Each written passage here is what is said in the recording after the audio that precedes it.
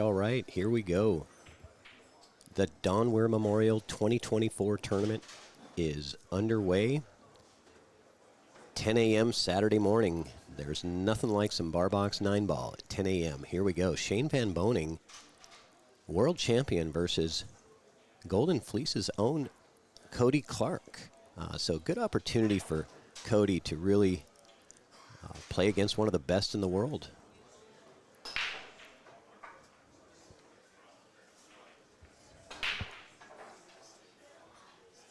So let's see what we got here. Cody with the...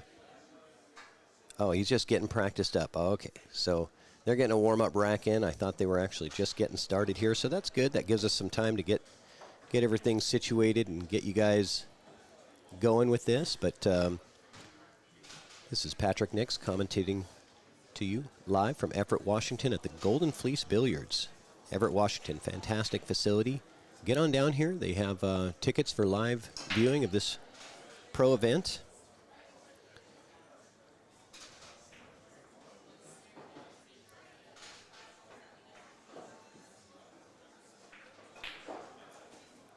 And we're just going to let these players get warmed up. We'll be getting started here pretty quickly.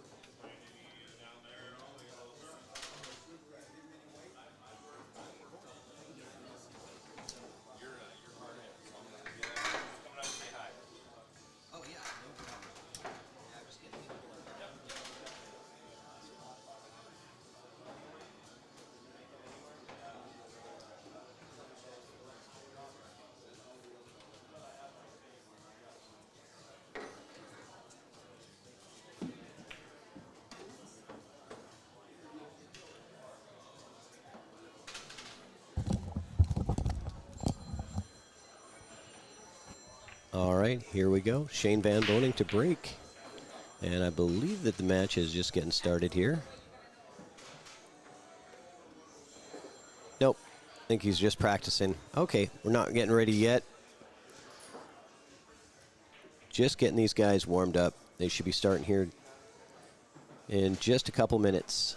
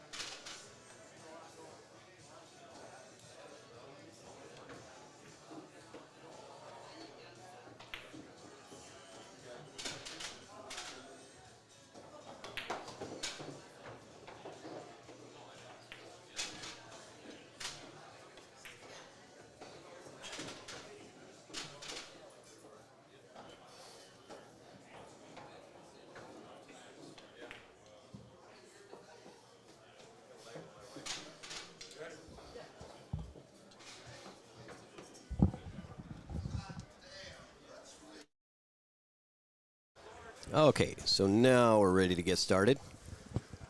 The practice racks have been struck.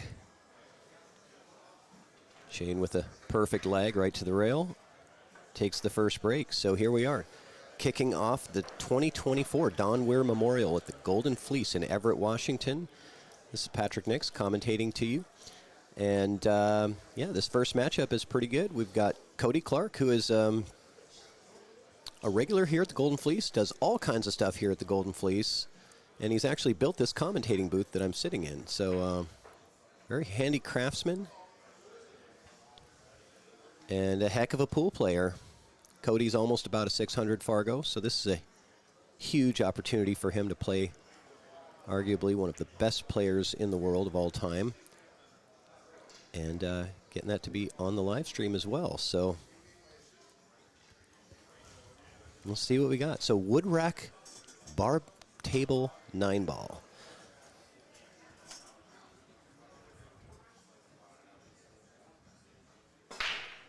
Shane just crushes the break and stuns the cue ball down table.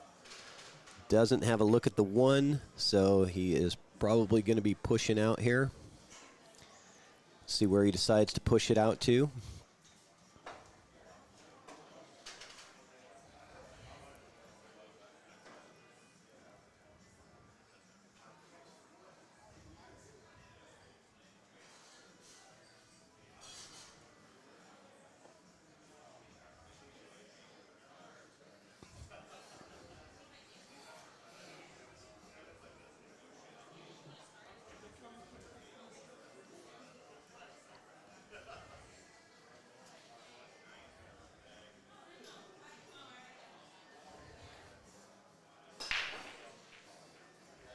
He's looking at the spot that he wants it to be, but I think if he puts it there, I don't think Cody's going to give it back to him. I think Cody will probably play the safety and try to lock him to the 5. Let's see.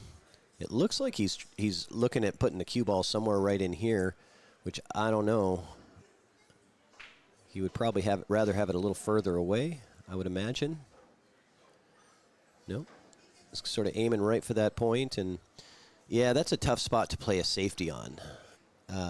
He's almost forced him into having to attempt a bank shot or a difficult combo just because the safety from this angle, it's not real easy to hold that cue ball behind the 5. Had he gotten the cue ball down here, that's a pretty simple safety to roll up on the 5. So smart play from Shane.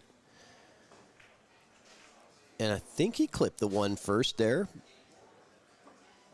Kind of hard to tell. It was a real close clip, and it looks like he did clip the 1 first, gets a fortunate roll. And Shane looking to kick at this. 1 is really tied to the 8 ball. So he's going slow into it. I don't think that's got enough juice to hit a rail, and it doesn't. So Cody with an opportunity, ball in hand, to take first blood. And let's see what we've got. And Cody's Fargo is, I think it's a 596.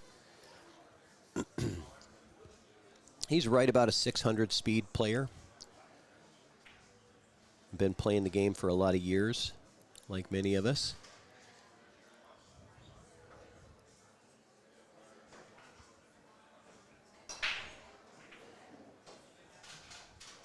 And this is the opportunity that he needed. And if you're going to have a chance against SVB, you got to do it early in the set because he is going to heat up and not give you a lot of opportunities later on in the set. So huge rack for Cody to get started right.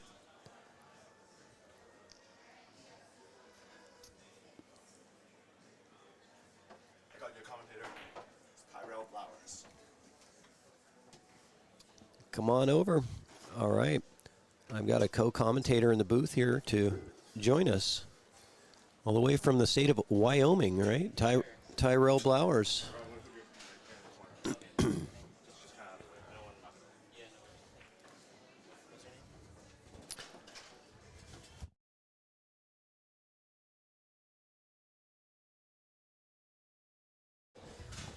All right, welcome, Tyrell. Yeah, thank you for having me. So Shane had a scratch or a no-rail foul earlier. Gave Cody ball in hand, and Cody was not able to execute to get out. So Shane gets a fortunate roll there. Yeah, it does. Bumped that 6 ball wrong after the 5 there. Now, do you go by Ty or do most Either people way, call you Ty? Most people call me Ty, yeah. All right. And now, you just recently came off a pretty big win. I remember I was in Vegas and I was watching your finals match. You won the CSI 10-ball Open in this year in Las Vegas. Is that right? Yes. I won that one. Oh, nice jump shot from That's a Shane. good shot. Yeah, I won that one. I wasn't even going to play it, and then a couple of buddies of mine convinced me to. And turned out pretty good, I guess. Nice. Yeah, it turned out really good. Right. Couldn't have turned out better. Nope. And one of my good friends won the 9-ball, Daniel Sarnesilio, who's here. Oh, okay. So he got the 9-ball. And but I know of you through Colby and Reed at Salado. Oh, sweet. Yeah, so Yep. I was over there talking to them, and I was watching you warm up in their booth in Vegas, and I was like, who is this guy? He's really good. And they're like, oh, yeah, that's Ty. I'm like, Yeah. okay, I'm going to keep an eye on him. And the next day or two, you won the 10-ball Open. So Right, it's like, yeah. No, I played really well in that event. I'm really comfortable with the break on bar table. Diane Vaughn says hello. Hey, Diane, how's it going? Oh, he rubs the edge of that pocket with the 9-ball, but gets it done. So Cody had a good opportunity with ball in hand and a pretty open table, but, you got to have some nerves going first time you're ever in a match with SVB. And, Cody's you're kind of a standard advanced player. He's about a 600 Fargo, and he was super excited to have this first match against Shane Van Boning and being on the stream table. And Absolutely, yeah. And that was a great out under the pressure, too. Nice jump shot, really nice shot on the 7 afterwards. yeah, well, that's Shane Van Boning has a way of doing that. He doesn't seem to get phased, Oh, wait. Was that? That was Cody that sorry, just ran that out. was Cody that ran out. I'm sorry. I got to take the score. It's still early, guys. Yeah. Bear with me. Yeah, very, very good handling the pressure and getting it done. He gets... I was a nervous wreck first time I played Shane, but I managed to keep it together. And when Cody watches this back, Cody, I'm sorry, man. I wasn't paying attention. It's early. I haven't had a lot of coffee yet, so we're still getting things set up in the booth here. So nice out from Cody, taking the ball in hand that Shane Van Boning had given him and making the most of it. Yeah, that was a good break, too. Diane, this is at the Golden Fleece in Everett, Washington. And what a great room they've got here, really. Got 4 9-foot tables and what? Or maybe more. Is there one downstairs? 5 9s and 10 7-foots in here. Pretty sweet room. They keep the balls really clean, it seems like. So that's always good. Yeah, it's a fantastic venue, and if you guys are out there listening and you're in the Puget Sound area, I think there's still tickets available. You can come in and watch all the action live for $20 a day and get to meet all these great pros, like Ty here. Yeah.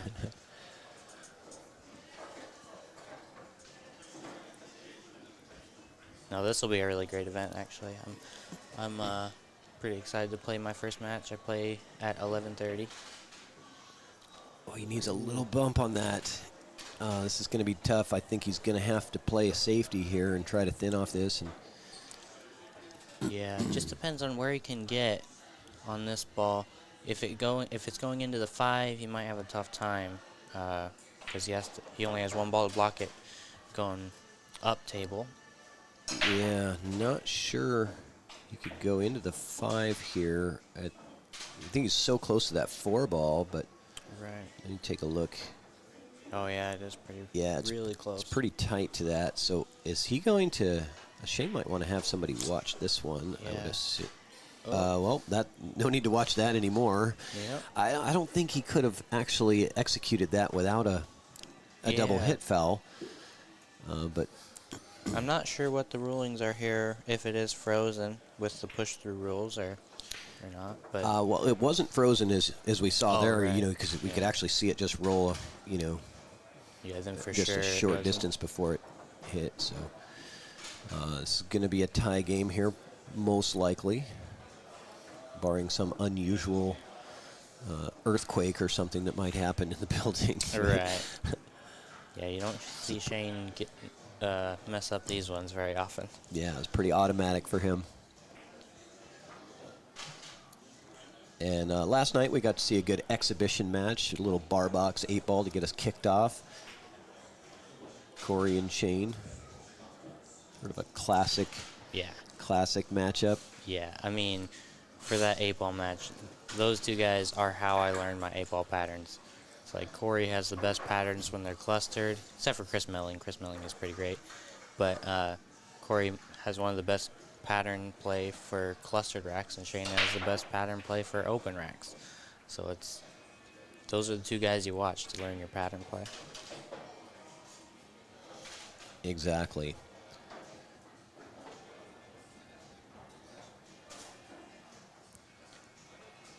We'll see if Shane is hitting him really hard or not. I didn't see his first rack. Yeah, he had a pretty solid break on it, and he's, not kind of going with the standard cut break because they're using a wood rack, right? Mhm. So he's putting that cue ball a little closer to center and really giving it everything, right? Oh yeah. No, Shane on bar tables nowadays. Seems like Shane would rather break hard and lose than break soft and win. Sometimes, Exactly. But because he just loves hitting the balls. Yeah, you'll never see Shane doing the soft break. Yeah. I don't But think this- I've ever watched that. Yeah, for sure. But this table is racking so well from this side. I played on it quite a bit last night. Well, wing ball didn't go in that time, but last night it was racking very well. So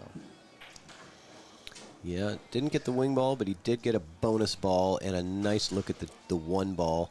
I think the challenge is this 7-8, right? I mean, that's going to be, your issue there. Yeah. Maybe if you get the cue ball right on the rail. So I think Shane's going to be looking for a ball to come into the somehow come into that 7. 'Cause I don't think you're going to really want to play position no. that tight. Well, he's going to bump this 4-ball near, so depending on where the 4 lands after this, he could just bump the 7 with after shooting the 4, or even if not. Oh, He missed the ball. he was so focused on that 7. Yeah. I mean, we all do that. Even Shane Van Boening, one of the best in the world. It's, like I said, if you're going to draw Shane, you might as well draw him at 10 in the morning with his first match. Right, It's yeah, like, that's not bad. It's always going to be tough no matter what, but Yeah. And if you're going to have a chance at winning this tournament, the winner seat always has to go through Shane. Right? absolutely, yep. Well, I mean, Uh-oh. Okay. I was going to say don't mess with that 8-ball too much. It was looking good. yeah, one more good shot and he's out on this rack. Yeah, I like a little draw off the rail and back out to where the spot is. Probably looking for position on the cue ball around right in here. Right. He just draws out the rail and back. I like what you want to be on the left side as he played, because if you aren't near the spot or the other side, you're going into the 7, That's true, yeah. and it could tie up. Who knows, really? Right. Ideal is dead straight, so you can just kind of draw it back and have the easy 6. The 9 he does have to be, considering here as avoiding the 9. Nice shot there. Yeah, it's a good shot. Yep. Not too much trouble here. From what I've seen so far, he's a confident player. Yeah, he's really taking care of the nerves. And as a 600 Fargo player, you kind of dream of that moment. You're like, and this is it. So it's like you want to make the most of it and Yep. do the best you can. So, and Cody is much loved here at the Golden no. Fleece. Oh no, Is he that good? is not going to be good for him. Oh, he's okay. He's going to have to shoot away from it anyway. And if he just jacks up at like a 45, aiming 45, oh, I wouldn't do it this way though. Because he can push this ball in. I'm kind of surprised Shane's not asking for. Oh no, is he going to fluke the 9? No. Wow. That would have been kind of crazy. Yeah. So that rack goes to Shane on a really unfortunate error from Cody. He was looking so good in that pattern, getting out, and he just got a little too much juice into that final ball. I think Shane just went to go tell him that, hey, if if it's going to be close, let me, give me an opportunity to have somebody watch it, Right. But Shane didn't know it wasn't his break. I think he was being kind of, oh, maybe that was it. Yeah, I don't think that could have been a good hit because the cue ball went forward. Right. Like, it was nice and light enough, but the cue ball went forward, so he might have just nudged it with his cue afterwards. Really, really touchy to even call those shots sometimes. Yeah, it was a really nice run from Cody, but, just got to get that killer blow at the end. Yeah, let's see what Cody's break looks like here. Last night it was racking best from our side of the table, but sometimes not all the players know exactly how the wing ball goes and the knowledge. Yeah, and he wasn't precise enough on the racks. Yeah, and that's right there is the unpredictability of the wood rack. You just don't have the same consistency as you do with the templates. And You don't for sure, but sometimes with 9-ball bar box tournaments, sometimes I'll spend more time racking than playing, just because it's such a big advantage to make that wing ball. So Shane push out there? Did I miss something? This is off of Cody's break. Cody made a ball. Oh, Cody broke this one, right. Okay, because it is alternate break. Thank you. Yeah, alternate break, race to 7. Yeah, Wild Bill, I can post a link to the bracket. Let me get that for you. Oh, and a nice little lucky fluke from Cody. Yeah, let me find that link, and I will post it in the chat. That was quite a shot. It was. Let's see.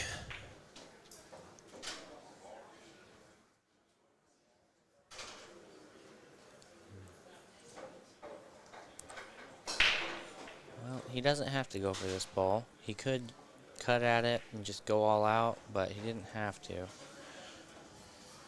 Yeah, there was a lot of good safeties right there. I mean, define good safety against Shane, I guess, but because these guys are going to hit it a lot, but I still think it's probably in your favor if you would have played safe there.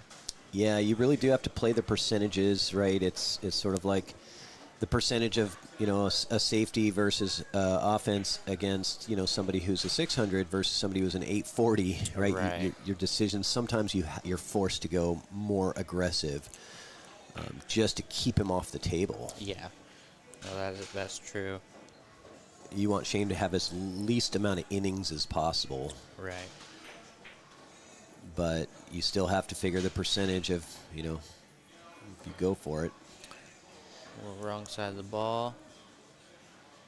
Stun with inside, maybe? Nope, just kind of stun. Oh, Shane's going to take a 3-1 lead here. Yep. And breaking. So this was that was a pretty big rack. Oh, no. Oh, no. Like I said, 10 in the morning. Yeah. We've seen a couple now. Yeah. We had a no-rail foul from Shane earlier and a couple of missed shots. Yeah, just a little deceleration there. And Cody's got to, sort of pull himself out of shock right here. Say, oh, I was expecting to just sit for another rack. Right. I mean, what a gift. Nice. There we go. So Cody ties up the score. And I can give Cody some quite a bit of confidence here, even though Shane is breaking to be ahead again. But, I mean, it kind of shows a little chink in the armor there.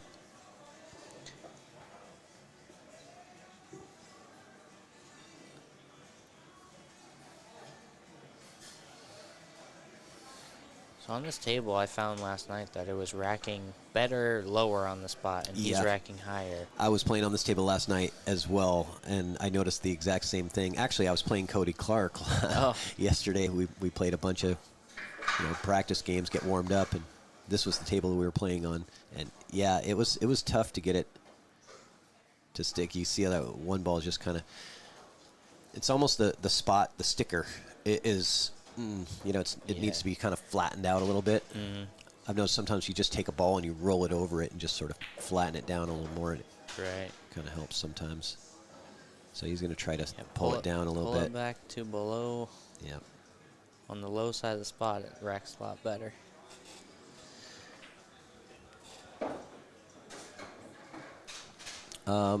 That's interesting, Ike. I don't know why you didn't get notified. You should if you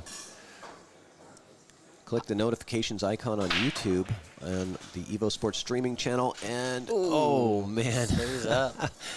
No wow. shot. Oh, and this is going to come in and maybe cause an issue, but let's see. It might be more the 3-ball that's causing the issue. Yeah. Yeah, the only side of the one that he can hit is going to send the cue ball kind of towards that pocket. Let's see what he... Yeah, just going to push out. So that was interesting. I don't know how much of this one ball you can see from where he's at. So that'll affect his decision quite a bit. And obviously, Shane's looked at it and said he knows what to do afterwards. And so that's got to be in Cody's mind. It's like, okay, he already knows what he wants to do, so I need to figure out what he was going to do, He was going to fluke to 9. Nope. Not quite. Maybe more juice and it would have been there. But okay, so This will be a pretty shot if he can hold this ball. you see any problems here? It's just getting on the 2, right? But it's really just a stun over. He's got fortunately, he's got the perfect angle to get on the 2. He might be drawing it to bank it. No, he hit that perfect. Yeah, nice little stun shot. Yeah, that's a pretty shot when you hit it good. Yeah, because he wanted it to be as flat as possible on this 2-ball. Yeah, even an inch more angle, he's going to be towards the middle of the table for the 3. Yep. Or headed that way at least. Yeah, not too many problems here now. Yeah, just getting on the 4-ball correctly. Sometimes I wish... Does. Sometimes I see push-outs against Shane and some of the other top pros, and I'm like, I wish they wouldn't have taken it. So I could have saw what they... what the guy that pushed out was going to do. Yeah. And again, Cody probably wanting to minimize the innings for Shane, right? Yeah, well, I mean, if you feel like you're better than 50% to get it, or that Shane's going to get it every time, you got to take it, right? Yeah, right. You're weighing both odds, right? Yours and his. That's what I always thought, that if I wanted to get a lesson about the push out from anybody, I think it'd be Kelly Fisher, because I don't know, her push outs are just so good. Like Matt Hardwick, we have 4 stream tables going on at the Golden Fleece in this tournament. So I do believe that we have some high-end matchups going on. Ed Hobbs and Richard Geiler are playing over on table 15. So if you're on the Evo Sports streaming channel, you should see about 4 live streams right now that are going on. John Moore is playing right now against Jason Froling. That's going to be a good matchup. This is the feature table. So here's a question there. Yeah. That 9-ball was tracking. Does the 9-ball count on the break here? Yes. Okay. Yep. 9 on the break is good. Yeah, it's kind of the old school, Yeah, Texas Express kind of deal. Yeah. Another push out here from Shane. Yeah, it worked last time. This one, what Shane is going to do if he gets it back is Oh, it doesn't count on the break? Oh, 9 does not count on the break. Thank you. Right. I was just about to look at my... Yeah, thank you. No soft braking, 2 in the back. I'll read out the rules to you guys, actually. So, 1 on the spot, obviously. It's funny that they put 1 on the spot in the rules. Yeah, well, now with all the 9 on the spot stuff, yeah. Oh, right. Yeah. Yeah, that makes sense. Yeah, wood rack, 2 in the back, no soft breaking, 9-ball spots if made on break, 3-foul rule in effect, true double elimination, alternate break, cue ball fouls only, no checking the rack. Corey. Okay. And lag for break. Well, that turned out very nice. He wanted to get that Yeah. cue ball all the way around behind the 7, or at least that's what Shane was going to do if he got it back. Yeah, But that turned out really good. This turned out very well. He's going to kick at it. He's going to try to just get cue ball over there. He got a lot more than he thought he could out of that ball, I think. Yeah, beautiful. Kicks off the edge of that 1 and bringing the cue ball back into trouble. Cody getting his jump cue out, Yep. I think. Must Yep. be. Yep. Just barely got him here.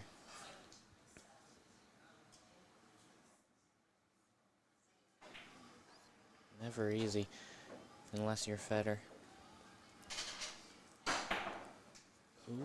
man. Oh, It's too bad. safeties, Yeah, he did get safeties. the bonus, the reward for a good hit. Yeah, and this is tough. Like, on a slip, no, even then. This is not easy to get safe on. He can hit it on the left side and go into the 4 as we're looking, and then he has a good chance of getting safe. Oh, he hit it perfect, just like that. Just like that. And Cody now does not have the jump because he'd have to double jump, bounce over the 2-ball as well. So he's got to look at where he's going to kick here. And this is, let me go to my side view and see if, yeah, I think the only opportunity that he really has, is he really considering a jump shot here? Jump kick was a little inside. Is he going to jump to the inside of the 2? He has two railers here too. I'm surprised. Oh, I see a jump kick off the bottom rail. Yeah. Yeah, good attempt. Ooh, covered up the 5. Yep, and Shane might be Shane's gonna. looking at that. He's like, no, Shane's gonna go for the carom probably. Yeah, he's gonna be focused on how to set up for that 2-9, right? It's Just because that 5 ball's open, you know, or Yeah. isn't open, I guess. now. Do you try to catch the window in here for the easier? No, he wants to no, be right? up above it. That's too risky Definitely. because this carom is pretty simple for Shane. Yeah, he would have loved to be a lot closer to this ball, actually. What's that? Yeah. Did not go. I mean, like, if he was a foot closer to that ball, it's a lot lower percentage he misses it. So now with the 5 tied up and the you're looking for a ball that you can combo the 9 in, right? So do you try to get short side on the 3 somehow? I don't mind, yeah, because, like, you're not getting on the like breaking out the 5 with the 4. You're not going to break it out with the 2. If you try to break it out with the 3, the 7 ball's huge, and the 8 ball. So I mean, I don't like going at it the way he did, but look at that. I was like, how is he going to avoid the 4? Look at that shot. Eesh. How in the world did he get short side from that position? I mean, he came going up off that table. rail, and I thought there's no way that he's coming through this line without hitting the 4 ball. yeah, he had about a ball of clearance there. Just barely misses that 4. I'd have probably cut it up in the corner and then came across to get there, but no, still got to make it. And Cody Good Clark shot. takes the lead, up 3-2. Shane's not going to be happy with that. No, yeah. Yeah. So Shane broke first, right? Yes, he did. He won the leg, so All right, so it should be Cody's break here, then. that's true. But it's wreck for your opponent. Oh, is it? Yeah. No, that's not what they've been doing. Really? Why did the rule say don't check the no checking the rack? No checking the rack like opponent's rack, but it didn't say opponent racks. Oh. Did it? But it should be Cody's break here, shouldn't it? It's the 5th game. Unless I have the score wrong. Yeah, you might check that score down. Thanks, Ty. I'm sorry, it is 3-3. I got the score wrong, guys. I was not paying attention. Gotcha. Thanks, Ty. No worries. That's kind of the benefit of the alternate break is kind of helps you keep the score right. Yeah, definitely. Well, And our other tables have tablets on them where the players are just keeping score on their own, and I was updating the tablet, so I didn't get a chance to take it down there so that they can actually keep score for us, because Oh. the players do a better job of keeping score than commentators do. yeah, usually. Got a little bit more on stake. Right. Well, this is not easy again. Shane, another push out. Shane has had 3 push outs in the last 3 games. But this one I think you got to take. There's so many balls down table that you got to try to get safe here, I think. Because Shane's going to get there a lot.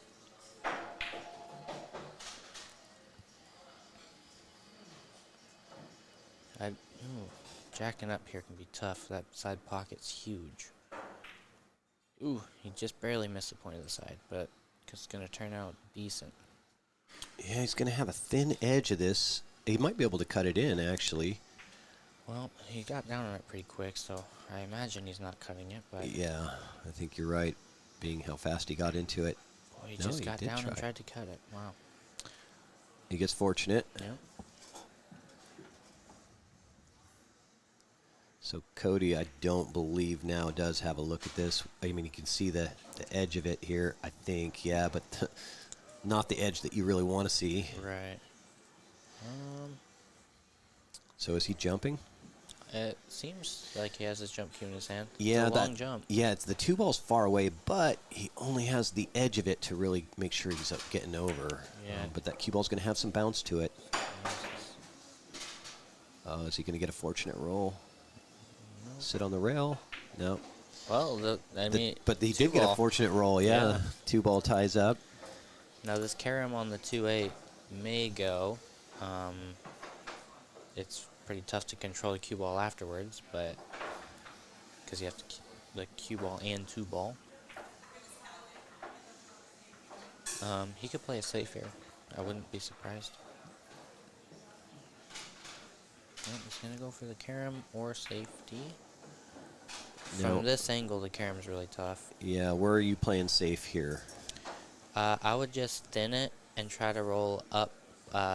Thin it on the left side, try to roll up there. Yep, just like that. You want the cue ball here? Because you know that 2s, if you're thinning it really good, it's going to kind of come and just nudge into the 4. Right. He maybe could even also stay tied up. He could also bank this ball to the top middle diamond and then hold the cue ball behind the 5, possibly. Bank the 2 up there? Yeah, I mean, it's a little riskier, but it's also...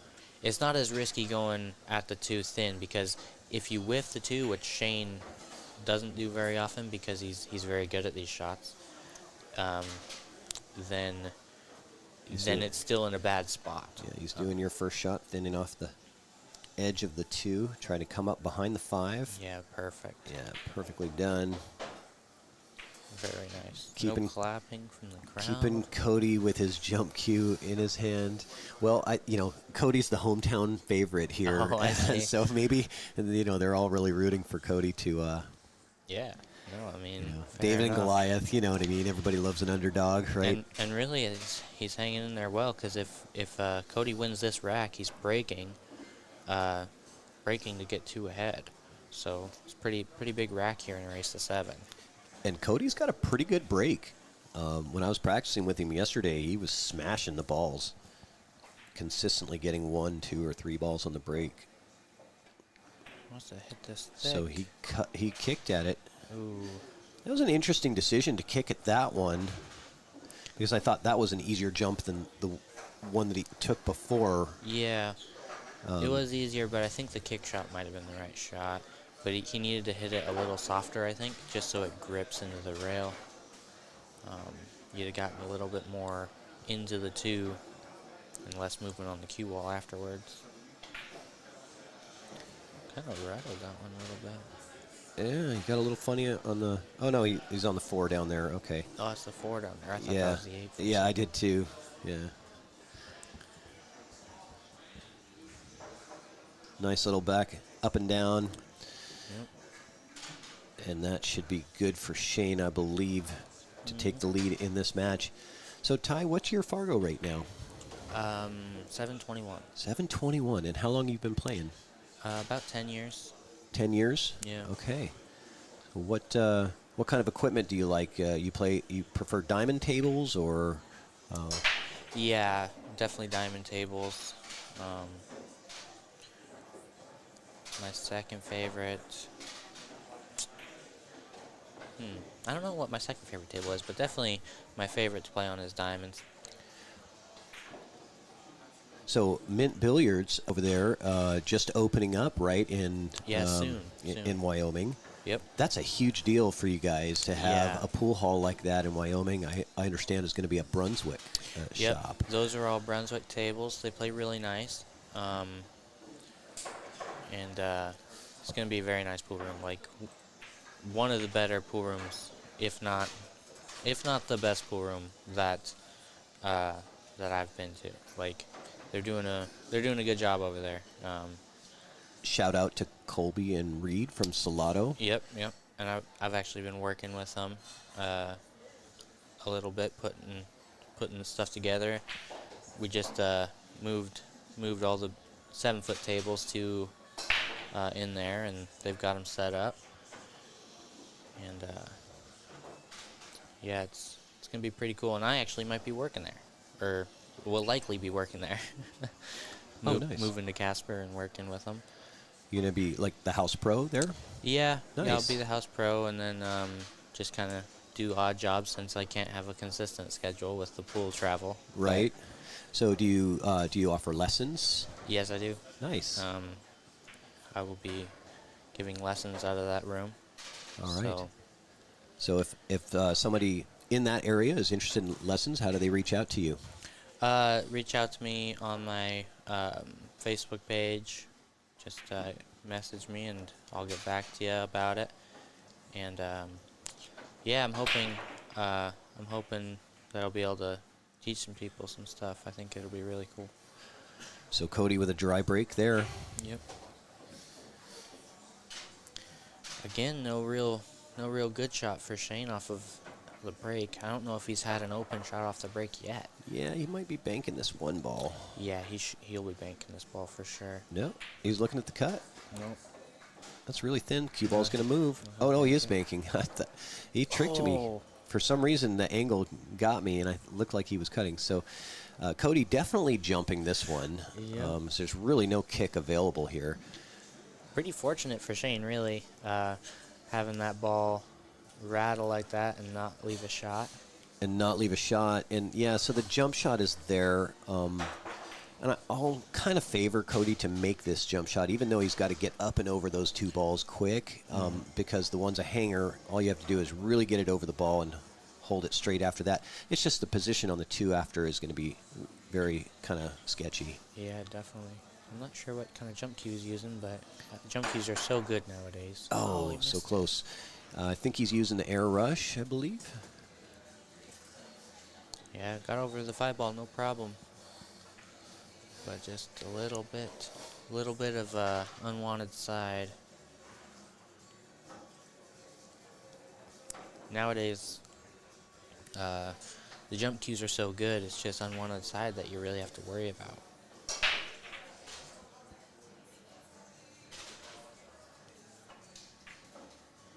Yeah, equipment has really changed the game. The technology that they're putting into cues and everything now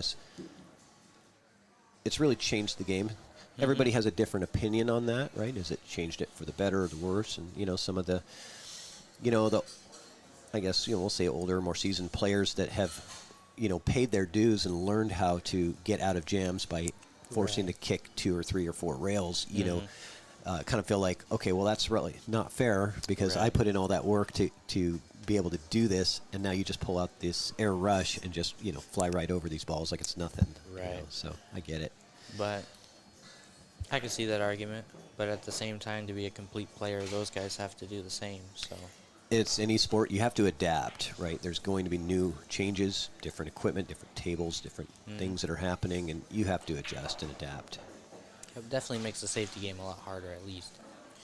That's true. Yeah. Well, good shot. Nice job holding that cue ball. Yeah, Can he wants to catch just- the window here, or is he going to come past the 7?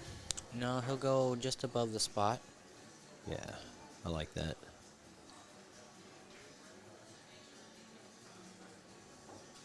We went a little further than he would have liked, but it still is going to work out really well. I imagine he's going above the 7 towards the kind of middle. Nope. Yeah, I was thinking that went too. thin. Yeah, I was thinking he was going to go above the 7 and end up cue ball over here. But, you know, that risks going too far and having the 8 be, you know, impeding. It does. Yep. This way it was lower risk. Yeah. you Lower know. risk for position, higher risk for the next shot. Right. Which when you're in 840, you can kind of do that. Yeah, you can do it for sure. So this 6 is going to be funny. I don't think it plays in the side. Let's take a look at the other view. Ooh. If it does, it's tight. Yeah. So this is not an easy shot any way you look at it. Looks like a cut up in the corner. I believe so. And Shane's rattled a couple here in this match, but that one goes straight into the Center heart cut. of the pocket. Center cut, but And these are always touchy. Shane's really good at these shots, actually. Like, you see some people, some really good players miss these shots when they have to roll them like this, but you don't really see Shane miss those shots. Yeah, because you're really trying to hold that cue ball, right? Yep. Like, I think, well, Shane's tip position on the cue is so accurate that it just that's what that shot needs is really good tip position. Right. And, not everybody has really good tip position. Well, 5-3 in breaking. Yeah. Yeah, Cody with some opportunities there, but I mean that one was a dry break from Cody, so not really a whole lot you can do about that one. But yeah, there's no. I mean, if you're not breaking well against Shane, you have a very low percentage chance. Yeah. But bar box 9 ball, everybody has a chance. Bar right? box 9 ball, it's such a big deal to break well in general. If you don't break well, you know, like high 600s are going to be very dangerous. Like if you're not making a ball on the break. Yeah, the run out percentage is much higher.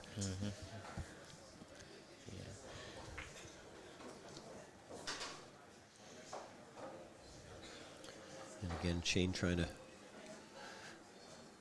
massage those balls to stick together. He says, good enough. Yep, good enough for his break. And he's not crushing them like real hard, so he must like the rack at least a little bit a lot of times here. Yep, I hit that one real Look hard. at that cue ball just stop right in its tracks. Yep.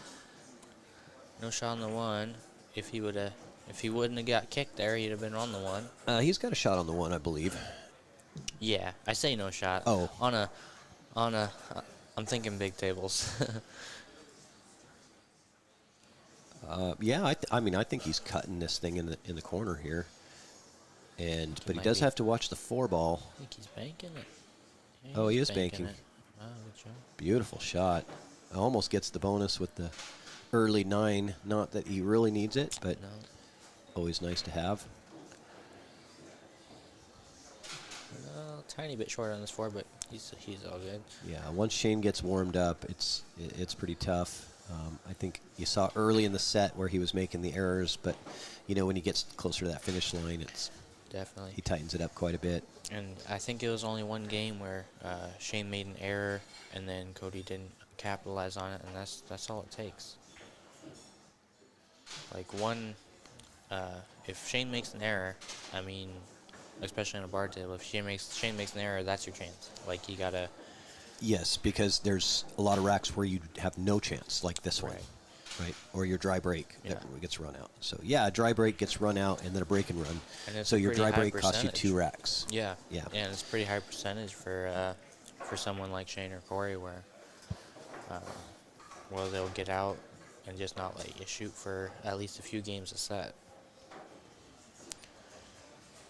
And then some racks, or some sets, you don't get any chance, you know, on their serve. I was commentating up at Four Bears in the semifinal of that. This guy named Sean Monkman, and I was commentating. Corey was playing him after Sean played an almost perfect set on me that went hill, and then he plays he played an actual perfect set against Corey and beat him 7-2. Like, and then he double dipped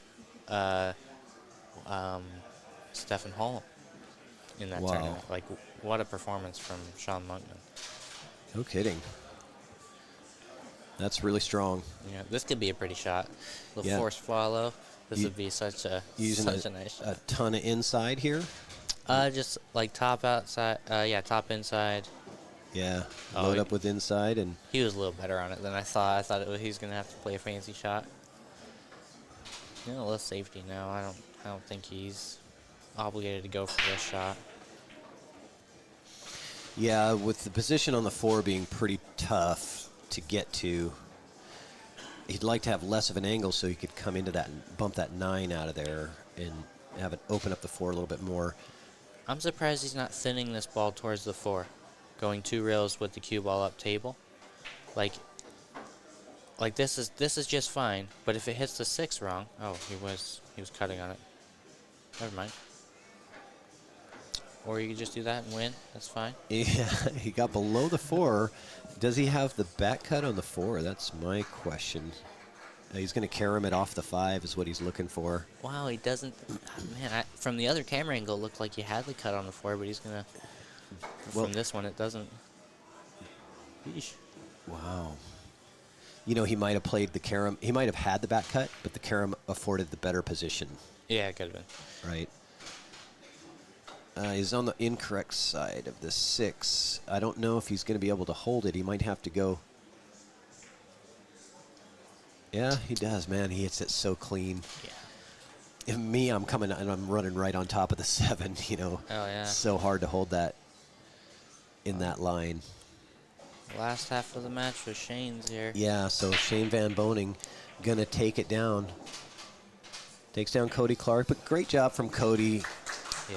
No, Cody had coming in. 2 opportunities and that he didn't take, and that's the score line. What that happens, you know. Yep, and we figured that match was probably going to be about a 40-minute match. These are all race to 7s in this tournament. We're going to be here all weekend, so stay tuned. We're going to keep this stream active and live all day long, so you can just stay on here, and we'll just keep changing the scoreboard as the new players come in. The other streams that we have going on, we're streaming table 1, 11, and 15 on the standard Evo Sports equipment, which is our players are running their own streams. We basically just give them a tablet. They enter their name and start the stream on their own and keep score on their own. So we don't have Okay. to really do anything with those. That's pretty cool. Yeah, it's a nice new technology that we've created. So we offer these systems to bars and pool halls around the world, really. We have locations in U.S., Canada, and Taiwan right now. And yeah, it's a pretty cool new trend, player-run automated live streaming at pool halls. So, That's pretty cool. yeah. Hopefully, more and more pool halls get that. That's pretty good for big events. That's growing pretty fast, and it's nice because, venue owners or tournament directors, they don't have to manage anything. They don't have to run any software or, have somebody come in and set up all this equipment. The cameras are just there. They're always available, and you just use the tablet, and the tablet controls everything. So you just keep score and start stream. Yeah, I don't think I've played a tournament with this yet. So this will probably be the first one. Yeah, the company is very new, so we're a little more well known in the Pacific Northwest here. Okay. But we're starting to expand outwards. We're about a year-old company. We did Lincoln City, the BCA and the APA events in Lincoln City, Oregon, this past spring, and so that was pretty fun. Good time. Nice, yeah. Yeah, So well, hope it turns out. That's gonna be good. What's the next match on this table? yeah, let's take a look here and see what we've got coming up. The next match is actually scheduled for 11:30, so they might just put them on early if they're available. What time is your first match today, by the way? 11:30. Is it? Okay. Let's see here. Table 2 at 11:30 is scheduled. Oh, we got Molina Mike from Windows Open There you go. versus Justin Kiske, a local player that's about a 625 Fargo, so that'll be kind of fun. That'll be Yeah, good to that'll watch. be a good match. Absolutely. Really close in Fargo, within 5 points of each other. Absolutely. So let me see what we've got here.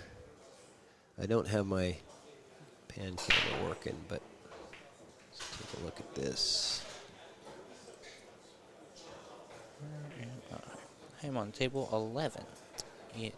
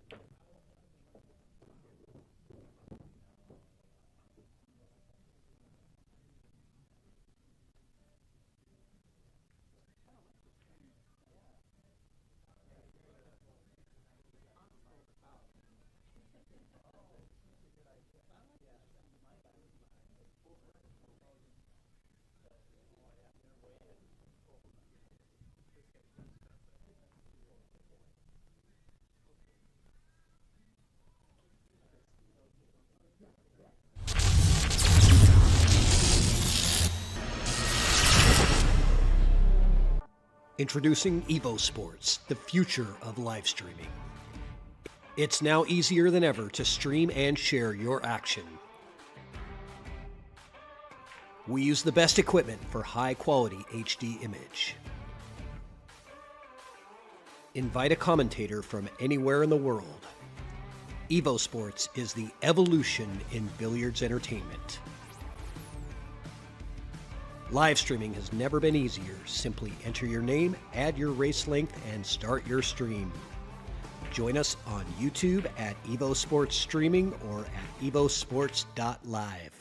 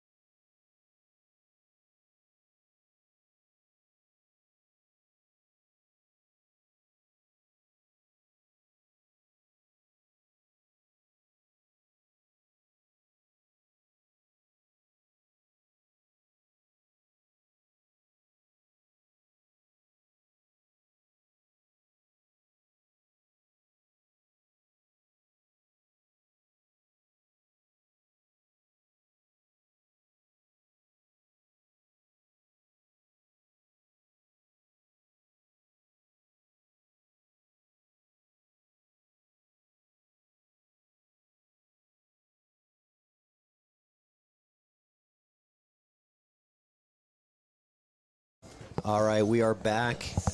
Looks like they got started a little ahead of schedule. Didn't get a chance to get my second cup of coffee, but we got Melina Mike versus Justin Kiske. Melina Mike, many know from Windows Open. And local player, Justin Kiske, and I happen to have his twin brother, Jack Kiske, in the booth with me. Welcome, Jack. Glad to be here. How are you doing today, Mr. Patrick, sir? I am doing fantastic. I'm in my happy place. I'm up here in the crow's nest looking out at all these amazing players, watching the great action. And Justin getting off to a good start here. Now, your brother's about a 560, is that right, Fargo? Yeah, I think he's dead on the 560 number at the moment. Ooh, nice cut there. This is going to test his mettle on this one, though. I think so, yeah. I'm going to turn you up just a little bit. You just a little low there.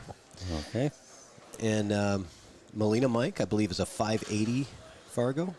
If I remember right, when I looked at the bracket, Melina Mike is a 555 and Justin's a 560, unless they put the Fargo numbers in wrong. Yeah, his last name is Ortiz, so that's what you have to look up, I believe. And I'm pretty sure I looked yesterday and it was 580. Nice cut from Melina. Getting it done. So, you got any post-up followers out there? Or Windows Open followers? I know he does a lot with post-up too. Yeah, Mike Ortiz. Oh, he is 555. Okay.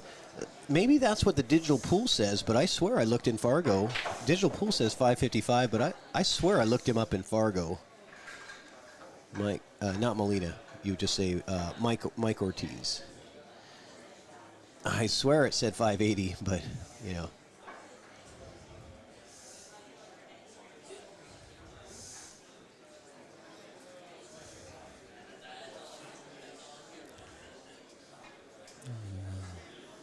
He's from Texas. Maybe, yeah, type Michael. Maybe that's it. Oh, maybe I'm wrong. At any rate, a pretty close matchup with the Fargos. And Melina taking the first rack on the missed 8-ball from Justin, leaving himself really a tester on that 8-ball, and he went for it. He had a good run going. Yeah, he started out real strong, just left himself a little thin on that 7-ball. I think he wanted to get a little more left on that, get a little better angle on the 7. That way he could hold better for the 8, but got away from him a little bit. Oh, yeah. Looks like Melina might have slug-racked himself a little bit there. Wood rack 9-ball, you know, and players on this table have been struggling to get a really tight rack. Shane was working, you know, trying to maneuver and manipulate the balls to get them to stick together. Sometimes they don't want to cooperate, but I found on this table, if you rack them just a little bit low on the spot, they tighten up. Yeah, I was playing a little bit of Scotch doubles on that table yesterday with a couple of guys, and it was a little bit tricky. I like this safety opportunity here. He's got a good opportunity to really just kind of punch that 3 out and just freeze the cue ball, and that's what he's going to do. Freeze the cue ball right into the stack. Got nice and tight, but he didn't really cut off that easy one-railer for Melina. Yeah, I think he wanted that to bite just a little more on that draw. I don't think he wanted it to drift into that 6, but still a good containing safe, even if, Melina Mike ends up coming up a little short on that kick and scratches in the side pocket, giving Justin a good opportunity to try and get something going here. Yeah, now, I mean, obviously the 3-4-5 is manageable, but the problem is, do you go for the breakout, or do you try to work in a safety here and try to get him on 2 maybe with this cluster, or I guess it really depends on the shape that he gets on this 4-ball. Yeah, but I think if I were doing this, I'd try and either try and run into the 6 right here, This is a good opportunity. Run into the 9 or 6. try and get almost straight across from the 6 over by the side rail so I could just run the 6 into the high side of the 7 and leave him behind the 8 ball for a safety. But Yeah, this one kind of worked out bad. He came into the wrong side of the 9. it should be a pretty easy hit here, but kind of a crapshoot on what you're going to end up with. But he did gets he a fortunate get it? roll. Yeah, Ooh, he gets got the jelly roll. Now do you try and thin the 6 to make the 9? Or do you try and play a safe here? I think I'm going safety here.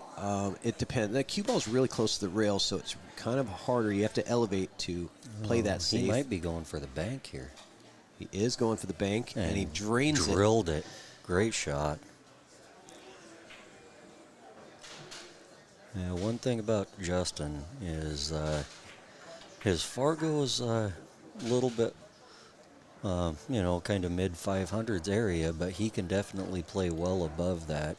He doesn't have an opportunity to play nearly as much as a lot of people, but he's not afraid to take on any shot, and he knows how to be able to make all of them. It's just getting everything lined up on the right day. But he can definitely play with pretty much anybody in this room on any given day. Yeah, very nice control there and getting out.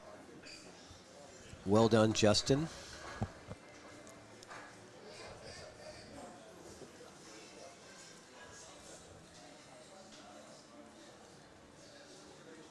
Now, you guys are twin brothers, you and Justin. Yes, we are. And has it always been to where you've been the better pool player? I mean, as far as like Fargo rate goes anyways. Has there ever been a time when you guys were real even, or where he was a little better? Or? I don't know if I would ever say he was much better than me, but we were definitely real close for a long time. But he ended up going the route of the wife and kids and everything Work and who are family. actually Yeah, like viewing most of right us. now. So, Yes. right little on. shout out to Justin and Gina, Mason, Madeline, and Wyatt that are at home watching Justin do his best in this match. Hopefully, he can come out with a victory for him. And Nice. glad that you guys have the opportunity to watch him. And That's the great thing about the live stream, is being able to share with your family and friends when you're in these kind of tournaments. Lex did not take the bank on. I was kind of wondering if he was going to try to bank that 1 and get aggressive there. But being the way the 3 was really in a bad spot, he played the right maneuver and the right move, in my opinion, the high percentage. So we're going to see Molina with, looks like a kick here. I would be looking at a jump, but that's me personally. yeah, I would agree with you. But, I mean, he hit that real good. He made a good adjustment off of the last kick that he had on that 3 ball that he missed short. So, Justin looks like he's kind of gearing up here. He's going to have to, yeah. He really was focused on, getting around that 7 to get something on the 3, maybe the 3-8 combo next. So that caused the miss. He hit it too full. yeah, I think that was a little bit of a mental error there. I think better move might have been trying to play a safe where you thin off the 1 and try and get the cue ball back down underneath something down table. But So Molina getting aggressive, going for the breakout and missing it. Let's see, he does have a little edge, but that doesn't do him any good because that edge takes him to that pocket. This is really touchy. I don't see how he's getting a rail without scratching, but he does. Maybe the had a camera hair kind of more fooled than us. thought, but leaves Justin an opportunity. This is a fairly straight-in bank if you can just stick the cue ball right there like a stop shot. Right, you've got that 5 just nice and juicy right there. So doesn't look like he's doing a stop he was shot. playing He's the playing 9. the 9 ball. There we go. So Justin Nice Kiske shot. with the 9, getting it done. Close that out. That was an aggressive play, and he hit it really good. Yeah, those caroms are tough to judge. and it just barely went to the pocket. And he's very fortunate that that 9 did not hang in there because it was really going slow and it went to the edge of that pocket. If it hangs, it's loss of game pretty much, right? I mean, Yeah, I mean, most of the time. real high odds that Molina Mike would have been able to come with something there to be able to either make that 9 on that shot or make the 3 ball and then play an easy combo on that 9. But Right.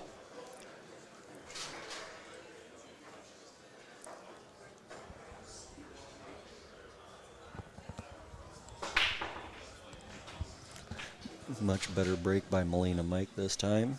Yeah, I think it was a better rack. I think last time he put Yeah, a good he- break on it, but the rack, you know, he was, slug racked himself pretty yeah, good. I think it had some gaps, and the last one, this one was perfect. It's a great spread. Yeah, he's got a pretty good chance of getting out here. The 4 ball's the only one that's very concerning, but he's got plenty of angle to be able to get good on the 4, whether he wants to try and play it in the side or up in the corner.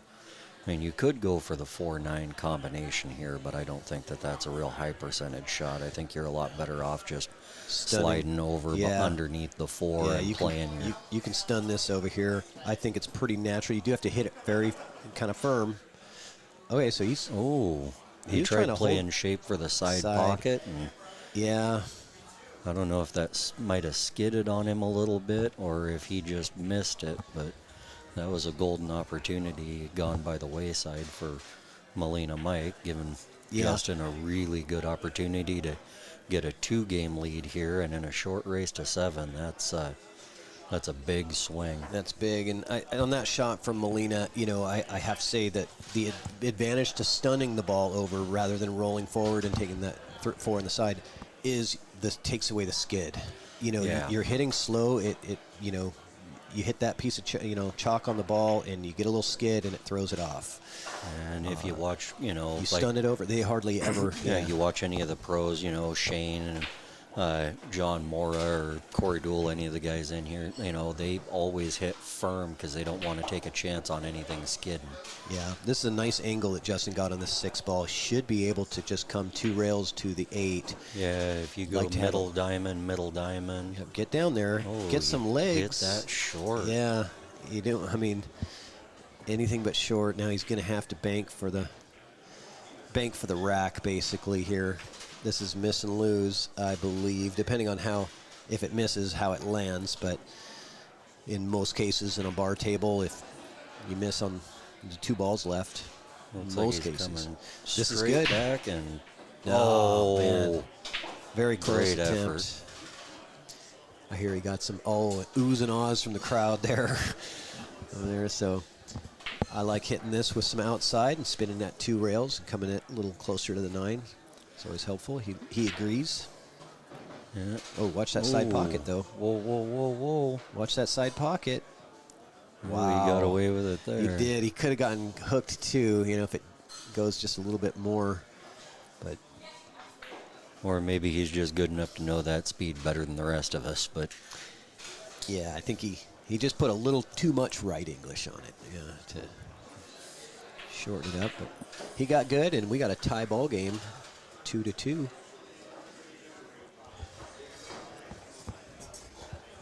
And this is so much fun. I love being here. So what time is your first match, Jack? I'm going to be playing on table 3 at 1 o'clock, assuming that nothing goes too slow. But Yeah, I think we're running, already a little ahead, so this is good. I love seeing matches start before their scheduled start time. We got a lot of matches to get through. Who's your first opponent, Jack? my first opponent's actually a guy that you and I know pretty well. It's Joe Town. Oh, yeah. Okay. Joe Town. And he's actually been doing some commentating for Evo Sports, doing some remote commentating work for us. Good guy out of the Everett area here. Okay, so dry break. This is a little bit of a tester to get started. Being a right-handed player, it's a bit of a stretch, but I think he should be able to handle this. And he hangs the Ooh, 1. hung it, and Boy, he hit that window perfect, though. He wouldn't have had shape on the 2, but Leaves Justin a tester here on the kick. Yeah, let's take a look here and see. He might have to kick with a little spin, maybe just a touch, but he doesn't want to come full into it. He wants to come probably. Yeah, I probably. was going to say I would go long of the 5, so I shorten up and try Yeah. and catch the head rail and come in, but Yeah, it was tough to do. he got a little too much English on that one. It was a lot to ask to get that kick and get shape, for something for the 2-ball. Well, and trying so hard to make sure you don't hit that 1 ball dead square and follow it in, because how Right. many times do you do that on a shot like that? All the time. In fact, the majority of the time that I make that kick shot, I'm following it in. Yeah. So, You'd sit there, shoot straight into it and try and follow it in, and you can't get it to do it, but then you kick into it and you hit it dead flush every time and follow it in. nice cut on the 2-ball from Molina, and he's going to be long on the 3. Yeah, he got a little extra into that one. Yeah, and this is a bad spot because the back cut is not there. I don't believe he's looking at it, but I don't think you've I think got you got that. to take that up in the corner. Just a little bit of high right, Yeah, and roll that into the corner. and this one you do have to play it a little bit softer. You can't really force that thing in there because you could scratch. I don't think the scratch is in play, actually, now that I look at it. Should be okay, unless he draws. Yeah, as long as he hits it high and he hits it medium speed, he should be fine. Still a tester. Okay. Oh, he went for the And he's bank. getting the Z bank, and it hangs in the corner. Okay. So Justin with an opportunity to get going and take a lead, but the 5-ball doesn't play by the 9 down here. I'm taking a look at that now because, yeah, it's going to be a carom, believe. So you're looking at 3-4 and then 5-9 carom shot. That's what I'm looking for here. Well, You that's- agree, Jack? I think there might be room to play the 5 off the rail, off the 9 and in. So I think it's really going to depend on exactly the angle that he gets. Yeah. If he gets low on the rail, he got really long on this 4-ball, so this is not where he wanted to be on the 4 to set up. But if he makes it and just rolls forward, he'll have something, either a 5-9 combo or the shot you were talking about is play the 5 off the rail off the 9. Nice shot. Great job holding the cue ball. Now you kind of got into no man's land. He might be looking at your shot now because of where he got the combos tough and the I think carom he's isn't too there. thin on the 5 to be able to get into the 9 ball. Yeah, Yeah, I think he is. I think he's going to have to play it off the rail, off the 9. Oh. Otherwise, he may back cut for the combo. But I'm not a big fan of back cutting for the He's combo. back here. cutting for the combo. Here we go. And he But gets when it. you hit it that good, you Yeah, can't really so- argue. That was a great shot. Yeah, nice job from Justin Kiske there, getting it done to take the lead 3-2 in this race to 7. And this is first round of this Don Weir Memorial 2024 tournament. Thank you so much to the Golden Fleece for hosting this great event. Fantastic establishment here in beautiful Everett, Washington. This place is just a paradise for pool players. We got 10 7-foot diamonds, 5 9-foot diamonds. We had one pocket action going on all day yesterday and the day before with Tony Chohan here and a bunch of guys. It's been a lot of fun already. Yeah, it was a lot of fun yesterday watching Tony Chohan take on all comers for big money, little money, whatever you wanted to throw at him just for an opportunity to play him, and watching some of the shots that he was coming with that I never would have considered being a feasible shot, and he's just drilling them from everywhere. It was very impressive. It's fun to watch Tony play one pocket. He's got an incredible mind for the game and an incredible shot. So Molina with a safety attempt. No, I thought he was going to go safe on that, but he ended was up going getting for safe. it, but yeah, he got away with it. Leaves Justin either looks like A jump he might be shot. able to do a 2-rail Z kick for it, but highly unlikely.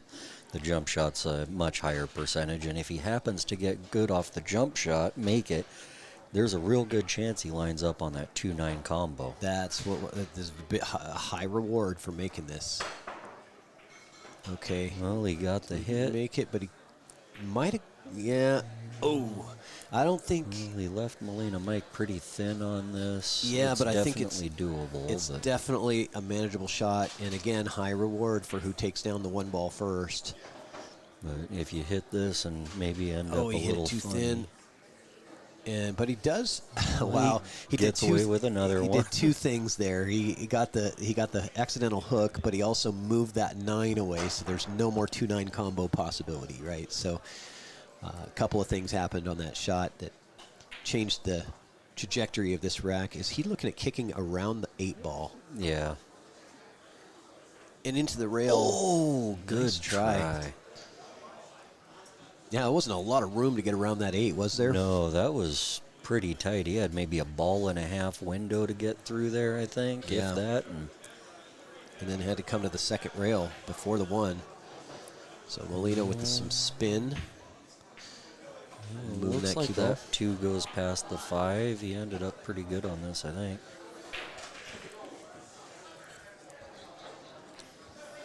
Right, well, this might be Molina Mike's first opportunity to get a nice run going here. Yeah, the 6 ball you do have to pay attention to here. It does play, but you do want to be, it only plays to one pocket, really. Yeah, you really have to land good on this 5 ball here. This is the key shot for this rack. Yeah. Yeah, it's not automatic by any means because of where the 6 and the 8 are. They're both, the 6 is playable, but you want to be on the correct side. But here he's pretty straight on this 5. Maybe gonna run into it. Oh, he gets safe. And he gets away with another one. Yeah, that's somebody, the bakery is open because Molina's getting some rolls here. Yeah, but, Justin's a fighter. He's not going to let that get to him. He's pretty good at just, staying out of his own way and letting stuff like that bother him. That's good because it's part of the game. And, nice kick shot. And, beautiful. So, good kick shot to get out of that jam. Really good hit. 2-rail kick. But like you said, the luck factor is part of the game. You're going to experience matches where your opponent just gets all the rolls. And some players just get really caught up in that. And so Molina with another is he getting miss. away with another jelly roll? Oh, my gosh. Oh. How many rolls can one guy get in the one match? Come on. Justin's got to be like, come on, man. Pool gods, give me something. And then he... Okay, That maybe the pool gods were listening. Well, that does happen sometimes where you end up getting a real good roll and then you take the next shot for granted. You shoot it a little quick because you're a little excited you got away with something and you don't give that next shot the focus that it deserves and you end up, making a mistake after you had that golden opportunity. Yeah. So good opportunity here. This is where don't worry too much about the shape, right? Just make all the you do is ball. make the Just ball. make the ball. Don't try to get crazy and get really good shape. It's a 7-foot table. You know what I mean? Yeah, there's no point in trying to stun or draw or anything. Right. Just roll it in anywhere on the table. You're going to have a shot on the 9. Yep. I think sometimes me being a 9-foot table player primarily, I focus a lot of times on, making sure I'm getting close to my next shot. And I have to remember when I'm playing on bar boxes, I don't have to do that, right? I just want to make sure I have the right lines and that I'm not taking chances that I don't need to take. But on a 9-foot table, you have to, you've got to force that position sometimes. I'm going to take a quick look at, I want to see, just real quick.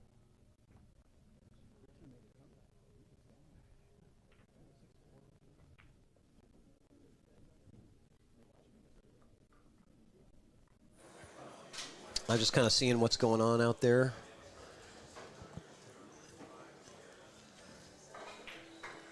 And then we've got Daniel Sardoncilio and Aaron Rodgers.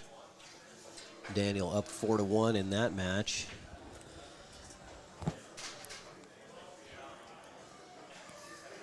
I like that YouTube name, Cue Ball Control Sometimes. No idea who that is, but that could be any one of us. Oh, Cue Ball Control Sometimes. Okay, Justin with a monster break. I love that cue ball action. Doesn't get a favorable roll, but he does. well, he didn't make He didn't- anything, yeah. so I don't think Molina Mike's got much of a straight line to this. I think he's going to be either kicking at it or pushing out. Pushing out's, I think, probably the smarter play, but we'll see what he thinks here.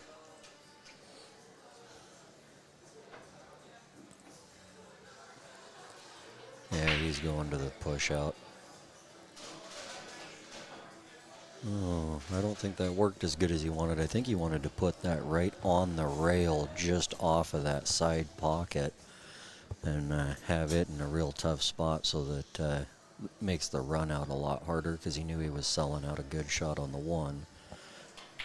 Yep. Does have to fade the 3 a little bit here with the back and forth. Might have been in his mind on that shot. Don't want to run into the 3 ball, so Yeah, he Molina. got a little body English into that one. Yeah. A little extra movement that is unwanted and unnecessary, right? And that's another great thing about live streaming your pressure situations is when you watch yourself back under pressure in big tournaments or whatever, you see all of the flaws. Oh, yeah. You see everything. And then you go, I didn't even know that I did that, because you don't know in the moment. You don't recognize. Nice try on the bank from Molina. Sets up a 1-7 combo for Justin, but you don't realize, right, what you're doing, because you're in the moment. Your adrenaline's going, and you're not thinking. You're just Yeah, you get up there and responding. you're just like, oh man, I screwed that up. What happened? And then you haven't actually have a chance to go back and see, and you're like, oh man, my arm moved so much offline on that, or Right. I had such a hitch in my backstroke that I never generally have, and so you can start identifying some of those flaws and Yep. get those kinks worked out. Yep. Step 1 is identify, and then you can work on it, right? Then now you know what needs work and what situations you do certain things in. Absolutely. So Justin with a nice little 2-game lead here, and it's nice to have a 2-game lead in a race of 7. Definitely raises your odds. Nobody wants to go to the B side in the first round. Unfortunately, half of us have to. Half of us have to. 32 people will be on the B side after this first round. He came up a little short on the shape for the 4 ball, so we'll see if he tries to do a little kind of nip draw and cut that 4 to the top left pocket as you're looking at it, or if he You're gonna come into the 9. tries to play this is- some sort of a safe maybe. Bank. Oh, He was trying playing to. us. I think he was trying to get behind the 9 ball, and he was. just clipped the 8 because he got a touch too much English. Yeah, and that brings up I wonder if the 6 plays by the 8. I don't think it does. So I that little don't clip think on the so. 8 ball, and Molina's going to look at the. Yeah, Might kind have of to takes a set look up at for everything, the carom off the 6 for the 8. right? But he's got to take care of that 4 ball. He's bridging over 2 balls, and that's no picnic. And I think Justin might be. He's got to have to bail out here. I don't really see a valuable offensive shot. Well, he could try and bank it into the side pocket off the 5 and kick the 5 down table to get a better shot on it. But What's the downside when you miss that? yeah, I mean, it's not a high percentage shot, and it's not the best option. But I like this I see shot. a lot of people that go for shots like that. I like that shot from Justin. He didn't try to get aggressive and go for something Yeah, that was he's going to to sell force out. Molina Mike to try and do something aggressive. Yeah, Molina's struggling a little bit. I think he's playing a little below probably what he normally does. Yeah, he seems a little tight. Yeah, but again, we're not mourning pool players. We're not mourning people. Right? No. And we even saw that from Shane Van Boning in his first match this morning. He missed some shots that were like, wow, and even him was like kind of shaking his head. Oh, yeah. I was down there watching it, and it was kind of nice in a way seeing a guy that's that level actually, make a couple of mistakes where so often you're seeing him when he's, hitting them as good as he can in the, finals of a tournament and everything's just dead center of the pocket. And to see somebody that actually, is that level that makes a couple of the same mistakes you do and you go, oh, he is mortal. Like, Yes, it does. I know it's terrible to say, but it makes you feel good about yourself. It's like, okay, I'm not, it gives you a little more grace on yourself. You can be, you're not as hard on yourself when you realize that, that happens. I was just going to say, Molina's got an opportunity for a good save, but he had to get down and draw on that ball to hold the cue ball in and push that forward to the rail down at the bottom of the table. He didn't get low enough on that cue ball to hold it. Yeah, it was a great idea, but he don't get on the wrong side here. He's okay. I would have rather had a little better angle. I think he's got plenty to just roll the rail and out. Nice. All right, good. Ooh, we got a little flat on this. He's probably just going to have to roll this in and take that 9 all the way up in the corner, which... Take your medicine, put the cue ball right here. On a 7-foot... Oh, he did have a little angle. Oh, yeah. But on a 7-foot table, it's a lot easier shot to play for, like you being on primarily a 9-foot player. You'd much rather be above this ball shooting it down where you're at. Yeah. That one, is that going to hold up? Yeah, he would like to have that one back. He got away with it, but that's a shot he's making a high percentage, and well over 90%. He got where he wanted on the 9 and really dogged it. I mean, that's all there is to it. Sorry, Justin, but we all do it. But man, that would have been nice for him to go up 5-2. But he didn't leave Molina Mike a whole lot to work with here, and I know Justin has very limited experience being on streaming tables, and he was saying how he was, a little bit nervous to be starting out his first match on that, so maybe he's still trying to work through some of the nerves of being on the live stream. He's been making some really good runs. But So Molina playing the defense and getting the separation, leaving Justin an opportunity, but a very difficult one. This is a tough cut from 7 feet away. Or do you bank? I think here you either go for the bank or you just try and bank the 9 right back up to where the cue ball was. He tried to play it safe and he hit it a little hard.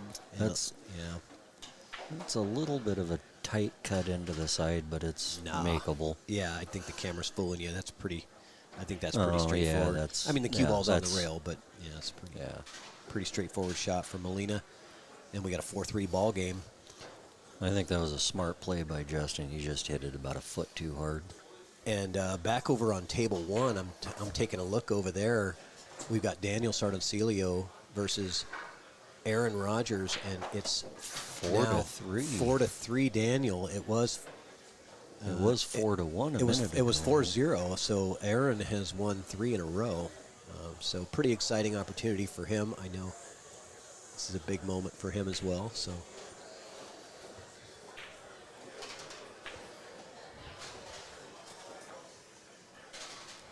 Okay, Molina with a break from the side. And hammers that, but comes up empty. Comes up empty. We've got cluster down here with the 3-9. So, you've got the shot on the 1, and you could potentially get that cue ball to come this way, right? So that you've got the 2-8 combo next. I think that's what I'm looking for is that sort of line right there with the cue ball. See if he follows my line. Look at that. Oh, stay out of there. Side pocket. He's okay. He followed my line, but that was the risk of that shot. It brings the side pocket, but you didn't really have any other valid options there. Nice shot from Justin. And now the question is, what's he going to do to try and get that 3 figured out? Well, I think this is a bit of a stretch, but I think he can break it out, make that come off and break it out. But he should. If you're hitting it from the low side, you risk bumping that 3 and ending up coming off the 9 and being right on the rail. but maybe he can come across. Yeah, he hit wants it to hit square, that 3 yeah. square. Yeah, perfect shot.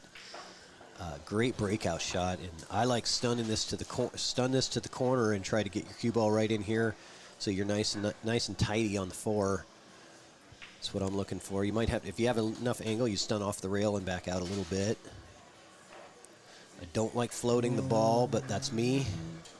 That's why I don't got away with it. Yeah, that's why I don't like floating, because you bring in all kinds of any inconsistency in your stroke or any movement in your body on a slow roll like that. It amplifies it, right? Whereas Well, you stun it and it goes a lot straighter, and it reduces the chance of a skid, and other things can happen. So Well, and if you're rolling across where the lines are, where, you know, the wear tape in the cloth is from the break, or if somebody hit a jump shot from over there and there's just a little depression in that felt, it doesn't take much to get that cue ball to roll off. yeah, but he did get rewarded Or with object that. ball, So either way. the roles have maybe switched now. So Justin did get a favorable roll on not pocketing that 3. Well, you know, that's... Oh, Oh! that was a miscue there. I saw the cue ball hop off of his cue. He was trying to dig into it Yeah, with some he- draw. He punched at that. He did not stroke that at all. Yeah, so a miscue, and that could be costly. Tell you, my money says Molina is out here. Well, the odds are pretty high. But That's why my money's on from it. the, I like good bets. well, he went a little far on this already. I would have wanted to be high of the 5 ball, not below it. Good point. But, I mean, with the way he's been playing, Good I mean, recovery there. he's in a good spot, but I would have wanted a little more angle to make it easier to get up table for the 7. But then getting from the 7 to the 9 can be tricky. Well, he hit that really good, though. He's in a great spot. I like going low left and going 3 rails for shape on the 9 here. He agrees. Oh, he overhit it. Yeah, he did.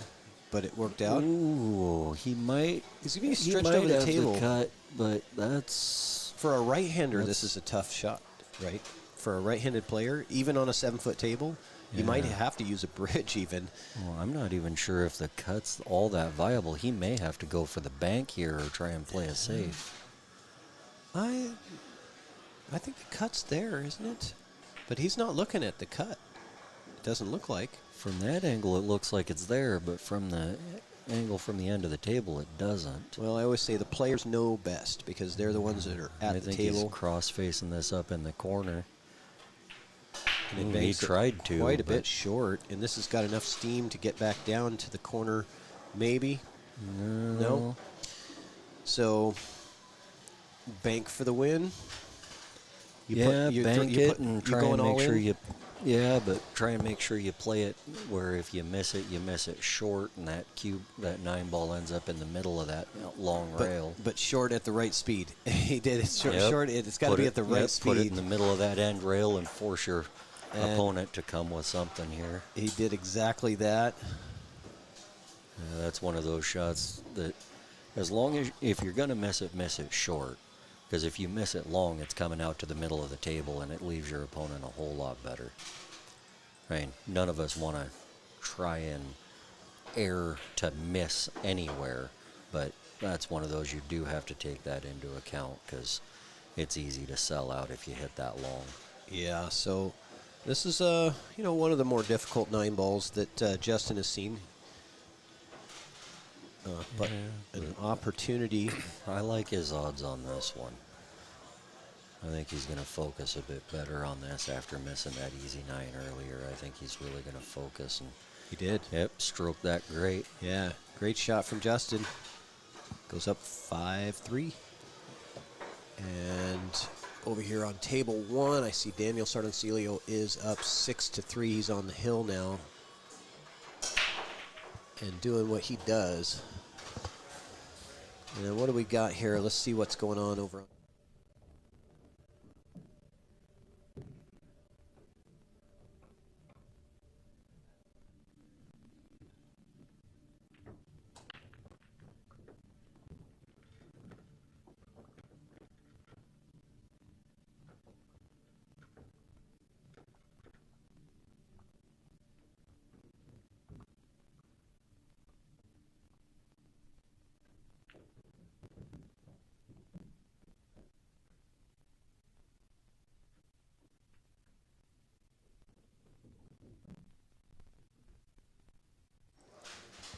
And here we go. Back to the main event. Oh, he hit that pretty good, but there must have been a loose spot in there somewhere because half that rack didn't really move. Yeah, agreed. But fortunate that this is going to be a longer rack, I think. I don't see anything push out. Just going to leave that cube all the way at the bottom. Well, you wanted to leave it all the way at the, right where that coin is down there, ideally.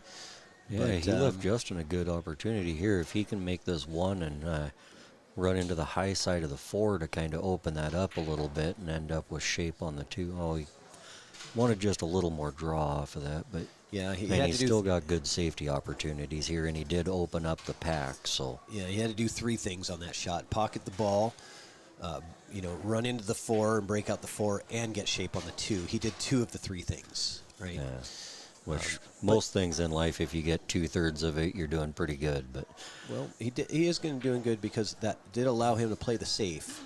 yeah, but he came up way short on it. That was a little tough. And I believe Molina's got a view to the corner pocket. Oh yeah, that But definitely he might play moves. safe anyway, though. Looks like he's going after it. Yeah, it was a tough one for sure. Yeah, everything's out there now. All you got to do is get good from the 5 to the 6. I haven't been paying attention to the chat. I should probably open up my chat window and see what's going on in the chat room. Sorry, guys.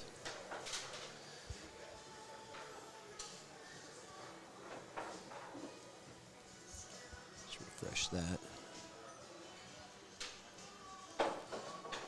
Justin ended up missing that 2 ball, but leaves a tough cut for Molina Mike.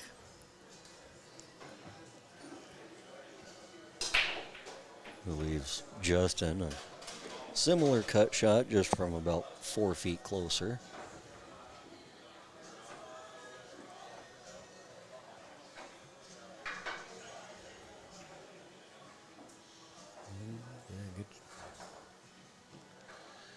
All right, so the rack is getting loosened up a little bit. Let's see here.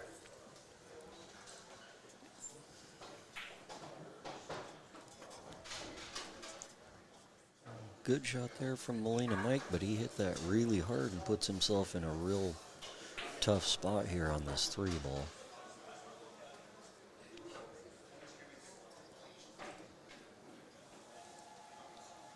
Yeah, rattles it. Hangs it up. Okay. Now we're getting down to the point of the rack where there's some opportunity, but I want to see is that 6 ball play by the 7. No, the No, 6 doesn't definitely play by doesn't. the 7. Definitely not. So that's going to be something to consider when you're looking at how you want to position yourself on the 5. Well, I think if I were playing this one, I'd look to try and get pretty straight in on that 5 ball, just a hair off the rail. And instead of trying to go into a breakout, I'd have just tried to roll that 5 in and then bank the 6 out and play a safe. Smart, yeah. Instead of going the aggressive route Yeah, and if do you the were- breakout. Oh, Oh, he he did have it caught good, that though. 7 good, but But now he's going to he's be got a faced tester with, on that 6. and you're running into the 8 here. Which you could double kiss off that 8 and scratch in the corner, but it looks like he's going defensive here.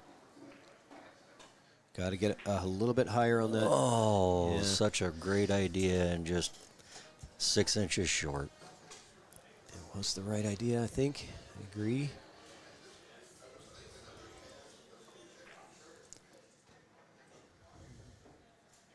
Nice shot by Molina Mike, but he seems to be hitting everything about twice as hard as he needs to be.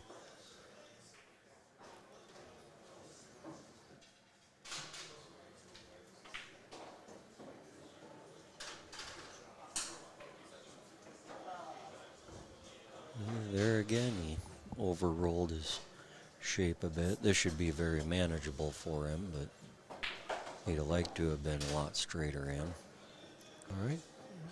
Molina gets a little closer here, makes it a little tighter race. 5-4 now. And over there, I think on table 1, Daniel Sardoncillo defeated Aaron Rodgers.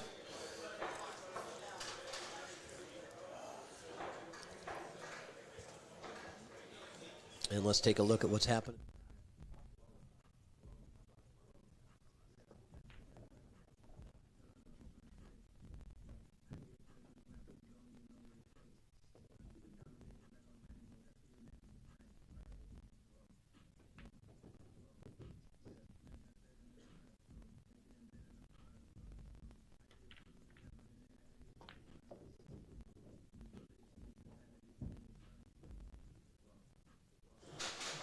Sorry, I missed the break, guys. I was on the other table giving action, so nice break from Molina Mike.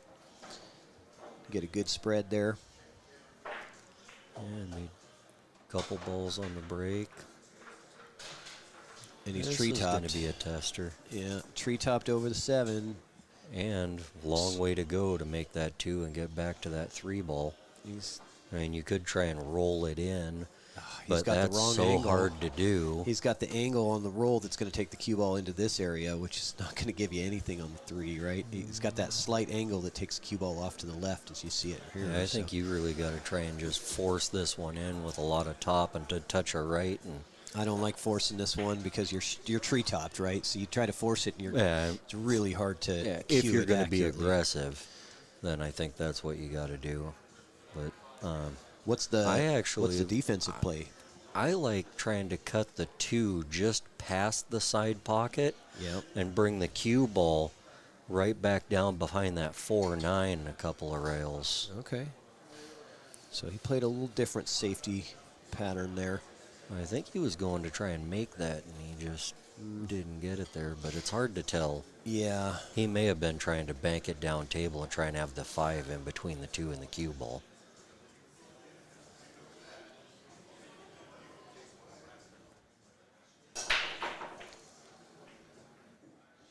Justin trying to bump that 3.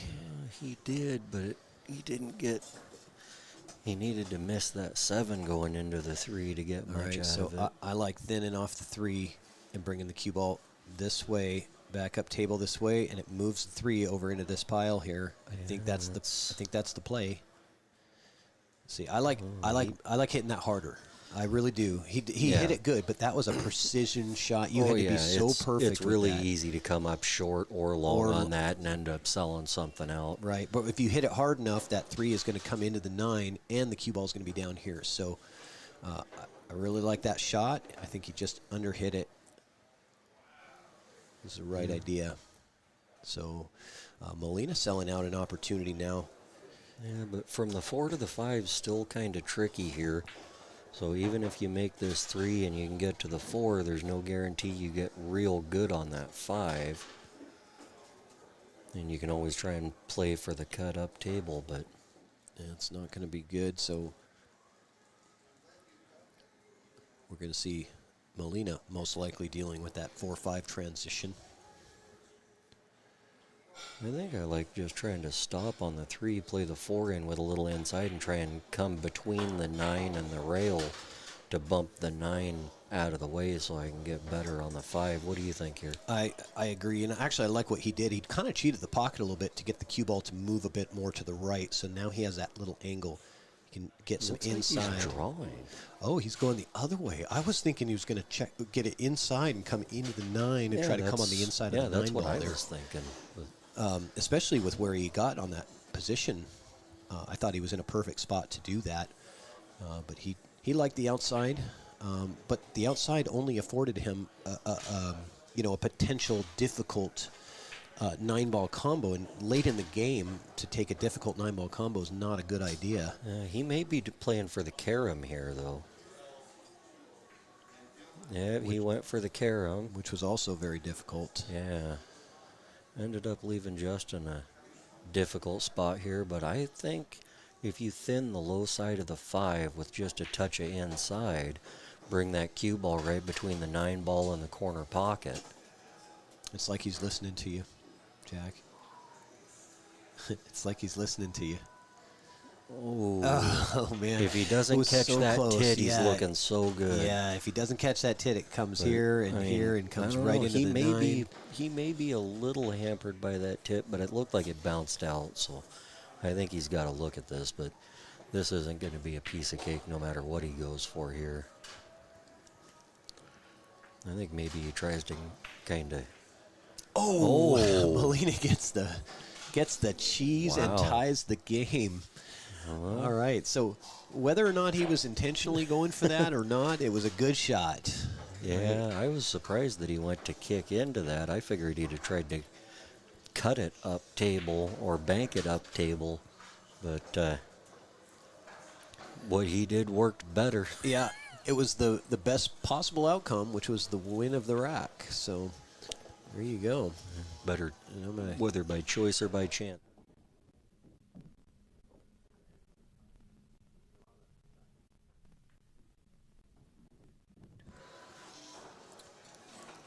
Looks like Corey was about to be 4-2 up.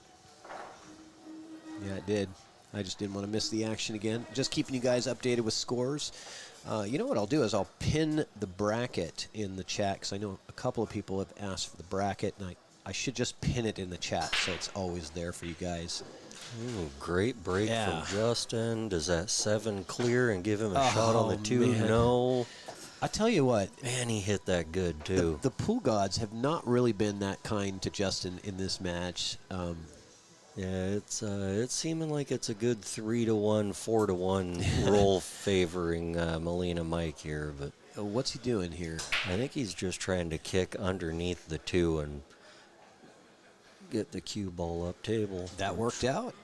Yeah, I'm not sure if he was trying to maybe back cut that in off the rail or if he was just trying to thin it and get the cue ball up table, but Either this, way, this makes it real tough for Molina Mike. Yeah, he's got to kick the other way at this. This is really, it's a very low % chance of making the ball, but it was a high % chance of getting something good. Does he leave the window? I think he did. Look at this. It looks Jack. like he might have the window to cut that in. He does. He does have the window. It plays. Can he do it though? Yeah. No, he caught it thick. Yeah, you got to hit that real thin.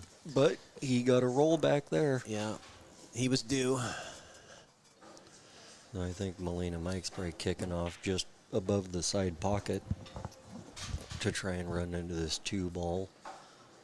But, and you could try and come 2 rails around the bottom right corner pocket and into it, but I think he's just going to do the 1 rail off the long rail into the 2. Unless he can see an edge that he can thin. I think he had the edge and he just missed it. Yeah. Okay, so a wide open table with ball in hand. This is what we practice at home, playing the ghost, right? You miss, you lose, right? You roll a bunch of balls out, you give yourself ball in hand, and you run the table, right? And I do this drill a lot on my table because it keeps me entertained. You know, I feel like I'm playing a person, you know. Yeah. Oh, okay, he's on the 4. For some reason, I was thinking he was on the 5 next. This should be good. He should just be able to stun this out with a little bit of low. Cut that 5 ball past the 8. Oh, he got a little too much draw on that one. I think he's still got the cut, but it's going to be a little tougher getting good on the 6. But luckily it's right out in the middle of the table, so he's got lots of pockets available. Good shot. And looks like he's going to be playing the 6-8 combination here. This is where you got to be careful because that 6 ball can end up right in the middle of that long rail and leave you in a tough spot after playing really good. But he hit that at good speed. Left it right in front of the pocket. Just a touch of outside here. Bump off the rail. About position 1A perfect.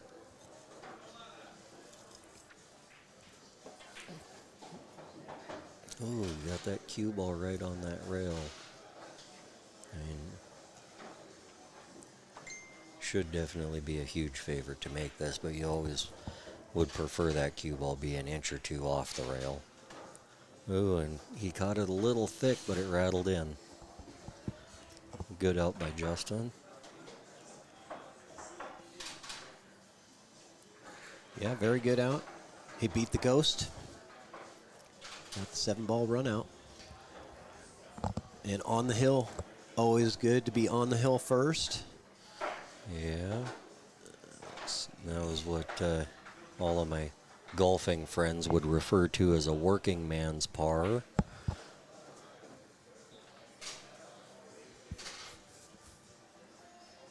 Might not be the prettiest way to get all the balls in, but as long as they all go in, it doesn't matter how you made it happen. Right.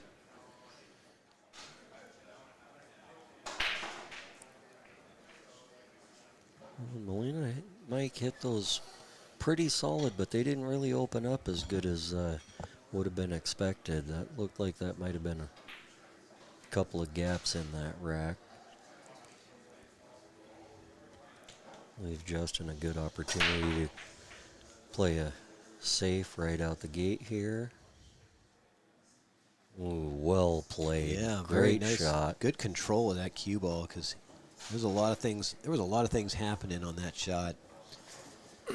Yeah, that was an aggressive play to go after that safety, and he hit it about as good as you could.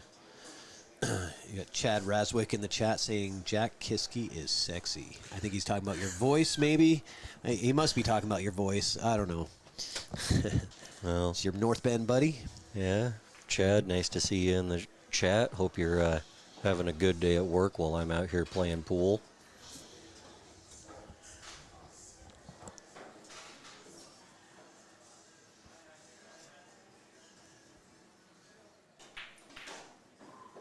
Ooh. All right. And he hit that hard. Justin gets a favorable roll there. If he didn't need to hit it near that hard, he could have hit it a third that hard and just put a good stroke on it and been there. I think he's a little too excited being on the hill and trying to do too much on that shot. But he got one of those rolls back that he's been That was in the behind bank. on Yeah, so far. He was in the roll bank. Yeah, it might be getting close to even now because he's definitely had the advantage on the rolls the last few racks. So Yeah, he's gotten a couple back. yeah, But that's the way they always go. this is a tough hit. What would you be looking at here? Honestly, I'm not looking. I'm giving up ball in hand no matter what. So I'm tying up the 4 and the 5. That's me. I know I'm playing 3 foul and I'm risking going on 2, right? But I don't see any legitimate way to get a hit. I'm looking at kick off the long rail, come close to the 9, hit So you come about in- a diamond and a half from the corner, and back over into that 1 ball. That's your pattern. Yeah, pretty much right there. Okay. It looks like he's going to try and spin and catch the high, thin edge of that 1 ball, but that's super tough. I'm tying up balls. That was a good try. Yeah, that was Good a try. really good effort. I'm tying up balls just because I don't want to. I'm giving up.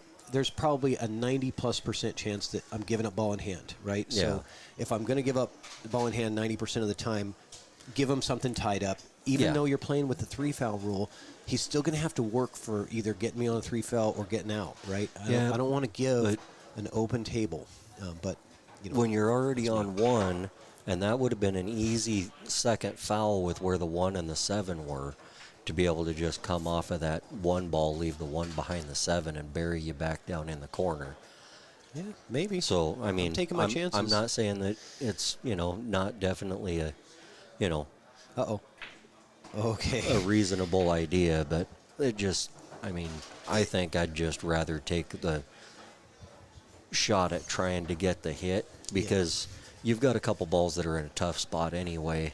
It's the reason that the 3 foul rule was invented. Yeah. Was to prevent people from tying up balls because it's a penalty to pay. You're risking getting 3 fouled, right? Exactly. And you're right. There was a good opportunity for him to get tied up again and get on 2, but I still think, me personally, I think it was the right play.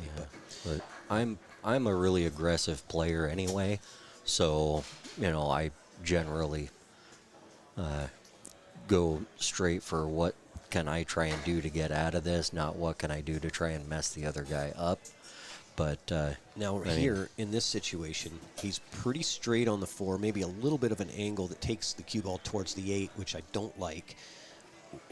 Are you drawing to get a combo maybe on the 6-7 or something? no, shoot the 4 in, draw out between the 9-6. Oh, yes. Power draw through. Okay. Oh, he's going to get a Oh, fortunate roll, but not a fortunate roll on the cue ball. So he does get Yeah. the fluke, but, that's more. I deserve that, right? Yeah. Yeah, I got didn't- lucky, but I didn't get shape, and Yeah. You got what you deserved there. yeah. You don't have to give the wave. You don't have to give the obligatory sorry, not sorry wave when you fluke a ball in and don't get shape. Ooh, I thought he was gonna get lucky and knock that 8 in on that one. Yeah, he got But that was fortunate with good hit and fortunate leave. But the bank here does lead to the 7, so I do like playing the bank. It gives you pretty automatic shape for the 7. You might be a little long on it, but just Well, focus on making I that think you 6 come ball. down just about a diamond from the corner or from the side pocket.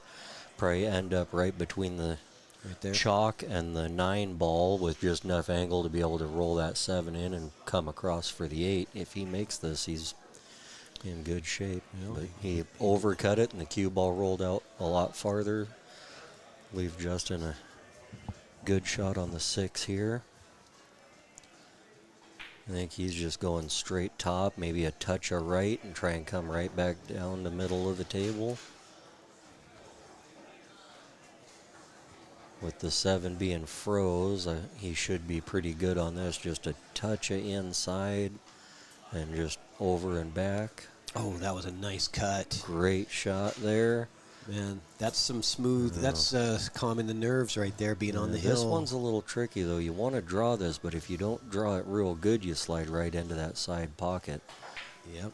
But he may be just trying to stun over and out. But Man, heartbreaker. We might be seeing hill here. man, We might such be a seeing good opportunity there. hill action.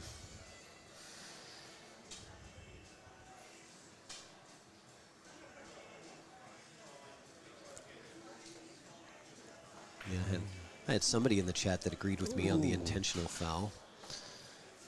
Nice shape from Molina. Yeah, clipped that 9, took a little bit of the speed off, and still left him a good angle.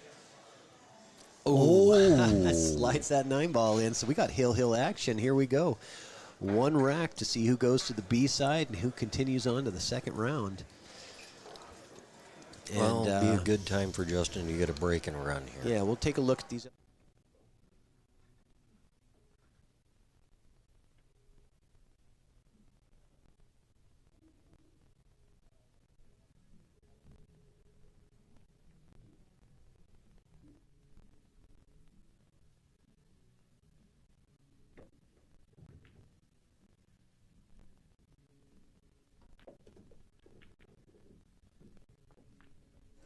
Working hard to make these streams more entertaining for everybody. I love it. We've got a team of remote commentators from Canada, Oregon, Washington. We're all over the place, bringing these guys in, working from home. It's fantastic. I love it. Oh, yeah, it's an awesome thing you guys have going on where Oh, nice break. you've got so many people that can log in and you can get different perspectives from so many different types of players. Well, traditional streaming, you're going to get one table with commentary and maybe some streams with scores on other tables. But, traditional streamers can't do what we do because it's our software and our automation, right? So it makes it a lot more entertaining. And we want to catch as much of the action as possible. Nice shot there from Justin to get That down was to a that great 2. stroke. And getting on the 4 is not super easy here. A little bit of low right. I think you just cut it in the corner and stun 2 rails out. It's delicate, though. You're hitting this at kind of a softer pace, which means you got to account for the swerve. So he decides He to come just in rolled the 9. into the 9. That's not a bad move. It's a more high percentage, chance, I think. Yeah. I just You're try and gonna make avoid the running shot. into balls if I can. Yeah, you're going to make the shot at a much higher percentage there because you're taking away that chance of the swerve. Is he going for the 9 here? Cut the 4 for the side and roll it? No. Oh, He got safe, whatever he was doing. I think he was playing a two-way where he was hoping to either make the 4 and get the 5-9 or the 5 in the same corner, or end up getting safe if he missed it, and he definitely got the safe. Yeah, this is pretty lock up here. I think if he's going this way, he's got to put some spin on the ball. Yeah, he's definitely going to have to put something on it to get up there. He does. Goes 2 Ooh, rails he into got it. the hit. Yep. I figured a he'd be catching rail. that second rail. So what do you do here? Are you coming off the high side of the 4 and trying to get behind the 8 ball? Or is that a little risky in case you accidentally clip the 8 and scratch? Oh, he just said the heck with it. I'm going to drill the combo. Yeah, I'll show you, Jack, he says. He's going to listen to this back and be like, what are you talking about, man? You just make the combo. I'll show you how it's done. So a little bit of a tester of a cut here. And the problem is getting shape on the 5. Yeah. You know, isn't that when you've got one eyeball on the difficult shape, it makes the shot so much harder, doesn't it? Oh, yeah, you can have a 90% shot, but if you're playing to tough shape, all of a sudden that 90%er becomes like a 30%er. Yeah, absolutely. He's a commentator. He just wanted to tell you, if you know anyone that needs one, he is one. I go for one. Thank you. Melina Mike just rattles that one out. Really good effort, but just caught it a touch thick. Leaves Justin a difficult shot here. Looks like he's eyeing up the bank past the 7 in the corner.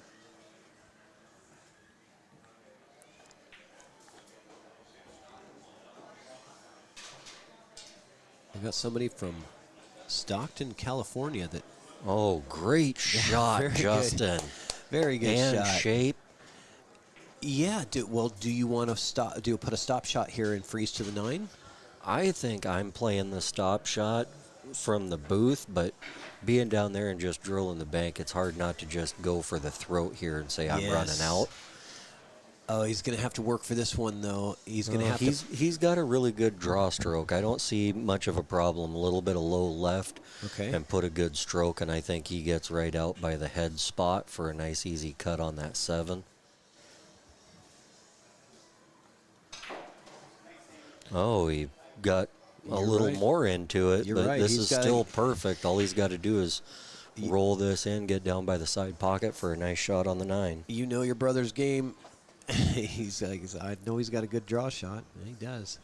Yeah, his good. force follow tends to be a little better. No. Oh, no, no, on no, a hill no. game, Justin Kiske Oh, with a that very is unfortunate. brutal. Oh, man. But you can't blame that one on the pool gods. You hit No, that he ball. He overhit it. Yeah. You know, what did you call that? The steroid twitch? Steroid jerk. Steroid jerk when you're, under Yeah. a lot of pressure and you just put a little extra on it and you don't want to, but that's Yeah, just how you're it afraid goes. of coming up short, so you put just a touch more, and it just kind of goes boy. off in your hand, and it goes twice as far as you want it. Well, congrats to Melina Mike, though, for advancing the second Yeah, round. that was a He- well-fought match. Yeah, came back, Hill thriller. So we'll be back soon with some more action for you guys. Hang out with us. We'll be back in just a few minutes. We'll check out what's going on next.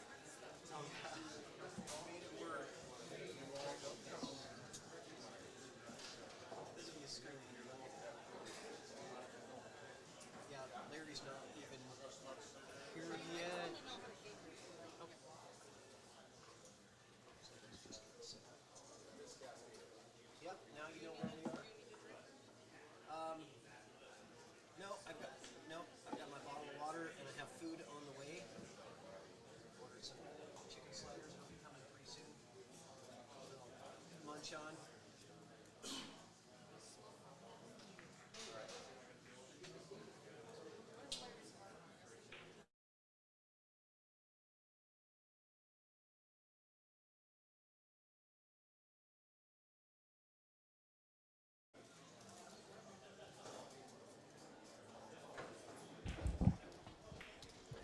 All right, Larry's getting warmed up here. Should be getting going pretty soon.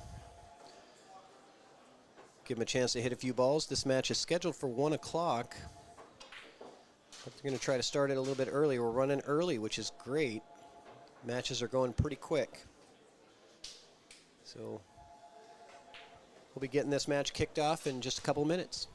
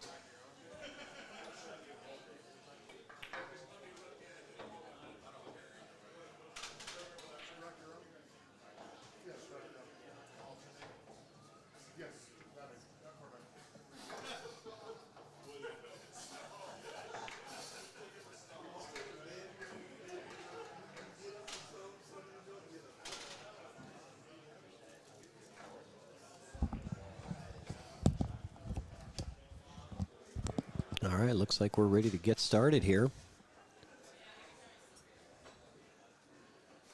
Do some housekeeping, get that graphic off the screen for you guys.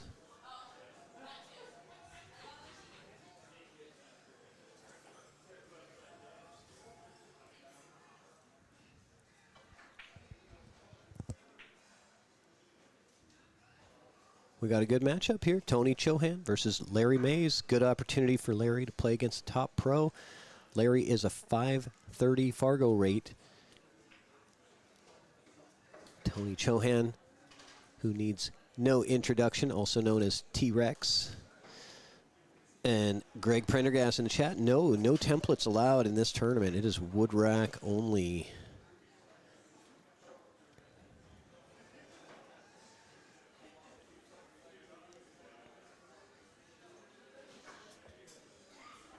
And the players have all been struggling on this table to get that one ball to really settle in nicely.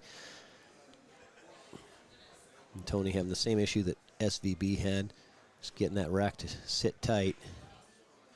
There he goes. He's finally decided it's good enough.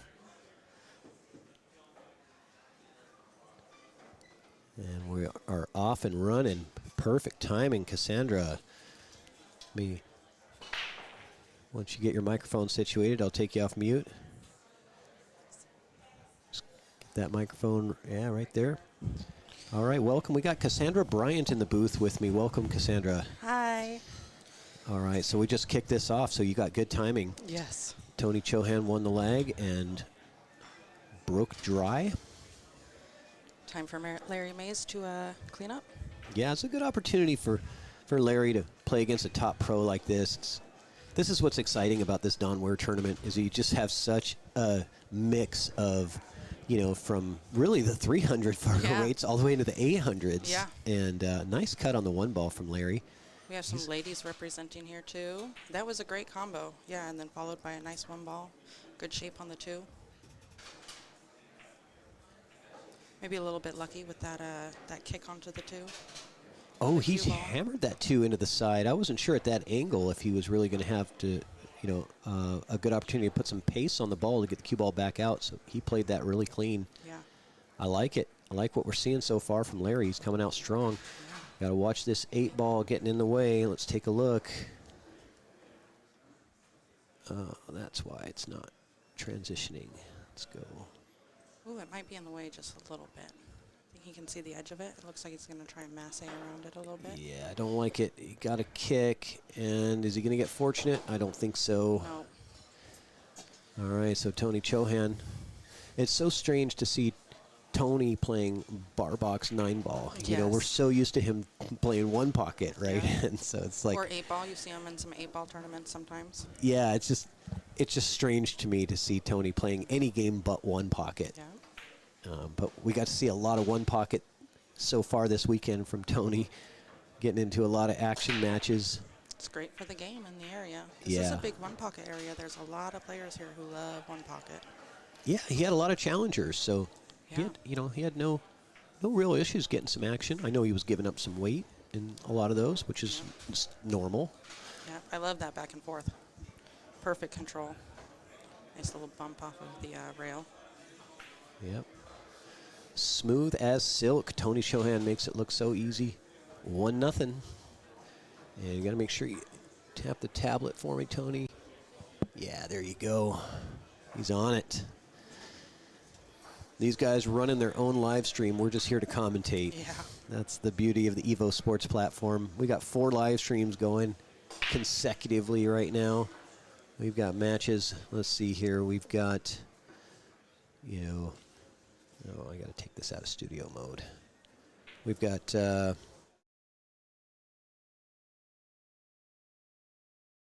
started. and we've got what do we have on?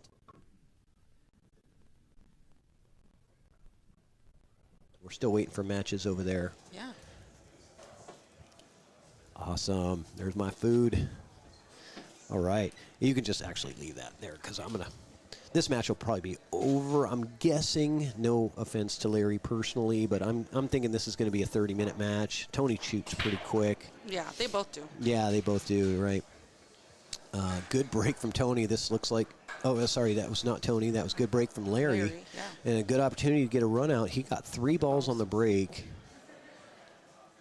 And no problems, right? Yeah. I mean, it's just getting from the 1 to the 3 and making sure you're decent on the 3 here. Yeah. Watch the pace. Play a little bit of outside English to come off the rail. And a little bump, little love bump, not a love bump. The opposite of a love bump. Yeah, maybe a bank here. It's a pretty tight cut into the side, I think. Yeah, he's Oh, going. that's what he went for, though. He's A going great for shot. it. Yeah, good job controlling that cue ball, too, to avoid the scratch, hitting it at the right pace to Yep, now he's grab got to that. avoid the side pocket and come back for the 6. Yeah, this is the hard part, is getting on the 6. 5 to the 6 was always the difficult transition of this rack, and that's Oh, going to leave yeah. a mark. Tony Chohan now with ball in hand and a 4-ball out, and there's, you know, just getting from the 6 to the 8 is really all he's got to focus on. So.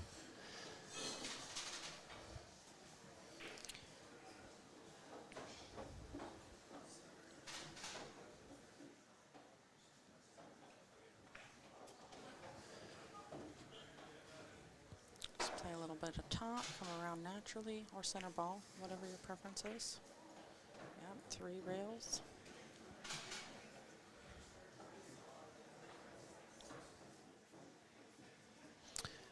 So I got a comment in the chat saying it's hard to hear you. Make sure that Oh. microphone is just a little bit higher, so it's right. There you go. That's perfect. And I'm going to turn your volume up a little bit. All right. Pretty simple 4-ball out for Tony. Yep, he made it look easy. Yep. That's what he's supposed to do. Well, most of us in this room can make a 4-ball run out Yeah. with ball in hand on a 7-foot table look pretty easy. Yeah, It that's was true. just a matter of getting on that 8-ball is all you really needed to worry about.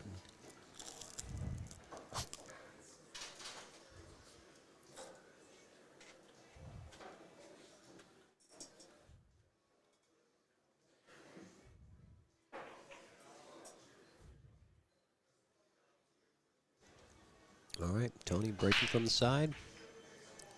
1 ball Nice. down. Nice, good Well, contact. 2 ball, but it was a single ball. Looks like a cut on the 1 here to the side pocket, Yep. unless he wants to play a safety. Might run That- into the 3 here. Does have the safe option here if he wants to go in that way. Oh, he avoided the 3. Left it open for Larry.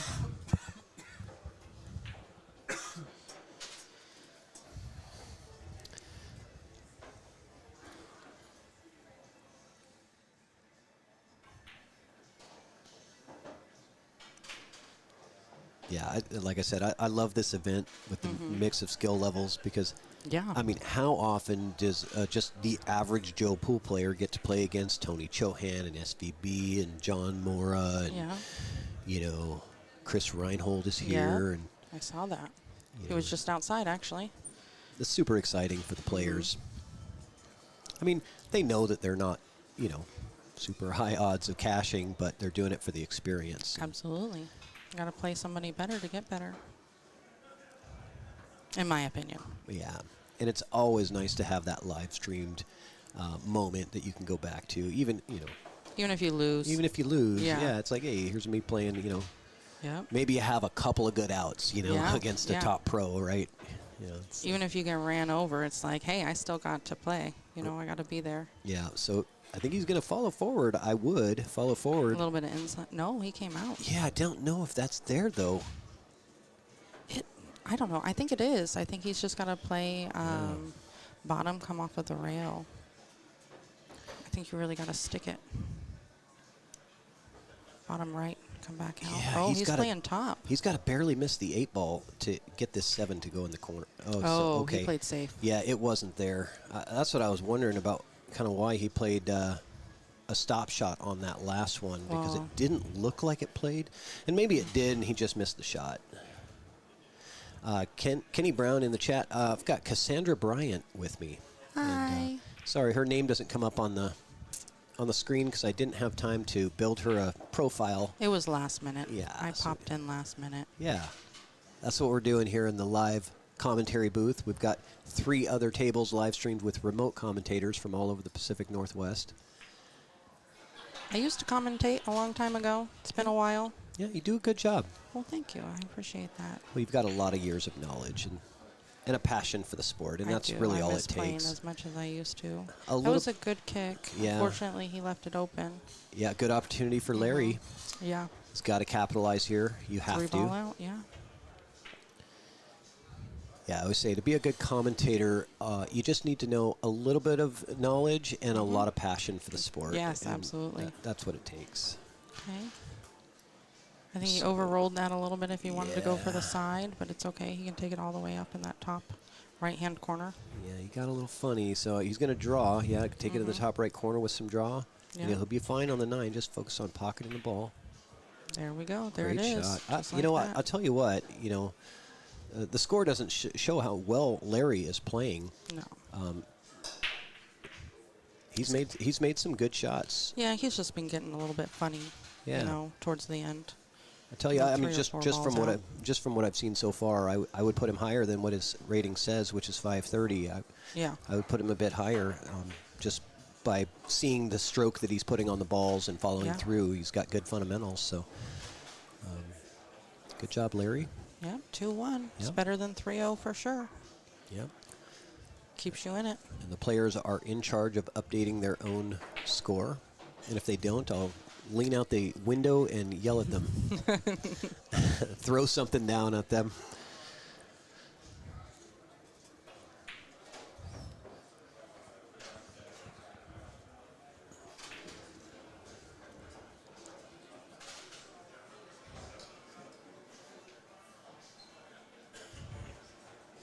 Yep. Thank you, Larry, for updating the score. Appreciate that. All right. He had a big break last time, made 3 balls. Let's see if he keeps that pace up here. Yeah, that was the best break that we've seen on this table so far. And we saw SVB already on this table, so Larry has won the breaking contest after just on that one break, but this one comes up dry. Yeah, it looked like he was trying to control the cue ball a little bit more. Took maybe a little bit too much off. Tony has a shot on the 1 here. Playing a lot of inside English, it looks like.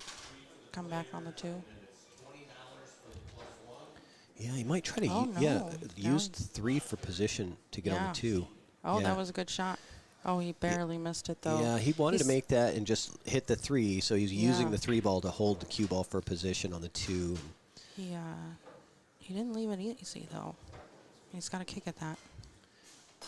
Kick with spin, too, to hold. Oh, Oh, nice good shot. shot. Yeah, Larry is impressing me, Yeah. I'm telling you. It's a little bit straight on that 2 ball, though, and it's not easy to get with the 3. There's maybe a tiny window between the 4 and the 6.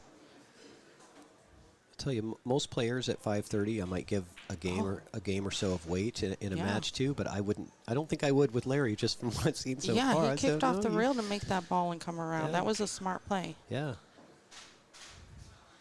That was a good shot. Let's see what he's got in store here. He's going to have to come up with something good. Combo carom, maybe? Nope, safety. Oh, that was beautiful, That the was way great. he pinballed that cue ball in there to use Yeah. the 6 and 4 to stop the momentum on the cue Yeah. ball and leave Tony hooked. That was a great shot. Very oh, there we good. go. Tony's- 9 balls going. 9 balls flying. Yeah, it was moving. Yeah. Gave himself another opportunity, though. That's the number one thing against these players is just to give yourself as many opportunities as possible. Yep, and he should be able to roll forward and still have the 4 ball in that same Yep. pocket.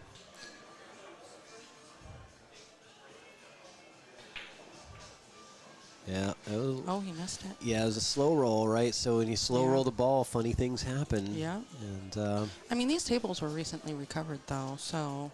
well, it's not so much that the table is rolling the ball; it's that you're. Oh no, Oh, no, no, no, no, Tony! no. Oh, is- it's up. He's corner hooked. Look at this. Did he? Yes. Yes. Oh. He's corner hooked. Oh. He's like, well, what part of you feels like, well, I'm lucky that I didn't scratch, but Yeah, but then what did you leave yourself? Yeah, and I mean, I don't think he can go, what is that, 1, 2, 3, 4 oh, rails? I got it. You think he's gonna Yeah. pull? You think he's gonna pull off this, hit the point, and come out? I mean, well, you can't go this way. You know, you can't Is go he- this way to come around He's this gonna way. do. He's gonna do my Yeah. shot. Watch, Oh, this watch is this. a great shot. Not a lot of pros do this. You Yes, don't but see it. Tony Chohan is Oh, such yeah. a good shot. One pocket, right? Yes, One pocket. One pocket. You will learn that shot because it Yes. does come up.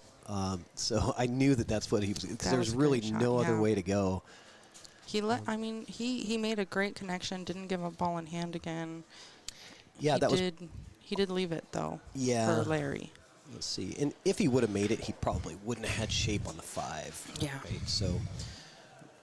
maybe not the end of the world that he missed it. It's leaving Larry a long shot and then a difficult transition to the 5. Is he back cutting this 4 to the bottom right? He might.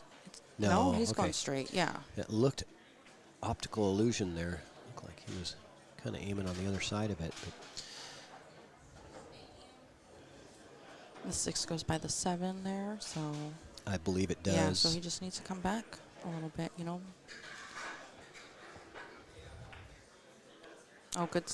Uh-oh. Get away from the side pocket. Disaster. Get away. Oh, Yeah, disaster. he's just gotten unlucky with that a couple of times. I think that's the second time that he's went into the side pocket like that. Yeah. Yeah.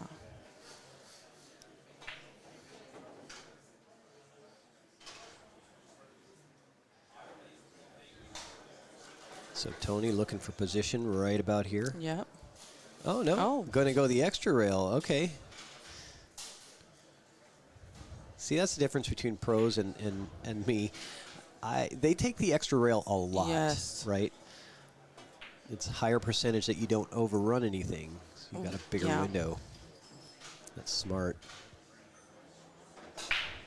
I think it depends on personal play too, because there are some pros who like to go the simple route, not add the extra rails. On a know. 7-foot table, Where you'll- the cue you ball runs rarely, so much, yeah. you rarely see them holding when they can take the extra rail.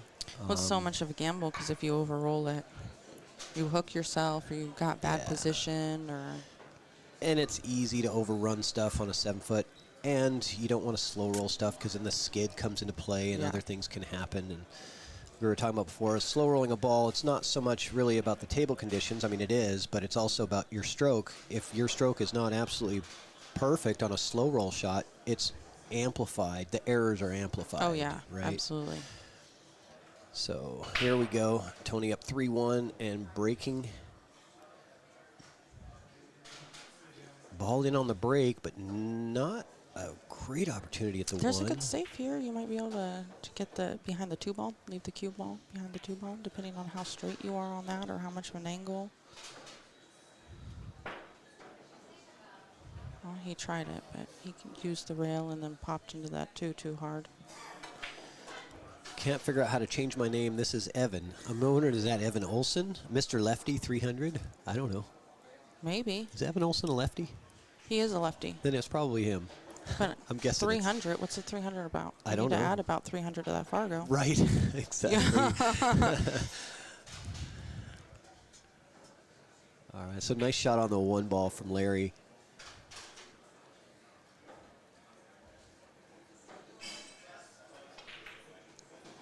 That was a good shot, good speed. Yeah, solid. 300 probably his bowling score. Yeah, that's what Lee Baldwin in the chat. Thank you. That makes more sense now. Yeah. Yeah.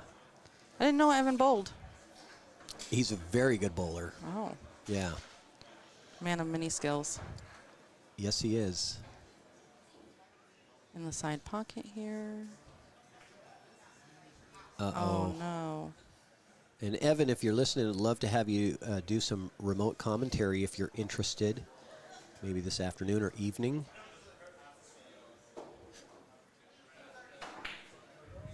Oh. Oh, So Tony with a miss. yeah. He almost got lucky off of that 6, though. All right, are you playing a flyer here? Are you riding the cheese, Cassandra? What are you doing? I 'Cause don't- you might carom the 5 into the corner and ride the cheese. Yeah. I think coming at this 5 ball, I like coming at it like about right there. Possibly you could pocket the 6, you could pocket the 5 and the 9. The problem with that is that the cue ball has a chance to run into the 9. Oh, he missed it. Yeah, because you got all 3 balls moving. Moving, you yeah. had 3 chances to pocket a ball. Yeah. I like that. I I would don't hit think it that harder. he put, enough pace on that ball. You needed to go for it a little bit more. Like, Yeah, just let it out. yes. Right? Maybe he didn't know what he was trying to do, and so he was just hesitant and hit, medium speed.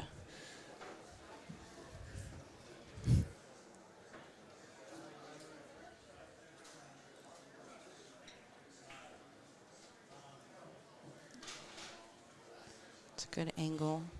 Yep. I like this easy 2 rails and out. Yep. Come up Just drag it back now. tiny bit short. He's got a little bit hampered over the 9. but He's so tall, it not doesn't really. matter. Yeah. It's not 5-4. Like, oh, I did spoke too matter. soon. It I did. spoke too soon. Commentator's curse. Yeah, but now is Larry going to only have a kick here? Yeah, well, he made this kick once already, though. He might have the cut, though, too. A lot of inside off of the rail. Yeah, the 8-ball is about a half-inch off the rail here, so that Oh, makes, that's yeah. But it's a good safe, too.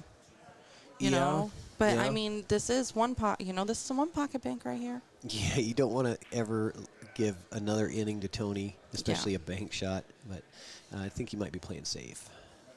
He is. Look at that cue ball control. Wow, good shot. See, these are the shots that... You breaking out the jump cue here or kicking or...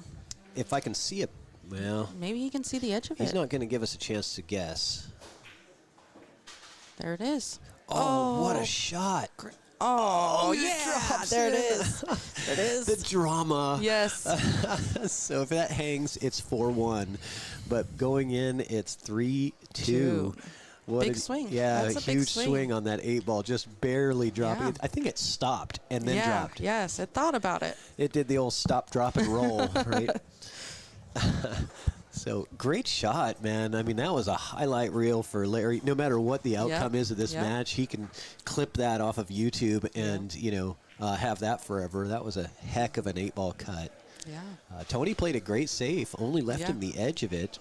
Yeah. Probably thinking, hey, 530s. He's not gonna make this. I'll be back You to the can't table. underestimate, No, really. not I mean, Larry anyway. Yeah. I'm super impressed.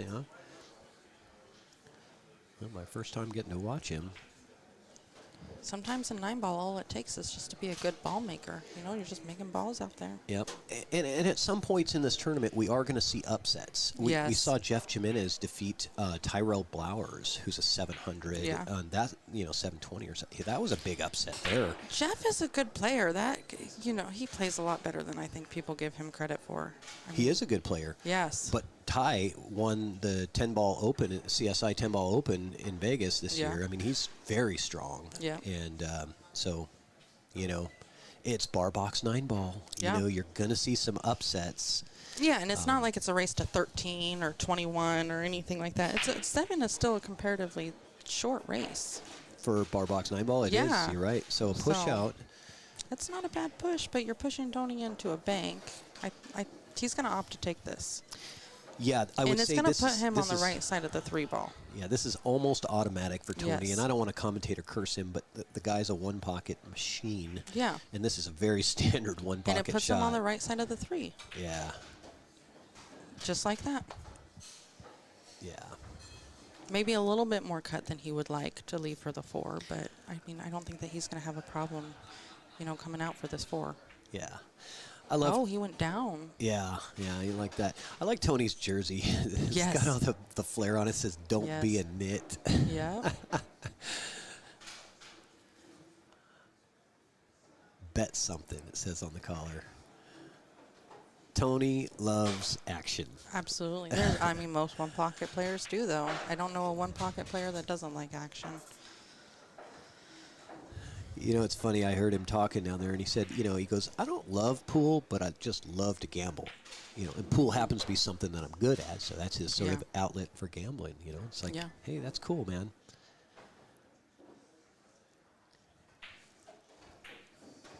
Oh, great shot.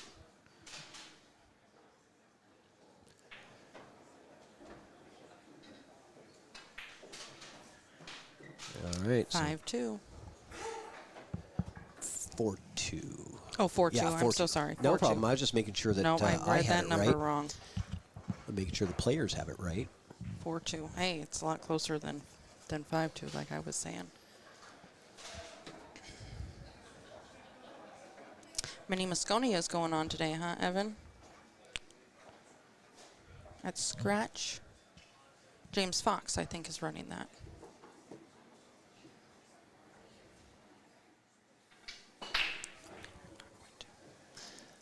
So, let's see. Nice break. 1-ball dresses up. Yeah, the 5, 7, 9. Clustered there a little bit.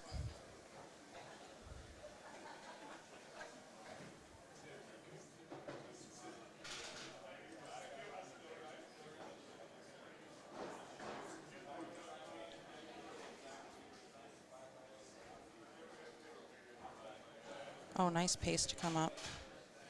He's going to go and try and get kind of near that side pocket there. So he can follow kind of straight to the 5, I think. Oh.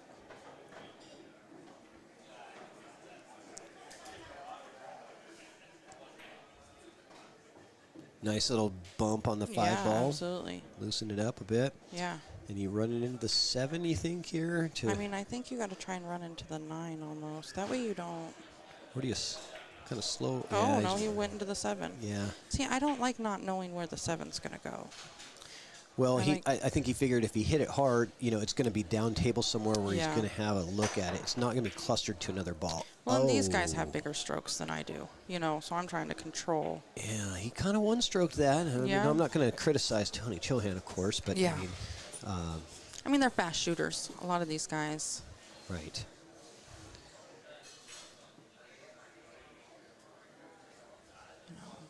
Filler has perfected the 1 stroke, I think.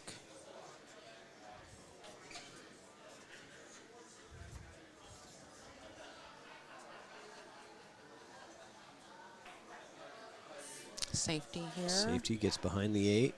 It's Nicely a good done. shot. Let's Giving see, himself opportunities. see if Larry's going to break out his jumper here. Not Tony. Oh, Tony, sorry. Tony. Yeah, Larry played the safe and. Right, Tony's Yep. kicking. That's Yep. right. Oh, it looks like it's coming down. And it's going to Oh. hang up. Yep. Now Larry at the table. but Yep. He might have an edge to this ball. Let's see if he might actually have this. Oh yeah, he does. Yeah. He's got it. That's what I like about the drawing Yeah, tool. absolutely. I can actually see if they can- actually have clearance. Yes, that's great. And my straight line tells me he does. But he's going rail first. Probably play better position on the 8. It did look like he had it.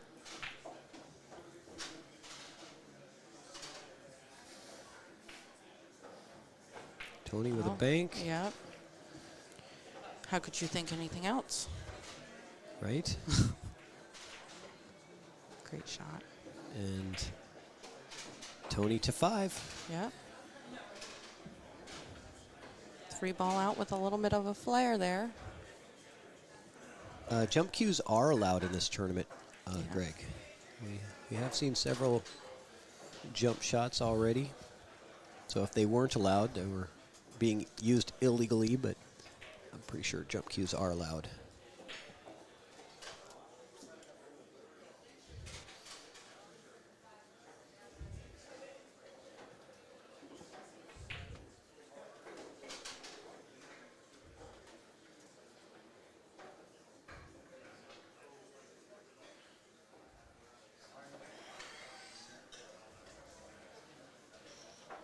Yeah, Greg, I think maybe last year they didn't allow them. They might have changed that rule, I think, but I'm not sure.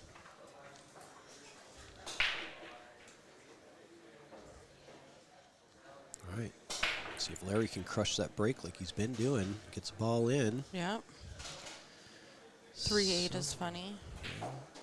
Some kind of a look on the 1. I don't know if there's maybe a back cut to the side and then try to go 3 rails with the cue ball. I think Maybe that's your. just- Yeah, I think I like that.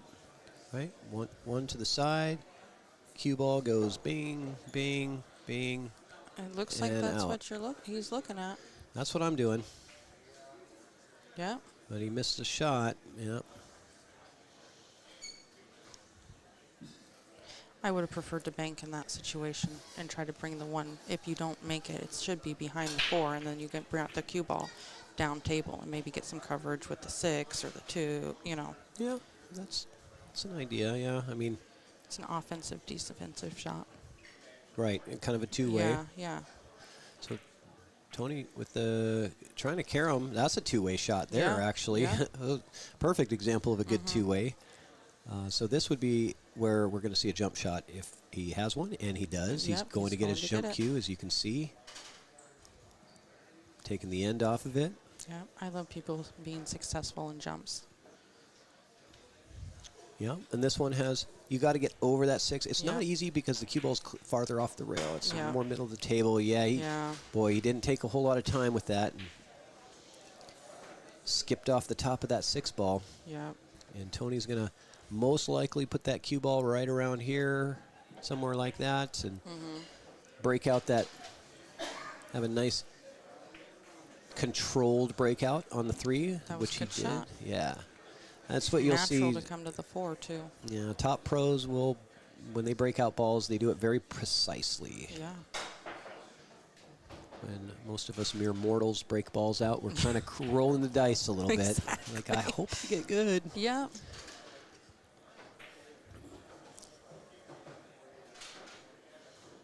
Yeah, he's going to have a back cut on the 5, and I don't like this because the 8 ball looks like it's in play to be A little bit more outside, I think. Ball. Yeah, a little bit more outside. Well played. Yep. Me, I'm probably running into that 8 9 out of 10 times, trying to avoid it.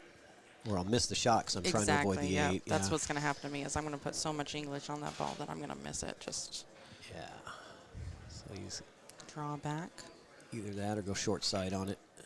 Yeah, draw back. I like And it. even I prefer to draw back on that shot. Yeah, you don't want to take that ball down the rail across the side pocket. So Yeah. Tony Chohan on the hill now. 6-2. Come on, Larry. You got this. Cassandra's rooting for you, Larry. You got to. I got to go for the underdog. We always root for the underdog, You right? got to. Not because I don't want to see Tony do well, you know, or watch good pool. But, Yeah, you just want to see the yeah. underdog with the upset, or at least the fighting chance to get the Exactly, upset. yeah. I want to, you know, I want it to be close. I want the pro to sweat a little bit, you know. Right. We want to force to see his best game, Yeah. right? 2 balls down on the break. That 9 ball was moving. Yeah, does he have the cut to the side on the 1 ball? I think he does. Let's go to the other view. If he wants to take that, the 1 does play to the side. But what's he looking at?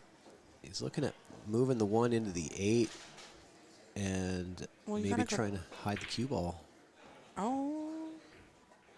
Oh, That was wow. interesting. I'm not sure Yeah. exactly what the intended outcome was there, but he was definitely looking to play the 1 into the 8 because that was Yeah. the line that he looked at before the shot.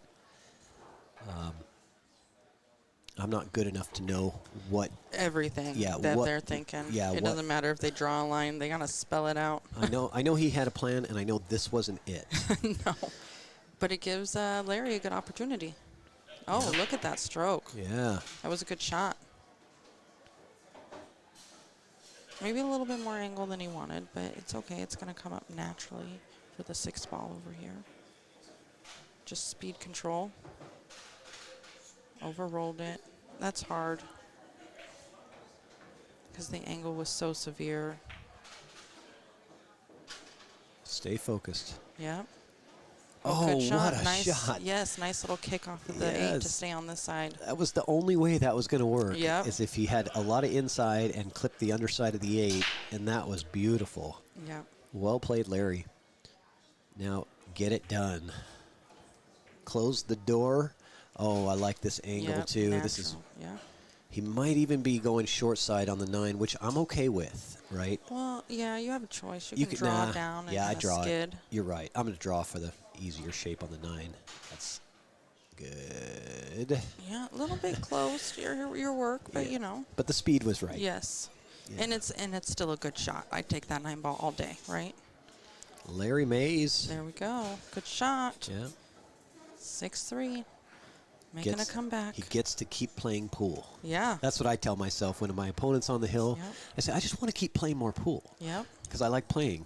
Yep. It's not about I don't want to lose or I don't. It's I just want to play one more game. Yep. One rack at a time. Yeah.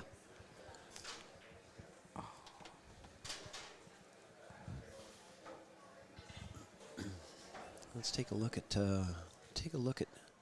tape. On Billy, yeah. Yep. And then what do we have over on table?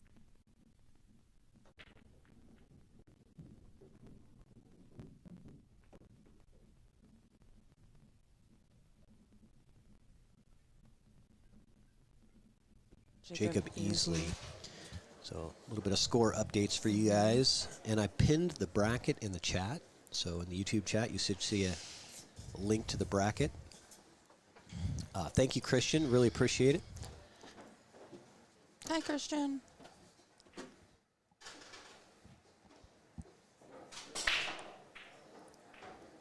All right, so dry break from Larry.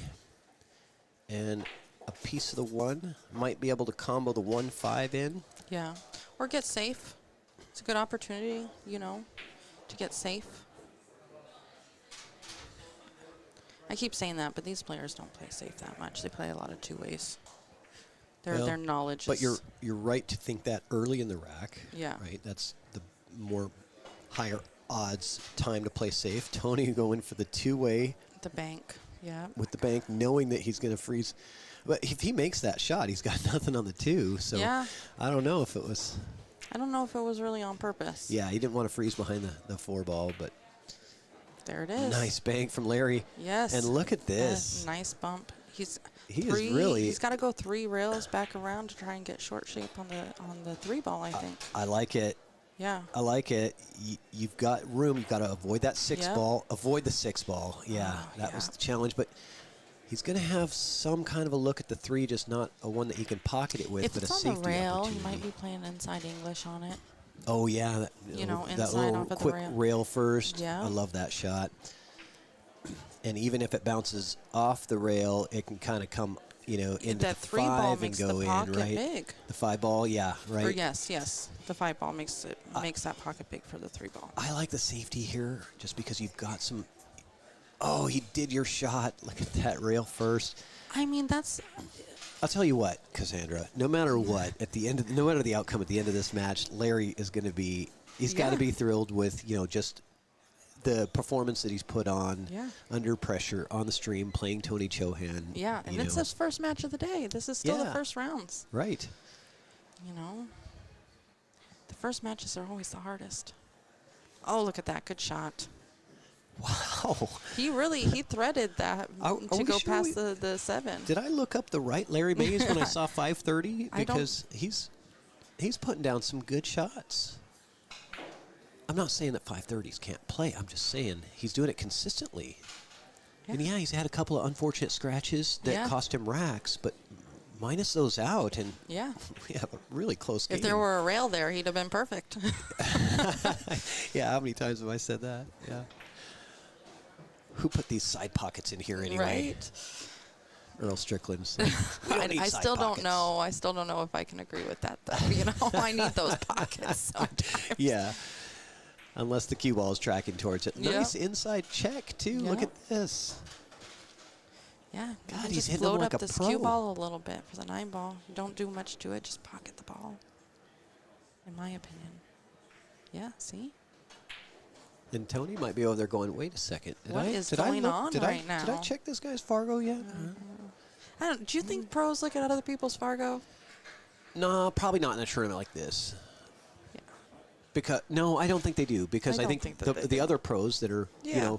a probability of beating them or being close to them, they know who they are. Yeah. The other guys are just, Joe Schmoes. yeah, you just play your normal game and you're typically going to win 90+% of the time. So, but Larry making it a contest. But Tony's still on the hill now and breaking.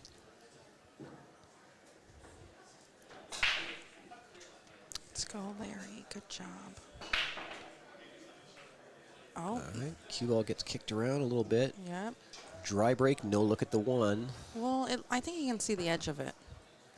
Yeah, you're right. Yeah, I think you can see the edge of it. And maybe he can track into the 7 ball there. Yeah, I think you're right. I think it does. Cue ball will track into the 7 if he clips the edge of that 1. Mm-hmm. See, he's looking at it now. Yeah. Looks like he's using some inside English, too.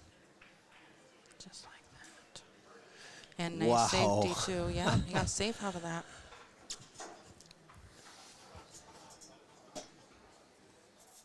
Is he going to go, off the rail? And Oh, what a good shot, shot. from Tony. Oh, no reward. I would tell you though, I love No this. reward. I love the highlight reel shot though. Yeah. I mean, even though it didn't come with shape, that was tough to execute. Absolutely. You know, you have to hit that at the perfect speed off the rail for that spin to grab and throw it back. Yes. It's one pocket, though, you know. Yeah. He had to learn that. Just like when he hooked himself on the titty and did the same shot. There are very specific things in one pocket that you skills that you learn from playing that game Yes. that come in handy once in a while on any game in pool or any bar, any Yep. table size or anything. There's skills that really come in Yep. handy. Larry's pretty straight on this. I think that he might be able to just draw back and get shape on the 3. It looks like he's got a I little haven't angle seen him to come the with left. a big draw stroke, though, yet. I don't think. I haven't seen him, you know. Oh, And look at that. you're He still not going to didn't- see it. Yep. Oh, he got so close. That was a good try, Larry. I mean, I really think you had to draw that ball back. I mean, I like what he did there. He Yeah. was really close. He just overran his position by a hair. But if he doesn't, he's on a pretty good spot there. I think the draw was taking you into the 8 because he had a little bit of an angle going the other way, which is... Oh, balls are going. Oh, the 7 ball's down. Yeah. But He didn't hit that 3 ball, unfortunately. Yep. But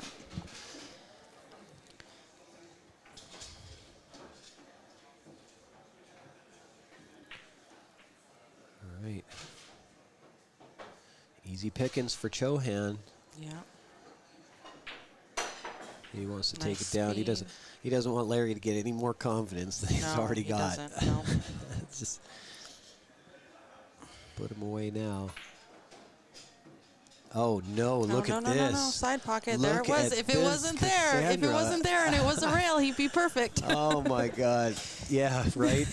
Who needs side pockets? He's a one pocket player. You don't use side pockets in Right? a game. Oh my goodness! Hey, this is a great opportunity for Larry. It's just coming more towards the end instead of the beginning, you know? Yeah.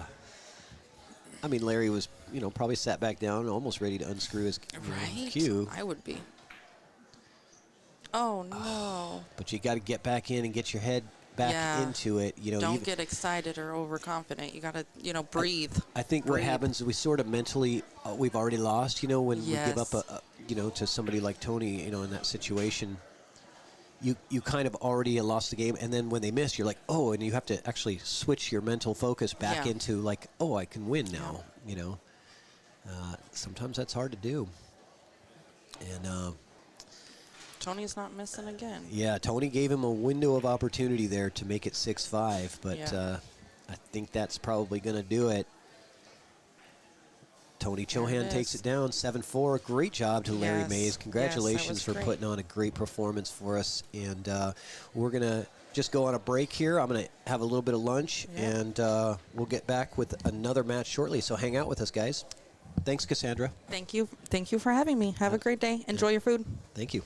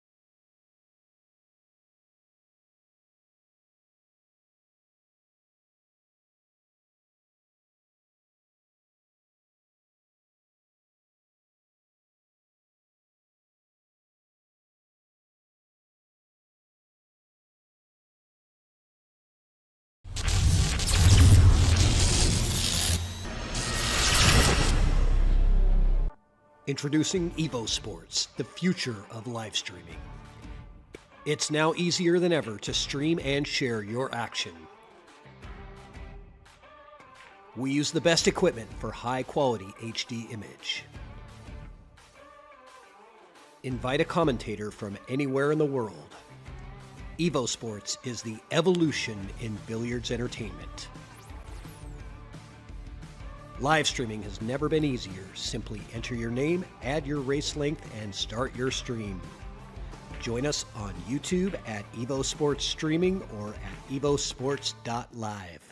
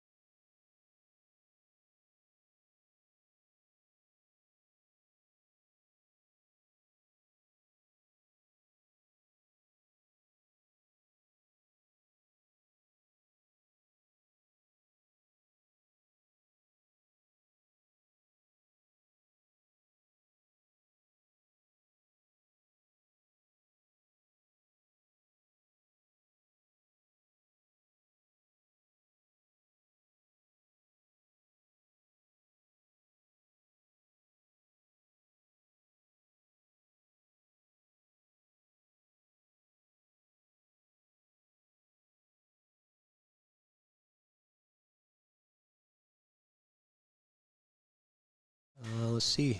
Here we go.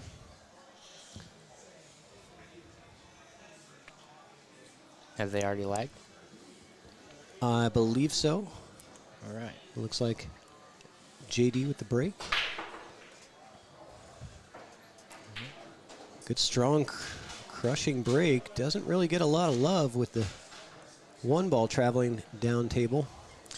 Yeah, he does. That's a really good way that one ball was going, though. It's good for him in the future of this match if he can continue to put that one ball up by the corner pocket that he's breaking from.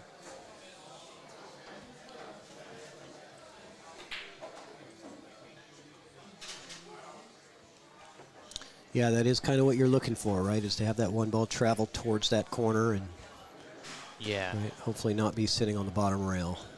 Not go too far. So looks like a push out. Is he going to just push the 2 to the rail? Yeah. Just push the 2 to the rail to make any kind of transition a little more difficult. Knowing that the 3 ball is tough. You got to get good on that 3 to have the 3-4 combo when you get to that point. So Yeah. No, this is a tough spot for Rob to take. Like, he can play safe 2 rails behind the 8, but it isn't guaranteed, and you're moving the one towards a pocket. and just so you guys know, I got Tyrell Blowers in the booth with me. Yeah. So, yeah, he's not giving it back, though. Well, it looks like he's playing a kick and stick, which is even harder to control. Oh, he is playing outside. He cues a little bit to the left than what he hits. So he did bump the 3, which makes that 3-4 combo infinitely more difficult because the 4 looks like it's off the rail a bit and the 3 is on the rail. So it makes it quite a bit more difficult than how it was laying before. Yeah, definitely. Not sure if he's got this ball to make. It looks like he doesn't have it to make, but he might have an edge.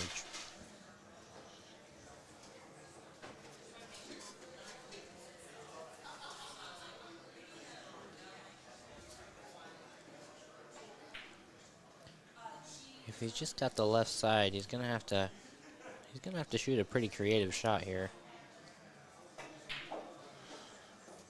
Yeah, because I mean, if you're looking at coming, down this way, 2 rails into the 1, is that right? Right.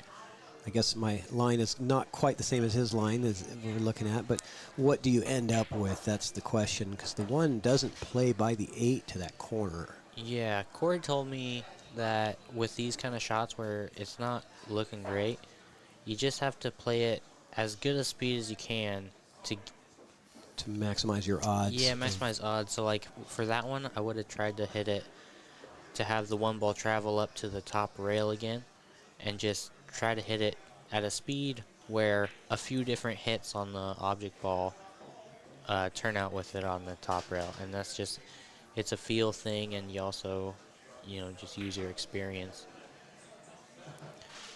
Well, Rob did not hit that one like he wanted to. He wanted to just barely bump that 4 ball, but he ended up hooking himself.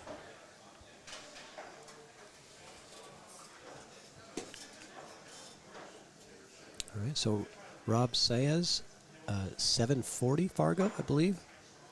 Yeah, very good player, Rob. very Especially on capable. the bar table. He's a top-notch guy on the bar box. Okay. Well, this one is just separate the balls, center diamond, long table. Your cue ball is going to have a lot more power than the 3, but you're just aiming for the 3 to go onto the top.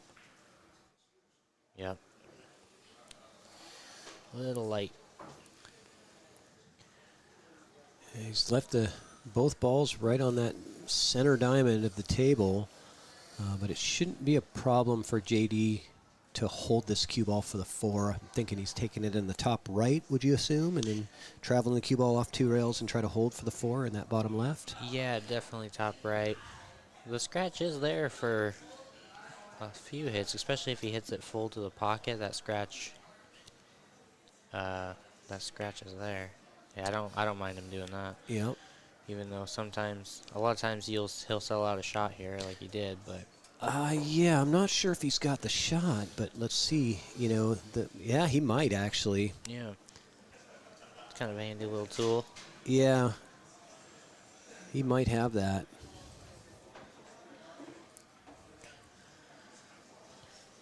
Now it's not easy still.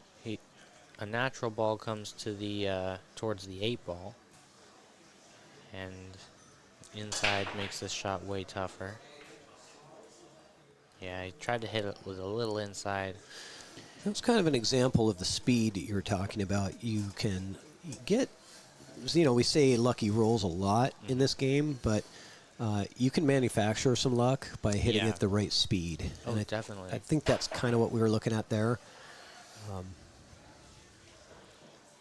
Yeah, and there's a few shots in pool where I think that there is one speed that no matter how you hit the ball, you get safe. Like there's a certain safety, and it comes up like relatively often.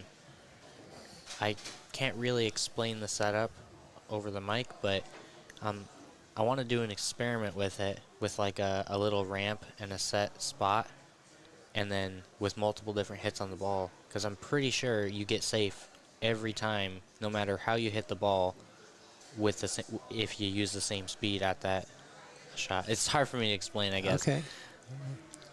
You want to use my drawing tools to draw it up for us? Yeah, it's It's so situational. that's going to lay up, Yeah. and that's going to be probably the rack here, I would assume. Yeah. Going to go outside with this and bring it around 2 rails. Yep. Just don't underhit this one. Go ahead and hit it.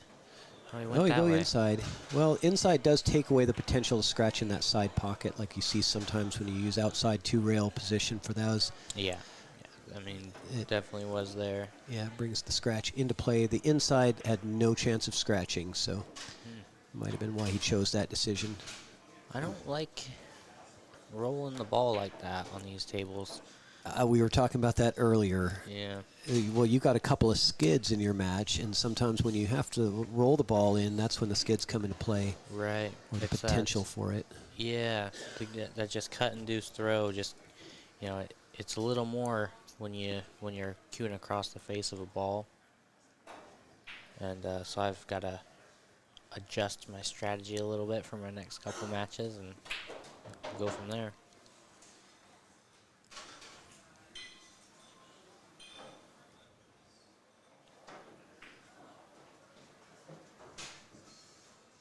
Nice out from Rob. Yeah, nicely played. Rob has a very his stroke has a lot of personality.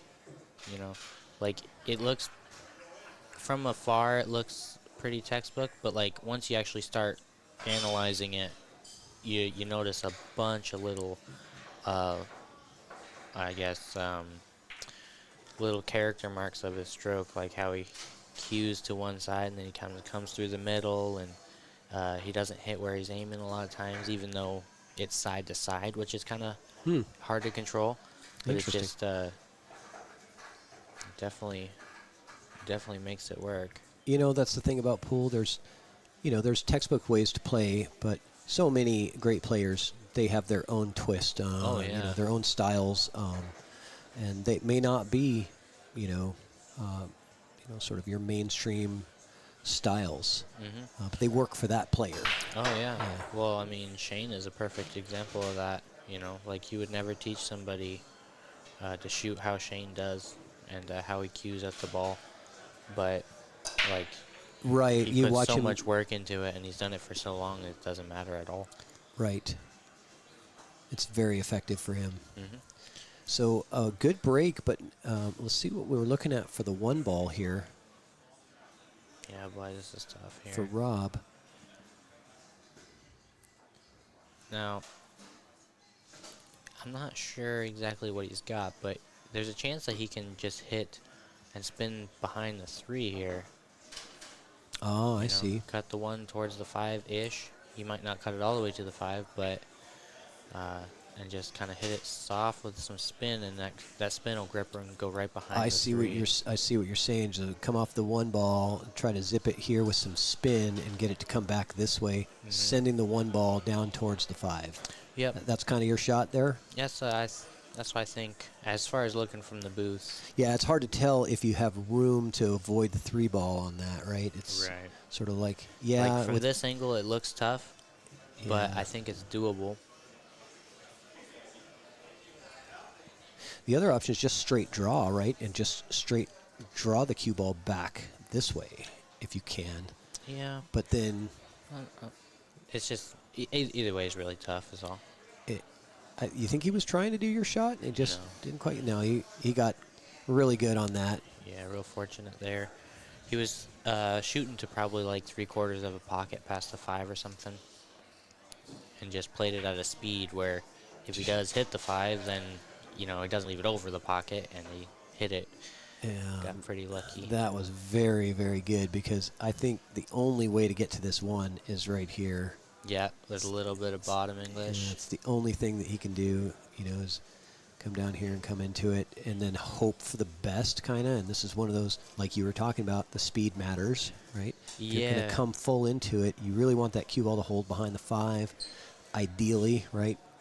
Sending the 1 up towards the 4, cue ball to the 5. Mm-hmm. Would that be what you'd be kind of looking for here? That's like the ideal, right? But unfortunately, I think he has to hit low to hit this ball, which makes his speed a little off. You see Yeah. how he didn't hit enough low? Yeah, that was an incredibly difficult. Good Yeah. call, yeah. He didn't. The side pocket was in the position of where he needed to kick. Yeah, Yeah. because it just bends a little bit off the first rail.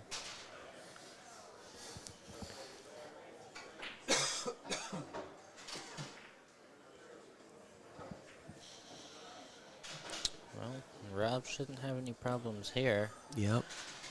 He can go ahead and get straight on this 4. It's not a big deal to be straight on it.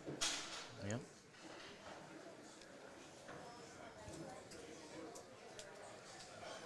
Got Shane Van Boning and Stephen Weekly on another stream as well. Yeah. In the bottom room. We'll check into that here in a minute. Oh yeah, it looks like it's on the big screen here in the room. So guys that are watching this stream, I know we have a ton of live viewers because this is the main feature table stream, but we have a lot of matches that are going on here that you can watch all of them on our Evo Sports streaming YouTube channel. Hit the subscribe button and you get notified when any new streams go live, and each match on those other tables is its own new stream. So we'll kind of give you...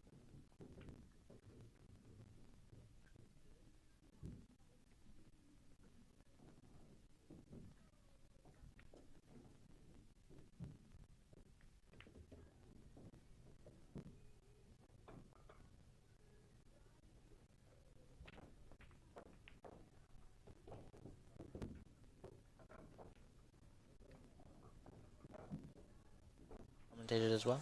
Yeah, remote commentary. Okay. So that's one of the cool things about the Evo Sports system is we can bring in remote commentators from anywhere in the world Oh, awesome. to jump in and commentate live on these matches, and even use the annotation tools and draw on screen and other things like that. So Yeah, that's pretty cool. You don't have commentary on a lot of side table tournaments.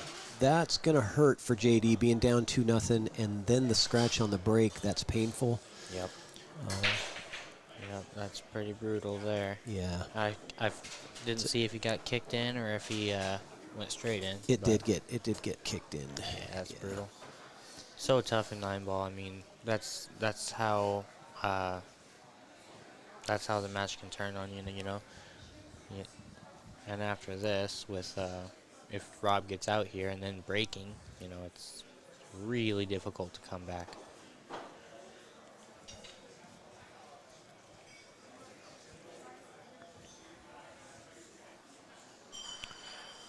I'm wondering what he is shooting here. Because to me, why not just shoot the 1 in the side and play the 2, or even if the 2 goes by the 4, either stop shot the 1 in the side and play the 2-3 combo, which isn't hard to do. Yeah, Oh, that's that's pretty. okay too. That was pretty. I was wondering what he was doing there, but Yeah. he showed me. Once the 2's gone, the 4 plays in, 3 different pockets. So you got options there Yep. This is the shot of the rack right here to make everything easy. to get on the 4 just right. Yeah, you want to be Right. nice and straight on that, so you can just put a little stop shot. Or actually, you can use the 8 to kind of come into it. Yeah. He can. It's just a little short where he's at. This is the shot here to close this rack out. Do you like a little stun You see how follow he's to try to aiming nudge? left? Yeah. He's aiming left. He'll come through middle. Super That interesting. is, yeah, you're right. It's sort of like you were talking about, like with Shane Van Boning. He's always aiming way low on the ball. Yeah, and he comes and up then he a little comes bit. up on his follow through, Yeah. and nobody would ever teach that, right? Right, you don't teach it, but it's it works. Even like somebody with some of the best fundamentals you'll ever see, Fedor Gorst. He cues down. He cues down on his last stroke for bottom English.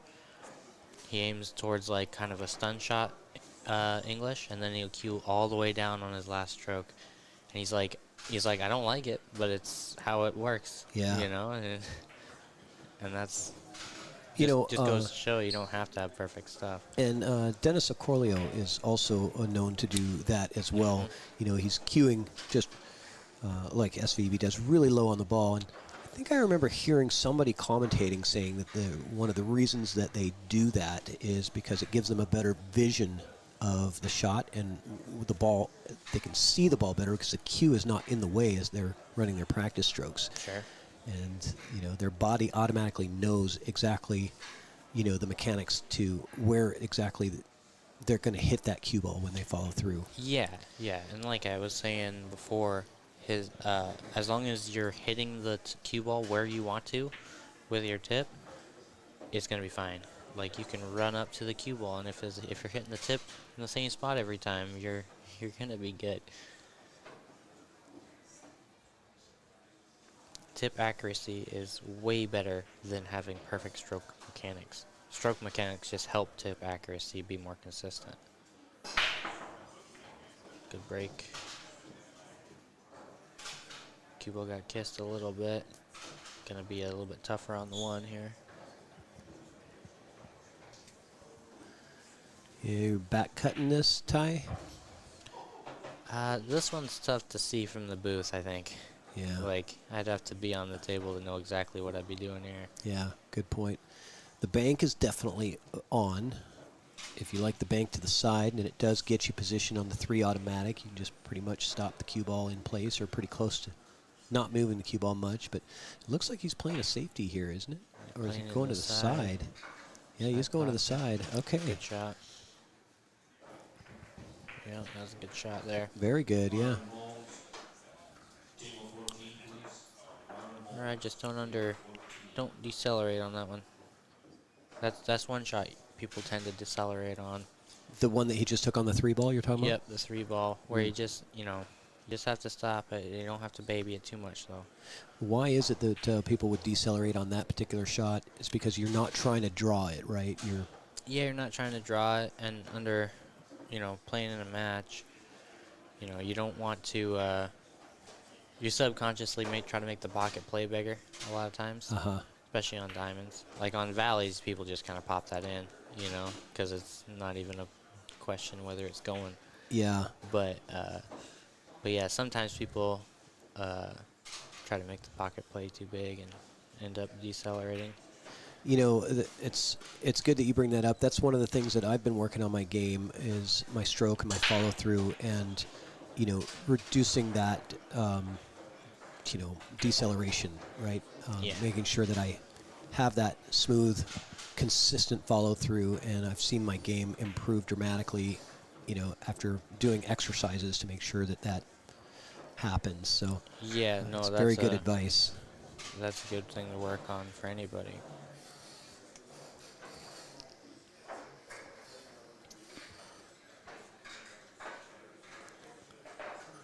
So Rob just chugging through this match. Yep. 4-0. Looks like we got a And he's stuck saying, ball. what? Oh, they got a ball stuck in the table. That happens. Yeah. You just got to grab the balls, throw them down the holes, and they'll come out. Oh, it did. It came out. Yeah, he made all those shots, too, when he rolled the balls. He took the balls and he just fired them with his hands into all the pockets. Oh, right. Usually when I do that, I'm missing. He's a 740 with his cue, an 840 without it. Yep. Don't toss quarters with this guy. Right? Then we got T-Rex over there on table 1.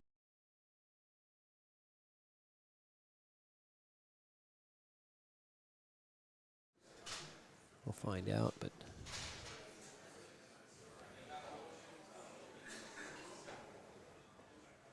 oh yeah, I took off the scoreboard, that's why.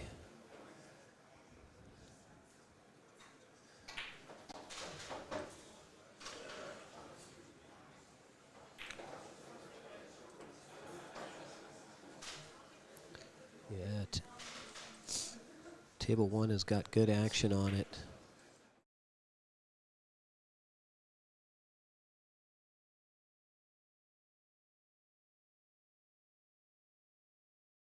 Back to our main feature table, but JD's having a hard time, like everybody else is, of getting those balls tight on this table. Like you said, you got to rack them a little low on Yeah, that on this one spot. at least. As of last night, somebody could have gotten on this table and, screwed with the spot too, so who knows? Yeah, I think that sticker, well, it was peeled up There yesterday. he goes. You see, he's just let it go. It's below now, and now it just sat there for him. Yep. Yeah, the sticker was kind of peeled up yesterday, so I tried to flatten it out as best as I could, but it still has like a little bubble in it, you know, the spot sticker, so. Yeah. No, that's like, if this was Magic Rack, let's say, or something else, it would be a totally different tournament, Oh, absolutely. Like, it is an art to rack correctly for 9-ball on the bar table. 100%. Especially if they are racking tough. If they're racking tough, the best racker is going to win a lot. 100% agree. That's why Corey's so good. Corey racks him real good. And that's also why we saw Shane on the feature table just before this match started for about a half an hour, just racking and breaking, racking and breaking, racking and breaking. Yeah, no, I mean, because he knows that that's what's going to win or lose matches. Yep. Especially when it gets down to tomorrow and, the later matches. No, if the pool hall would have opened up earlier yesterday, I would have been in here all day working on my break. But since it only opened up an hour before the, hour before the Calcutta, I didn't have much time. No, the room was open at 1 to the public. Oh, really? Yeah. Oh, okay. Well, But I don't know Matt if they should have gotten back to me because I asked him and he didn't get back to me. So I just went off of what they they posted. Tough break for JD right there. He's really struggling in this match, and it just keeps getting worse. So hooked himself on the very first shot of this rack. Yeah, brutal. And yeah, I mean, he's scratch on break, and Rob runs out, and Rob breaks and runs, and then it's like, and then your first shot, you get a successful break, and your first shot at the 1, you end up here. Yeah. It compounds. It's like compound interest, but compound pain. Yeah, for real. He's handling it really good, though. Like, I haven't seen a... Oh, man. Hits look it and jumps out. it. I heard it hit our wall over here. Yeah. Glad it didn't. We're up high, so I don't think we're at risk over here. It'd be pretty impressive if they got it up this high. It would be very impressive. Shane's break is about the only one that could do it. Oh, he's going for this. I mean, I guess you kind of have to with how the 3 is. Yeah, and plus it's like you get safe all the time if you miss it. Not all the time, but it's high percentage. Yep. Safety with cheese. I like to call that. Yeah. Yep. So that's 5-0 or 4-0? It should be 5-0 now. They just haven't changed it yet. Gotcha. 5-0. Yeah, that's like, it can happen, but that's borderline impossible to come back from against a really good bar box player. And breaking. Yikes. Yeah, JD needs this to be a scratch or a dry break here. You just need something to control a table and put some heat on Rob. Yeah, it's about as good Wow. as you can hit him right there. Yeah, no kidding. I mean, the 1 to the 4 is the transition here, and it looks like a pure draw shot. It's This is a very hard shot. Like, you can't. I don't know if he can draw it to this side of the 4, can he? I think so. Well, you're right. I mean, depending on how close that 1 is to the rail, it's really hard to tell from the camera. Yeah, there's no lines showing where the rail is. Yeah. Oh. So he did have the opportunity. He just needed to miss that point. Yeah, But you're pretty. right. That was difficult. Yeah, he hit it very well. It was a little further off the rail than I thought. Well, this one, you know, you hate hitting this soft, but it might be the best shot, you know, to just soft kick this and go behind the 9. Are you coming 2 rails into this 4? Well, you definitely want to go 1 rail, I would assume. Well, Yeah. he uses the second rail, almost Oh. gets the 9, and JD, here's your opportunity if there ever was one. You're only going to get a few opportunities against Rob, and so you got to maximize every one of them. Wow.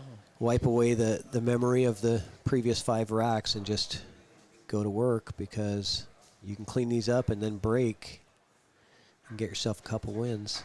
Yeah, unfortunately, he's got to go into the 7 here. And Yeah. it didn't really land very good, did it? No.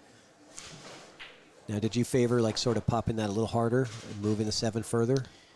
Get more Yeah, separation? probably.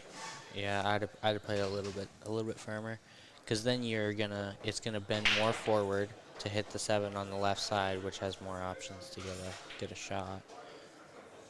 And Stephen Weekly is up 4-3 against Shane downstairs. Oh, nice. That's exciting. Yeah, pushed out to a really tough shot for Shane. So he's gonna get that back probably. Definitely. We'll see how JD shoots this ball. He's gonna cut at it, and I don't blame him. If his straight in angle, straight in to the 7, if that went past the 8, I'd play safe. Just shoot the 7 past the 8, roll towards the 8 ball. But maybe it's not that way. And it's going to come up. Oh, I thought it was Lovely going to come up shot. short, but no, that was a beautiful shot. Yeah, very Great job nice. from JD. Taking advantage. Yeah, by the way, Shane did not give that push out back. He made an incredible. No, he gave it back, and Steven comboed the 2. Oh, that was Steven that did that. Oh, Yeah. wow. Okay. We're watching 2 matches at once here, guys, but I'll flip over to that. Stephen Weekly is a beast when he gets going, man. Yeah. No, I've seen him down near where we're at a lot. Not a lot, but. All right, so JD on the board, 5-1. Let's take a peek over at what table number is that? 15, I think. Is that 15?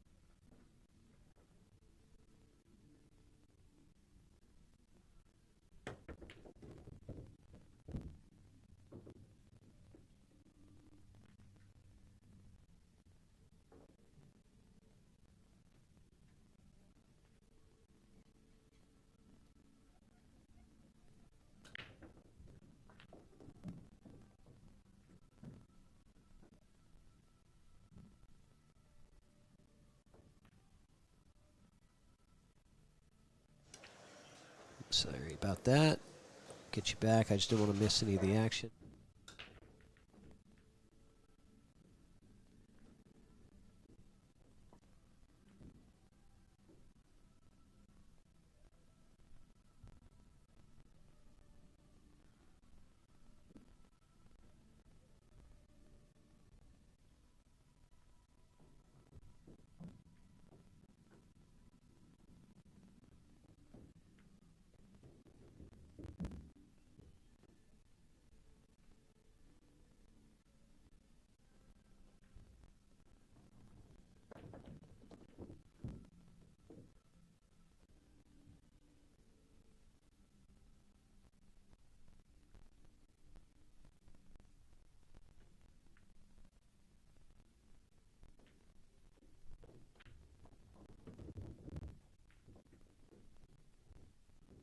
All right, we're back in the action now with the main table. We'll let you guys know if Shane gets out. We're watching it also on the big screen, and it's on all the TVs actually. Oh, he's out. Stephen Weekly is a hometown JD favorite. broke dry. That's big, you know. Because if he breaks and runs there, it's only one break of serve to be tied up, you know.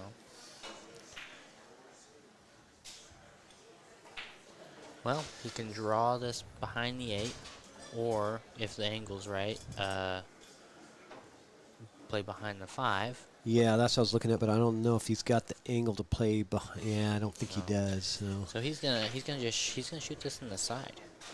Yep. It's what it's looking like. And just move that cue ball down into, sort of this area down here, you like? That's what he was looking at. Very tough shot. Yeah, that's a good shot right there. Right in your circle. Perfect. Oh, see, I love it when they hit my circle because that makes me feel good about me. Yeah, you know what you're doing over here.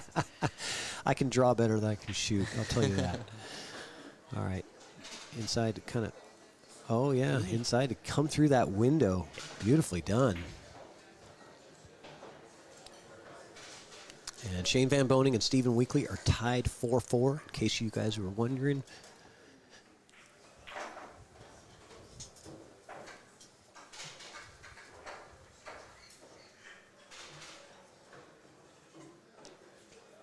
Well, just stun up here.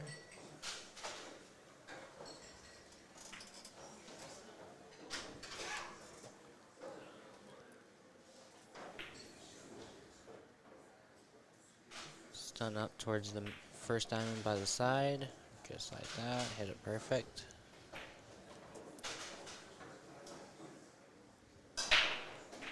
Now with this shot, if you have an angle going to the bottom rail, you go ahead and just bounce off the bottom, just like that. He wanted to do more, but he was kind of going towards the 8, it seemed like.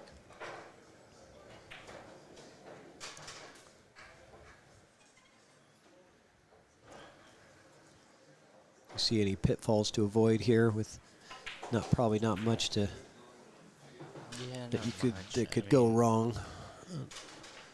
Biggest thing is how he decides to get on the 9.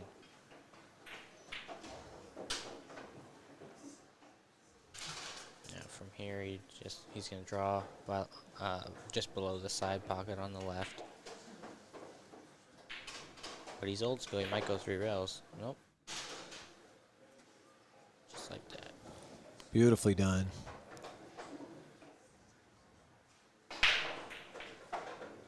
So getting on the hill, 6-1, commanding lead. And over on the other table, Shane is doing what he does. And he's up 5-4 against Stephen Weekly with a break and run right there. Stephen's going to have to try to answer that with one of his own just to keep pace with him because every break is your best opportunity to win, really. Yeah, definitely. Steven's got to play perfect and hope Shane makes a mistake. And meanwhile, JD over here, even if he does play perfect, still has a low percent chance of winning the match, even if he plays absolutely perfect from here on out because the hole is so deep now. Like, you never want to say he has to play absolutely perfect to win this set, but, I mean, like, he's got to play near perfect unless Rob breaks his arm or something. And even if he does play perfect, he may not. He still has a pretty low percent chance of winning the match because a break and run, I mean, either here or in, 2 racks from now or in, Yeah, Rob has at least 4 more breaks to win this set. So. Or 2 more max, I guess, after this. Yeah, it would be 2 more breaks max. Yeah, alternate breaks. So. Oh, chance. All right. Oh, left him nice and jacked up. Got to make a shot to start out.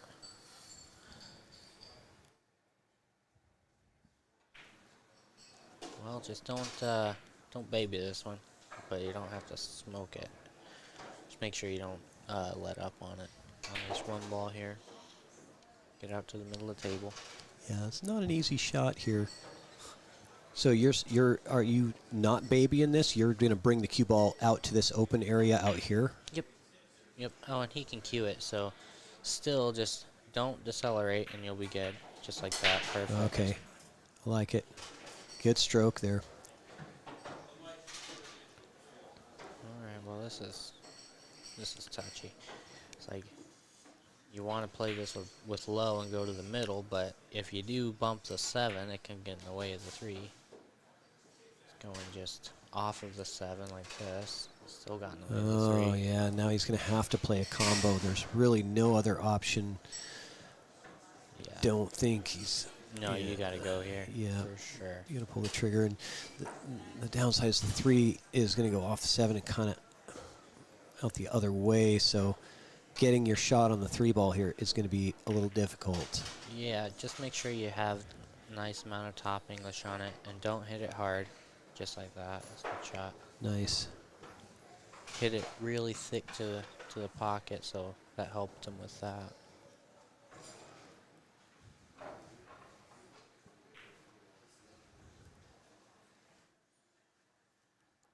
Okay.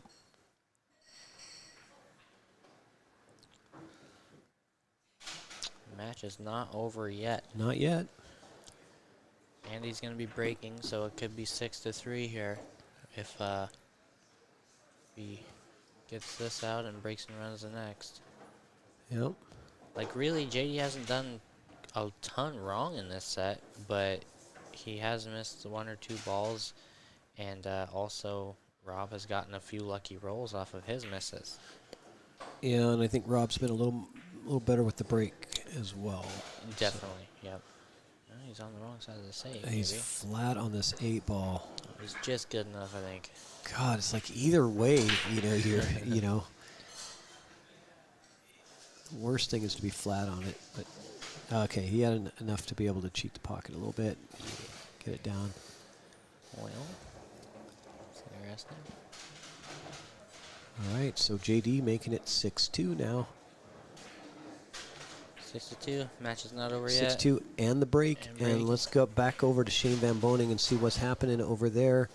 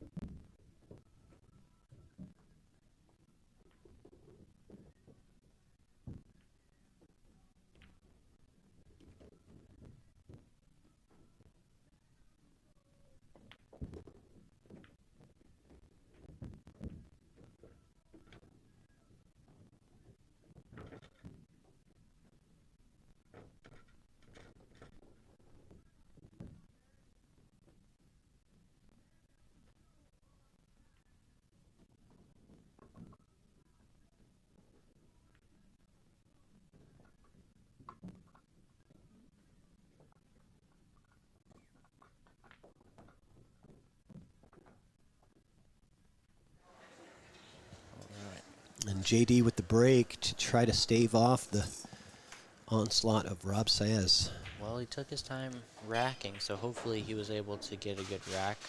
He is racking a little lower, So this 4-ball has a good chance of going in, I think. Yep, right in the pocket. Yeah, Oh. beautifully done. Oh, and he's going to get a nice shot Yeah, on it, too. great break from JD. Needed that too. Like I said, he's got to play perfect. I say nice shot on the 2. This is tough. Well, I mean, it's You know what compared Shane to does here? compared to a lot of. Is he playing safe here? No, Shane draws this around 3 rails. Ah, I might do that too, honestly. so you're gonna go off, Especially in this spot. off this 2 ball, sending the cue ball 3 rails into this window here. Yeah. I like it. It's tough to, you got to be, you have to be really comfortable and confident. It is kind of a blind pocket a little bit as well. Yeah, that's the hour 15 shot right there. Yeah. If you play for 15 hours, you're good to shoot that, but Right.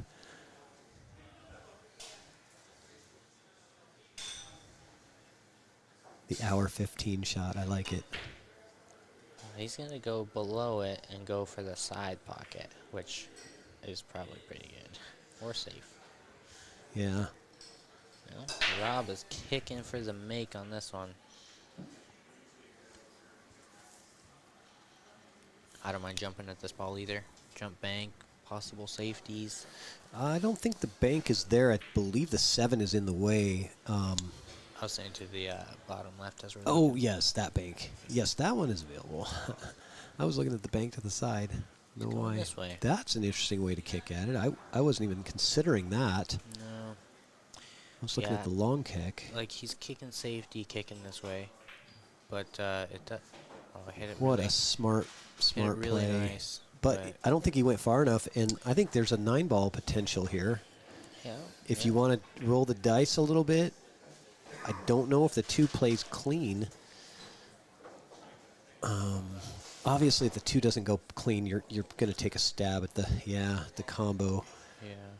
Unfortunately, if he hits it well, he doesn't get safe that much, I don't think. Because I think the 2 ball kind of goes with the cue ball a little bit in the direction. But,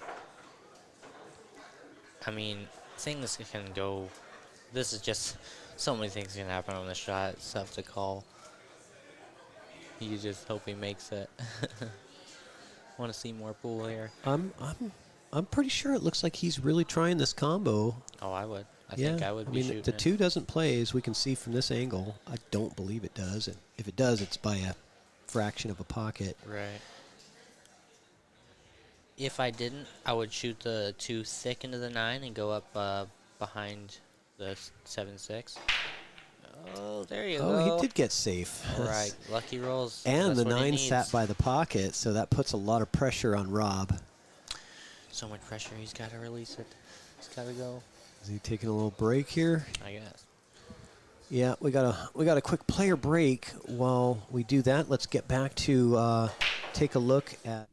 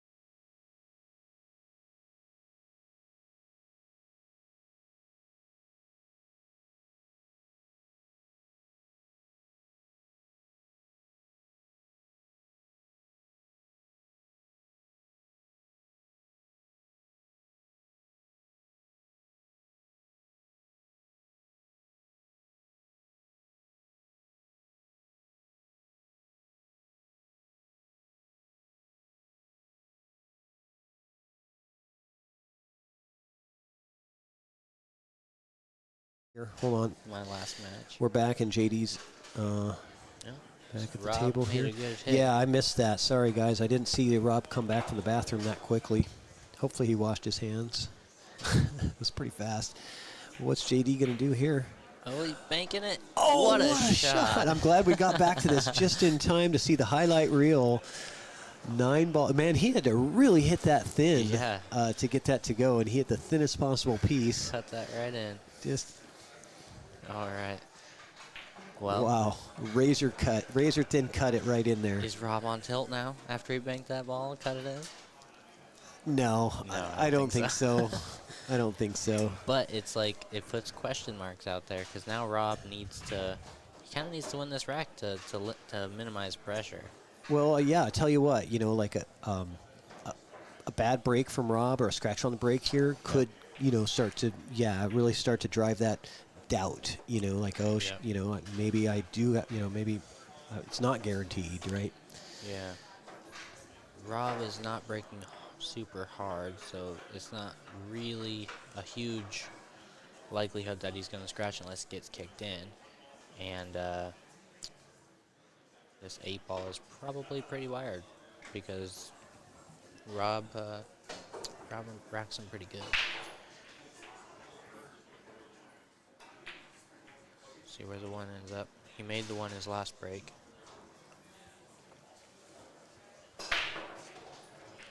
Yeah, man, he Okay. does. Got kicked around. And Oh, he's and look gonna- at this. And Jeez. that might be the match right there. Yeah.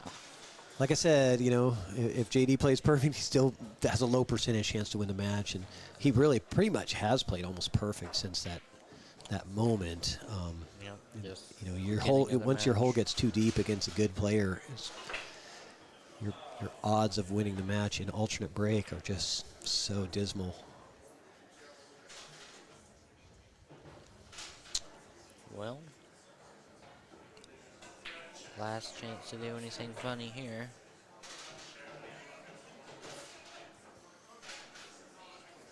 I think that's about right where he wanted it. Yeah. It's really a perfect angle where he doesn't have to do hardly anything with the cue ball. Pretty much Not sure if natural. he's going to hit the 9 or not. He did hit Oh. the 9. Okay. Played it well. Hit the 9 a lot thicker than I thought he was going to. But he was, Yeah, which is this- actually a good thing this- for controlling the cue ball off of that shot. This could get a little funny, don't you think? See how far outside he's aiming the cue ball? Wow. Very nice. Yeah, he really checked that up good with it inside and got the cue ball to slow down, and that's it. So Rob Saez over JD Doherty, Yep. 7-3. And we're going to take another quick break, guys, but there's action matches happening on other tables. If you want to watch the Ed Hobbs and Tony Chohan match, I believe Tony is on the hill 6-2. That is on the Evo Sports streaming YouTube channel. You should be able to click on the live button and see all of the live videos that are on Evo Sports right now. So you can just kind of pick your favorite and start watching. But we're going to take a quick commentator break and come back to you with the feature table with another matchup here shortly, probably in the next 20 minutes. All right. All right. Thanks, Ty. Yeah, thank you. Yep.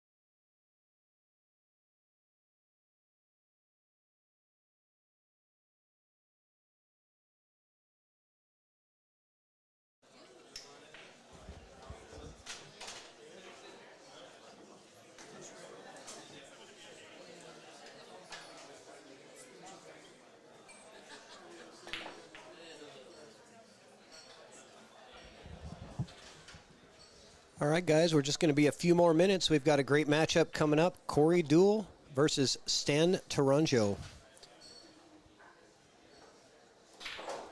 Just players are just getting warmed up now. Probably got another 5 or 10 minutes. Hang out with us. We'll be right back.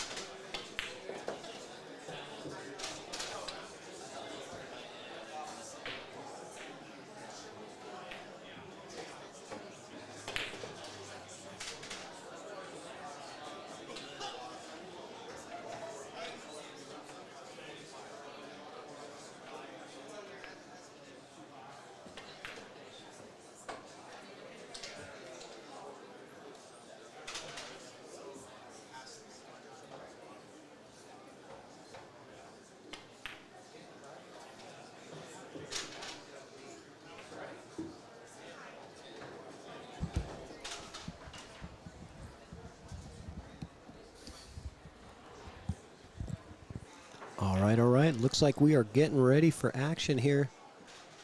A big heavyweight battle.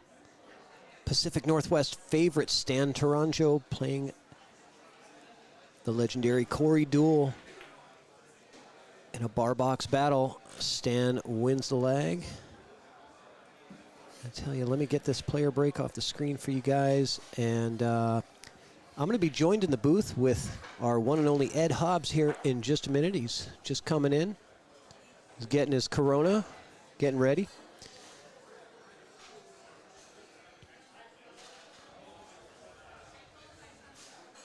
And here we go. Stan Taranjo rocking the Evo Sports jersey, one of our sponsored players.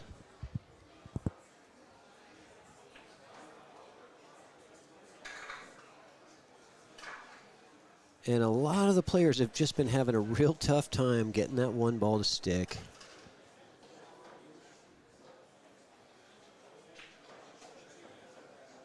I haven't seen one player that has been racking the balls very easily on this table. I think there's just a little indentation where the spot is, and this is the challenge of wood rack 9-ball.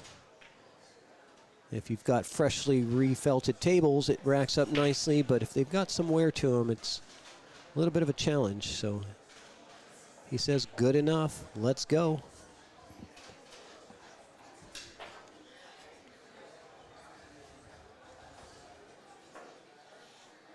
All right, looks like we've got almost 90 people watching. Hit me up in the chat. Let me know you're there. Who's all out there? Where are you watching from? How far are we reaching here? So Stan with a side break, cut break on the one to the side, almost gets it. Almost gets it again, but he does get a bonus ball in there, and that one kind of got rocked a little bit, and he's going to take a look at that to see if that actually plays in the side pocket now. It does. So fortunate that it didn't get rocked and kind of move over into that uncomfortable position along the rail. What's up, Morgan Joe? Welcome, welcome. Thanks for watching.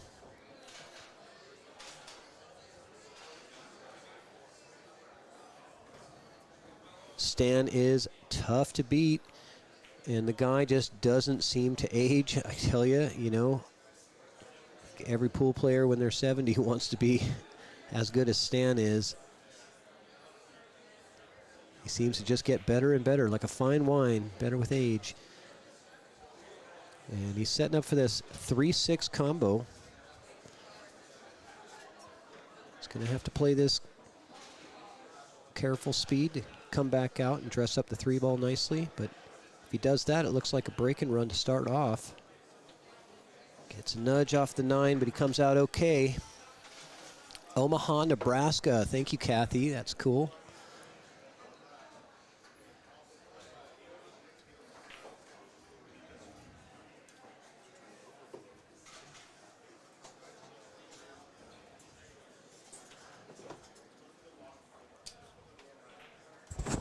All right, we've got Ed Hobbs back in the booth. Thank you, Ed. Welcome. I saw Thanks for having. Saw you at the bar, getting your Corona, getting your refreshments going. Right. Yeah, I was going to wait a little later, but, you know, got a little hair of the dog going on. Yeah. I know you and Tony were hanging out pretty late last night. Yeah. So Stan Taranjo doing Stan the Man things over here, starting off with a break and run. If he completes this transition from the 7 to the 8, and I have every expectation that he will. No cursing now, Pat. Well, I got him in the Calcutta, so. Yeah, well, so is this your horse versus my horse, Ed? I got Corey. I see. we are on opposite sides over here. No wonder you just put him on that 8 funny. I tell you what, I can't root against Stan because he's one of our sponsored players for Evo Sports. So you know. Yeah. I got to be happy with no matter what happens here. Oh, nice shot. But I can be sad with a wad of cash. I'm okay with that. So Stan with a break and run to start it off, and he sets the tone. Yep, if he holds his serve, you're in trouble. Yeah. Does that all set. Let's see a perfect set, right? break and run every rack. Just 1 second.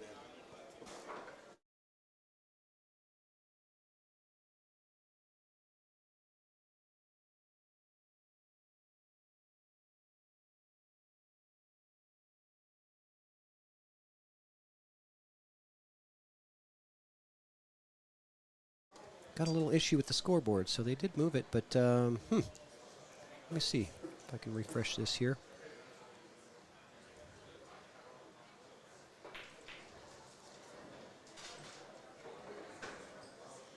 Oh, that's why.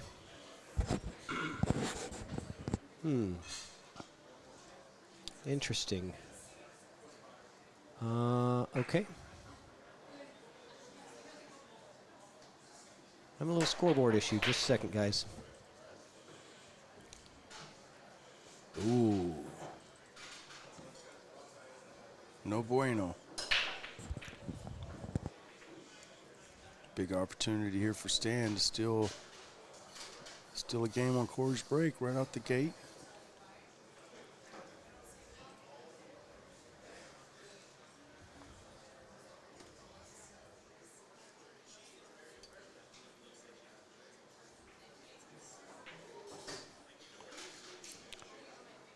Yeah, Stan's a good favorite to get out from here. We'll see a drawback off one rail.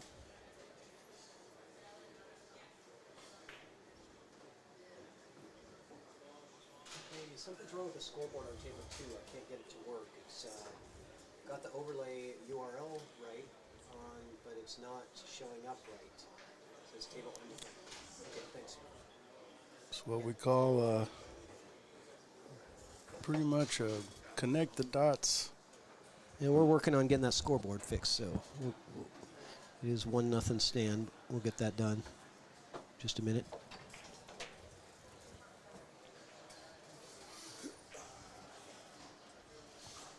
This is table.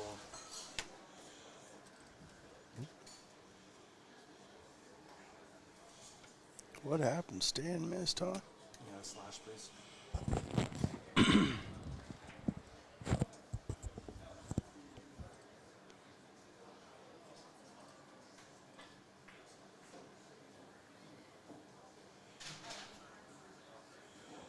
That's trouble. Looks like Corey's going to have to bank.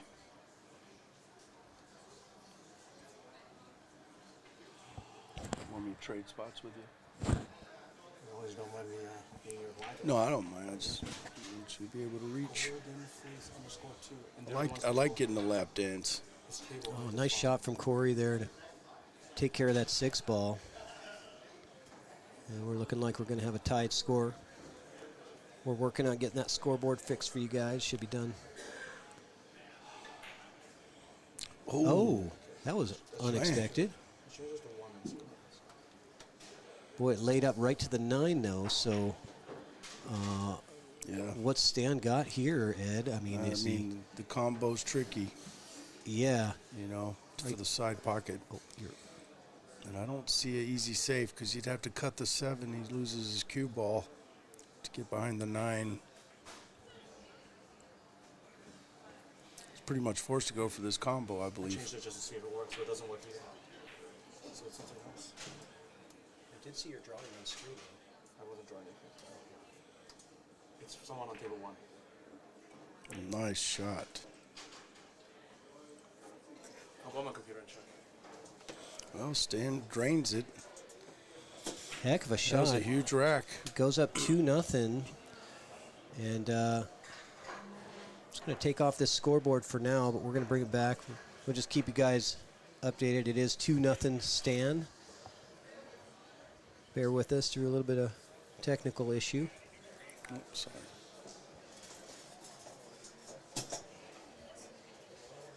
It's tough when we have to get our IT person in here, and he's got to sit on your lap to get things done, Ed. But I was trying to You know, keep him it's from pulling a muscle, you know.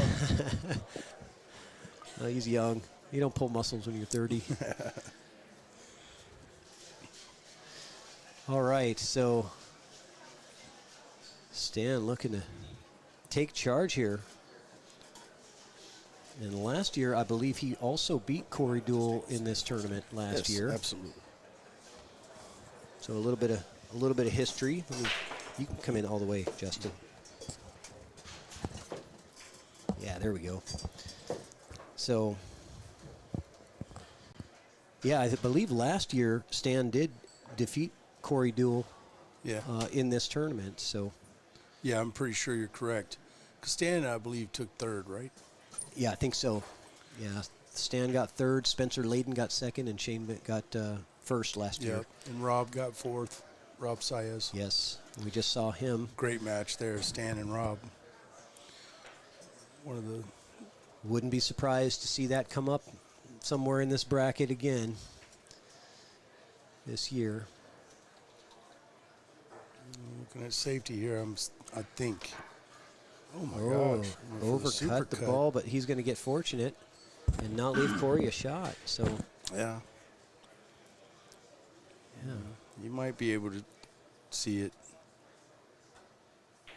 Think he could barely get by. His body English shows that he could see it. Oh boy! Oh he my is. goodness! What is He is going having on? a rough start, man. Jeez. He's having a rough start.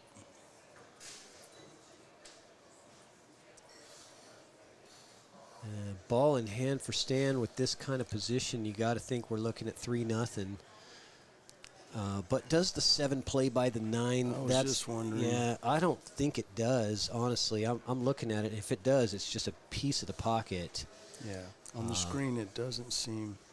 But he could certainly get underneath it and play it up top. To the right side of the table. It's going to be hard to get there, though, because of where the 5 is. Yeah. You know, He hasn't even looked at it. I think it passes. yeah, he doesn't seem. He hasn't given it a hard stare, and a guy like Stan would address that early on, Yeah, Look at it at least. You're right. He's It very must much. pass. He's very much a preparer. And it does go up in the top corner if, he plays short side. Yeah, that's what he's looking at right that's what he's now. looking at. So he needs to get on the 5 to where he can get that cue ball down below the 7. Yeah. Or bump into him, which depends on where he gets, right? On the 5. Yeah, I mean, I doubt that's what he wants to do. Yeah, usually these guys don't want to move balls if they don't have to. No. And it still could pass, and he was maybe just looking at that, Well, we're pretty gonna sure. find out right here. Yeah, he's going around 3 rails. 3 rails, yeah. Maybe 4. maybe catch the 4th. Yep. He's Towards the got a bottom. pretty good angle for it. 1, 2. It's not- No, it's it came 8 off ball. long, didn't it? Oh, it does. Well, now we're gonna find out if it plays. But Yeah, he's. gosh, it doesn't look good. But He could play easy safe if it doesn't. I think that might be what we're looking at. No, it plays. that- God, yeah. the camera fools us, doesn't it? Yeah. Like He I knew say, all he along. might have been looking at the other as a backup plan in case he rolled too far. Yeah. Because he never even really looked at that. Stan the man. Stan the man going up 3-0. That was a nice run out, man.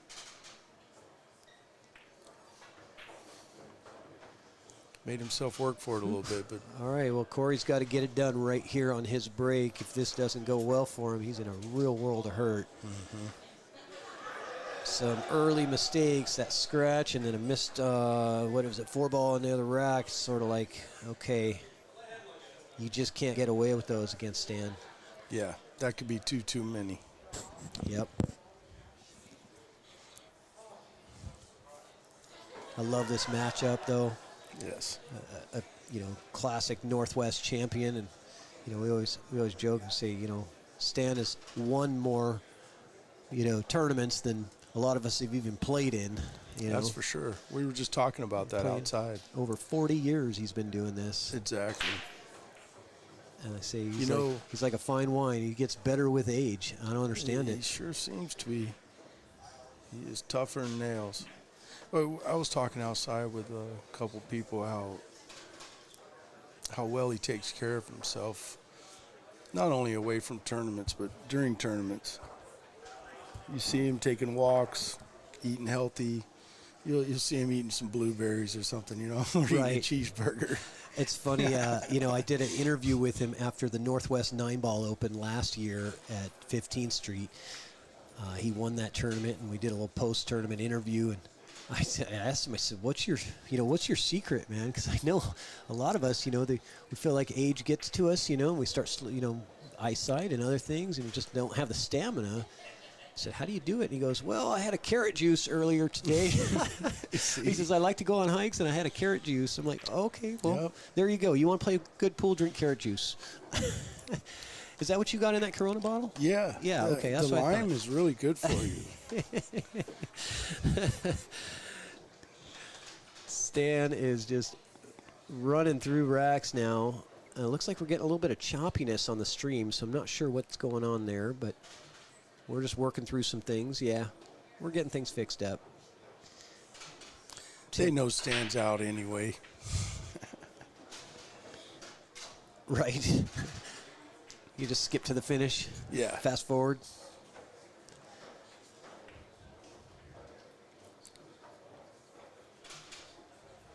Oh, close to that side pocket.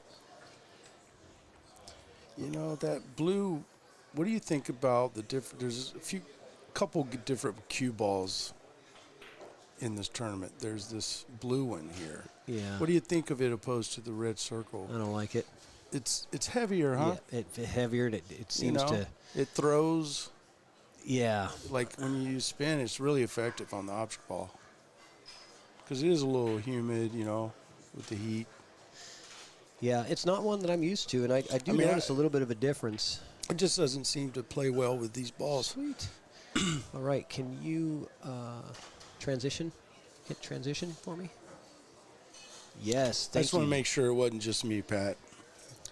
Justin Lee, the Evo Sports CEO, getting our scoreboard back in. Thank you for the tech support. We're back in business in San Tarango. Up now, should be 4-0. I would. Oh yeah, he hasn't stocked the 9-ball He yet. is Now now. it's 4-0. I'm like looking at the scoreboard. I'm like, is that right? I thought it was 4-0. 4 zip and breaking. Now it is 4-0 and breaking. Yeah, that was devastating for Corey to not get that rack because you got to protect your home serve. I mean, alternate break. Yeah. Yeah, he's on life support now. I hate to say for him. Yeah, it's going to be a tough road. mean, Like we were saying before with alternate break and a bar box, even if you play perfect, even if Corey plays perfect pool from here on out, he still has less than a 50% chance of winning the set. Well, maybe more, but, because it's not 6-0. But it gets away from you so quick when you get in a hole like that. He literally needs Stan to, screw up. Yeah, scratch on. He needs a scratch on break or something like that. Right? Yeah, he's got to rely on that. And that's a tall order in itself because this man don't make many mistakes. No, We know that. he's here for the money. This is his paycheck. Well, Dave and I didn't buy him for $1,500 in this the is Calcutta for nothing. Oh, What we were boy. just talking about. Corey needs. You made that happen. He needs a break right there, and he got one. Scratch on the break, but look at the 5-7. Not a problem. Corey's looking at that right away. You don't think it's a problem? Nah. Looks a little funny. I don't know. Pocket, it's a little off, but the pockets are pretty generous. But, he may play off of it right now. I don't think he will, but maybe. Yeah, he did. Yeah, I like that. Yeah. It's a good move. You got ball in hand to start with. You can go ahead and manufacture something. You might as well do it on the first shot. True that. Don't wait till later. That's what we always tell everybody. Yeah. Don't save your problems till later. Don't procrastinate. Yeah. I mean, if the combo was wired in, I don't see any problem of leaving it, but It was a little off kilter. apparently, Yeah. I mean, I have no doubt that combo played. It just wasn't as easy it as wasn't he'd liked. straight. Yeah. could have hung it, right? Yep. And 5 gets away from you. Yeah. No, he's a this is- little funny on this one. He wanted to Yeah. be straighter. Is he going to come in towards that corner with some outside and try to spin it 2 rails? Should go 2 rails, yeah. That's the natural thing, like Yep. that. Good Mm. play. He's back in line. Yeah, Corey's been in this game so long, he doesn't really get phased by being down 4-0. It's just, you know, He knows he can only do something about the future. he's not a guy You know, that's going to that's get a put done on. deal. Yeah, he's not a guy that's going to get put on tilt. you know. Exactly. And you can never be a give-up player, ever.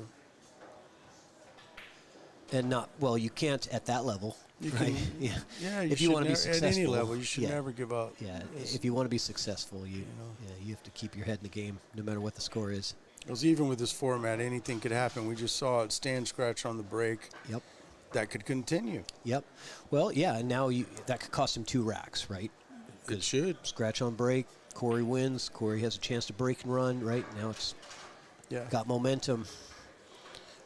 So, gotta get my horse running. Yeah. Giddy up, Corey. Let's go. No, like I said, I can't root against Stan because he is. Well, you could have fooled me, Patrick. He's a favorite. My wallet's rooting for Corey, but my heart's rooting for Stan. You got to pick a side, Patrick. Well, when you pick your horse, you don't know who they're going to play against. You know. I doubt anyone would be mad at you for picking Corey. And what about Looking Stan? out for your wallet. What about Stan? But he's always too expensive. Yeah. Not to say Corey was cheap. Dave and I went in halves. Yeah. What was it? 1,500. Yeah. Yeah. And Corey Thanks was to me. half of that. Yeah. Right. Yeah. Right. You're the one that ran it. Well, Dave was in a battle bidding with someone, and I was like, Dave, I'll go in halves with you on the microphone, right? So Yeah. he wasn't going to stop once I said that. So Otherwise, I think, push out here from Corey. Let's take a look at what he left. I don't think Stan's giving that back. Do you? No. I don't see how he could. No, of course not. It's ugly. Yeah, but why? Because he pushed the 4 ball into the pile. So he says, okay, you can probably get the 1, 2, 3. But then that 4-9 looks kind of possible too. Like you look at the side view of the 4-9. Yeah. That's true. Yeah, I don't know about that push out from Corey. Yeah. It's a pretty smart one. I mean, the safe's not easy, and then you don't want to give it back to him. So he's a little tree topped. He's got to hit it really thin. Yeah, unless he could cut it in. He can. It cuts to that left corner. Oh, I thought the 3 was in the way, but apparently he is doing that. Look at this. Using the 8 ball to slow down the cue ball. The 8 ball holds up, so that actually might save him from the 4-9, the easy 4-9, but that'll make it an easier combo to get the 8 and continue the run. I believe it'll still pass. The 4-9, that is. Now, what would you be looking for here with that 4 ball? Would you try to break that out, or would you go with position for that combo 4-9-8? I think the 4-9 will go past the 8. I think there's enough pocket. It might be. And if that's the case, I would not break it out. I'd get on that for the game. Well, he's got an angle to kind of do whatever he wants here, really. If it doesn't go, I think I still don't try to break him out. The 4-9-8 is not a hard combo. And the 4 will be his next shot, and if the 9 doesn't stay in path, he'll still be out. Well, yeah, he chose to break it out. I was wrong. He's got such accuracy, though. You think that was a wrong decision? No, I said I was wrong. Oh, you were about wrong. him breaking it out. I didn't think he had to, but well, maybe he didn't have to, but he did make it a little easier. But the accuracy to hit that 4 where he did requires a lot of skill, and he's confident that he's going to hit it right in that perfect spot because it could have gotten in trouble. Yeah. And hit that right speed. I have such respect for Stan's game. If he did it, then that's what you were supposed to do. Agreed.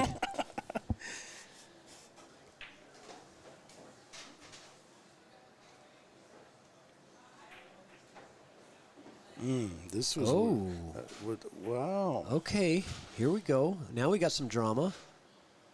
What are we looking at here? Can you thin off the 4 and move the 9 somewhere, or are you going to play a safe up table? More I like, don't know. can he hide behind the 9? Can he hit it soft enough, get to the rail, and duck behind the 9 right now? I don't gonna think so. guess no. Nah, not now. I don't think he can. So he's trying to hit this paper thin. just to move the cue ball down table. But if that 4 moves too much, Corey might have that 4-9 combo, or if it moves even He's further, in a- he might have the 4 in the corner. He's So in a funny spot. Well, is he going to play the carom? He might play the cheese. I feel like he's just kind of He's checking it all out, right? seeing He's how surveying. it feels. Yeah, he's surveying all the screwed shots he has. Yeah, it's like, the batters in the on deck circle. Yeah. They're watching the pitches and they're taking their practice swing as they're seeing the pitches come in. You're just getting your practice more swings so, in from different areas. I think he's trying to figure out which option is best. I mean, he's got like 4, and they're all tough, Patrick. Billiard on the 9, bank on the 4, thin and off the 4, going off the 4, coming back up table for safety behind the 9 or the 5, through the window of the 7 and the rail. You feel me? That's the one I like. You know what I mean? Go up. It's a lot of travel, but that's the one I like. Is Play if this, you boom, can boom. if you can hit this 4, is this what you're talking about? Yes. Hit this 4 down either into this window or down into here. not even You're gonna worried send about that You're gonna part. send that cue ball up table, but it might come back around too. Oh, hold on. We're gonna have. Oh, they're watching the hit on the carom. Or he's playing the safety I saw it about earlier, duck him behind the 9. See, like that one. Wow. I didn't know if he could. I didn't think he could do that stun- either. Yeah. That's the first gut shot I saw. It's what we can do or what Stan can do. We're saying. Well, I said earlier, maybe he could duck behind the 9, and we felt it was too close. Corey with a nice kick, but doesn't get there. Left him at some distance. This is no hanger. But he's got natural path to just follow right back up for the 5 in the corner.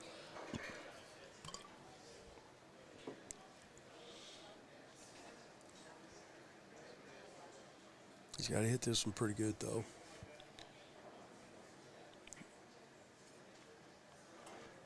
Put some pace on it. Oh. See, it was not an easy shot. No, but he's going to get fortunate. He sure is. Real fortunate. Oh, God. Wow. Man, it's one thing to be as good as he is, but then to add luck on top of that, that's just wrong. What a reward. I mean, when you're that good, do you really need luck? Against Corey Deuel, yes. Yeah, I guess it helps. It certainly helps. Oh, boy. Yeah, what a highlight reel he shot needed more that luck. was. That was a highlight reel for sure, man. Pounded sick. that thing in there, and that went exactly in the place that he wanted. Now he might be looking for the For safe. my next trick. Yeah, he's got to be playing safe here. Yeah. 50-yard He's gonna line send it up on by the both. 7. No, No, never mind. He was trying to cut it in. Oh, Man, more. he was going for the jugular there, and did Wow. he leave? Ooh, got this is not. fortunate. This is not. I would have thought that he would have just cut that at a 45-degree angle, sending the 5 up by the 7, and the cue ball up to the opposite rail. He way overcut it too. So he totally could have cut it in. Like he hit it too thin. Yeah. Well, he's gonna have to kick at this. What's up, Triple G? Yeah, Stan is doing his thing. Stan the man. Triple G, my man. Where you at, Triple G?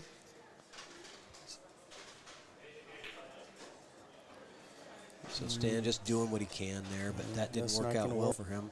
It's what Corey needed, though. Yep. So quite a few innings in this game. Well, Corey got lucky to leave him like that after that cut. He There's attempted- more innings in this rack than there were in the previous 5.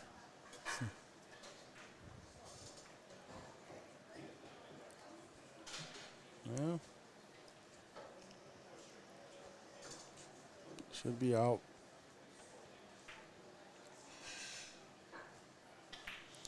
Triple G's been busy. Yeah, he's working all the time now. Freaking guy works like 7 days a week. He's a machine, Make that money. even with a busted up knee. Make that for sure money. All right. I was going to say, with that busted up knee, he probably didn't get to work much for a while. No, he went right back to work, dude. I mean, while he had it Yeah, busted he was up. being more of a supervisor than anything, Oh, but still okay. going back to work and doing some of the things that he could do. But now he's getting back up on ladders and stuff. He's healing up. Mm. Yeah, so I don't know what's going on with that. Let's see. 4-2. Oh, I know what I got to do here. Stan's got to try to get his momentum back. Corey's right back in this match if he wins this rack.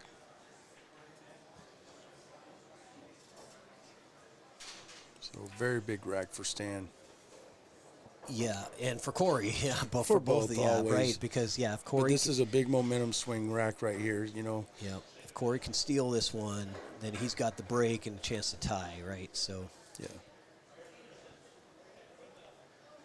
But Stan's got that break pretty locked in. That one is tracking to the Don't side. give him the scratch curse No, I'm again. not. He's not going to Patrick. scratch. He's gonna. That one's going to go right in the side pocket. Watch this.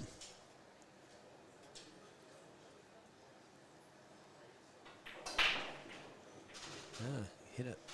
He made something. I think the wing ball. Now we're looking at a 1-2 combo to get started. Yeah.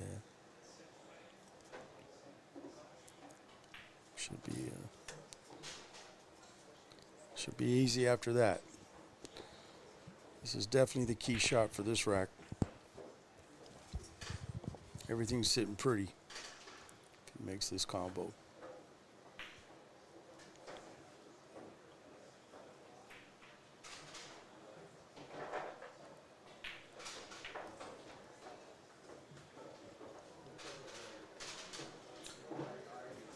Yeah, not too much to think about. He's already got the whole map in his head exactly on how he wants everything to go. And unless he gets way out of line, that's not really going to change. I like this Yeah, position. he went- Well, outside gets you. He's got a massive He landing went off area. the map.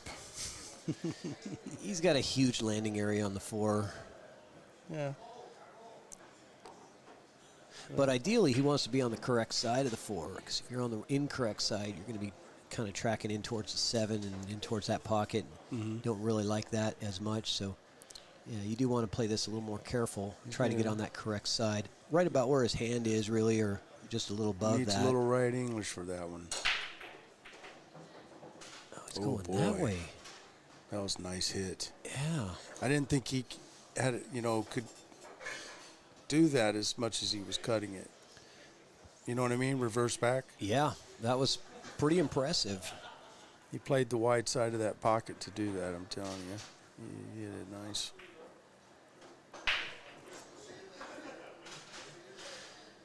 That's what Stan calls the pay the rent stroke. Man.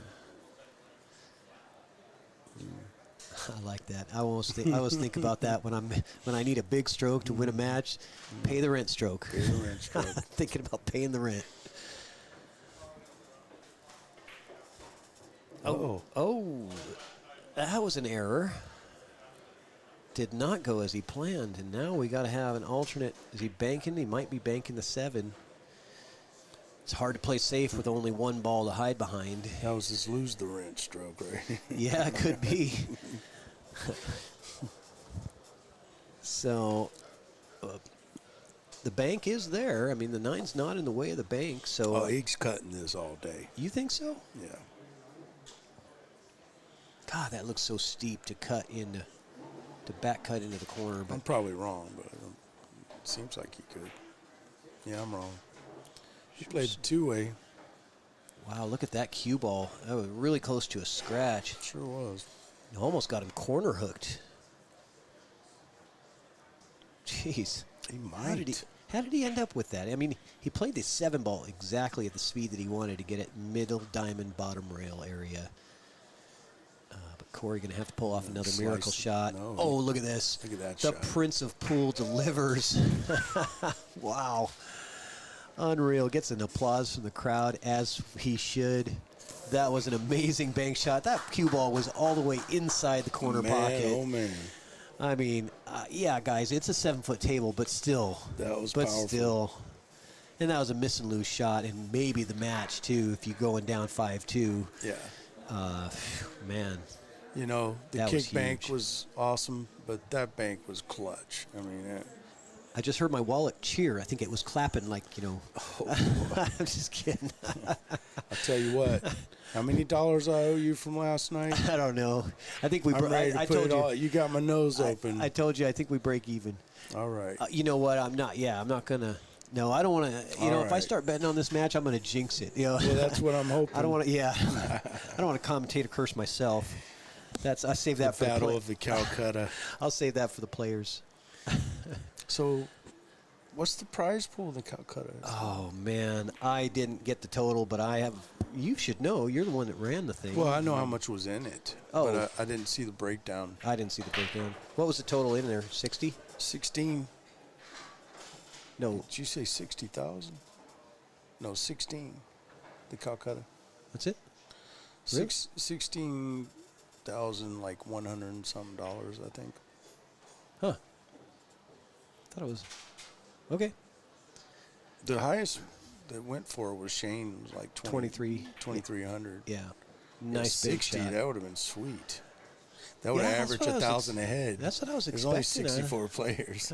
Well, you must have been off your game on that. Oh, look at this. 9 ball Well, goes last down. year it was, Corey Duell takes the early 9 to tie the score 4-4. Here we go. We got a match now, but still Stan has the huge advantage because of the break situation here.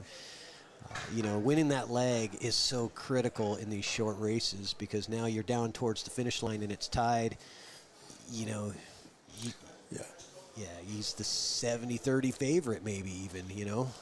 By the way, Live Calcutta, we've never come even close to 60 around here. Well, It's more about the bidders, maybe I was hoping. Well, I figured, yeah, that's true. That would have been. There were 64 players, Yeah. but, the average per player is probably a couple hundred, right? So, yeah. If that. Yeah, last year was 13. Yeah. Mike did it. Yeah, because you get a lot of, This year was there's a 16. lot of 400 and 500 players that they're going to go for $20 or $40, so. Yeah. Yeah. The big dogs go There for was a pool of 12 players, Yeah. that didn't get bidded on at all. So Yeah, you can buy, that's the bargain basement deal, right? Where you we get- didn't have enough spectators. I mean, we need all the South End and all the high rollers to come out. Yeah, well.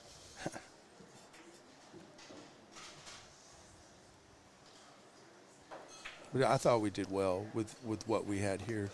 Yeah, you always do a good job with I that. felt like I meant the crowd, not me. Oh, well. It's all about the bidders. It's really nothing to do with me. I just yell out the names and try to. So look at this. Stan with a Hype dry up. break on the tie, and Corey with a big-time opportunity to really turn the tables on this match. Never give up. Yeah, no kidding. He's made some great shots to get out of some of these jams that he's in. Stan is not making many mistakes, but tell you that one on the 7 ball is going to haunt him if this match doesn't go his way. Certainly. He's gonna be thinking about that one, probably setting it up and shooting it about 150 times. I've seen him do that after he misses a shot and loses a match. He'll go back and set it up like Yeah. a bunch of times until he just can't miss it. But I bet all these guys, pro-level guys do that. That's why they're so good. We got the neighbor table over there. Oh yeah, I gotta flip around back Chris and forth Reinhold. here because we got He just won. Chris Reinhold defeated Spencer Layden, who was the runner-up last year. So Spencer going down to the B side, but Looks like it was 7-4. yeah, 7-4. Chris Reinhold over Spencer Layden. Two very quality players. That match was also streamed over on Table 1. Evo Sports streaming on YouTube. You can catch all the action here at the Golden Fleece. Look at Corey with 5 in a row. From nowhere. That scratch on the break at 4-0. Yeah. Turning point. Yeah. I think the real turn for me was that missed position on the 7 from Stan. That was unusual that he came right into it like that. Yeah. Yeah. And Corey give him credit, though. He's made some highlight reel shots. So some of these bank shots, Unreal. He's made 2 really key banks. Yeah. 1 racks. Yeah, this match would be over if those banks didn't go. Yeah. This would be done. It'd be 7-2 Yeah. at best. 5 in a row. Yes, sir. All right. Corey Deuel now with the lead after being down 4-0.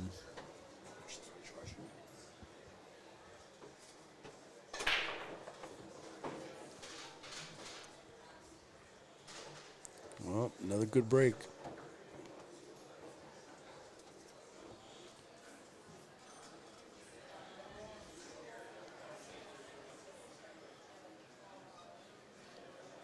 And we talk about momentum so much in this game.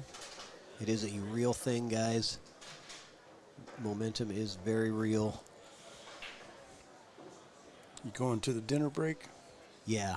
Yeah, Yeah. we're going to a little award ceremony. I think they're giving me some kind of trophy or something. I don't know. Oh, really? No, I'm just kidding. No, it's not about me. I'm just joking. You had me. No, Patrick. I'm going for the food, man.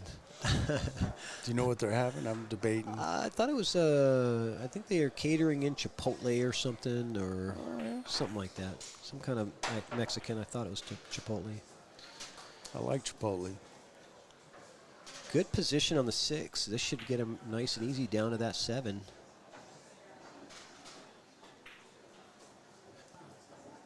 Yeah. Good control. A little flat on this. Ah, he's got a little angle. Perfect, actually.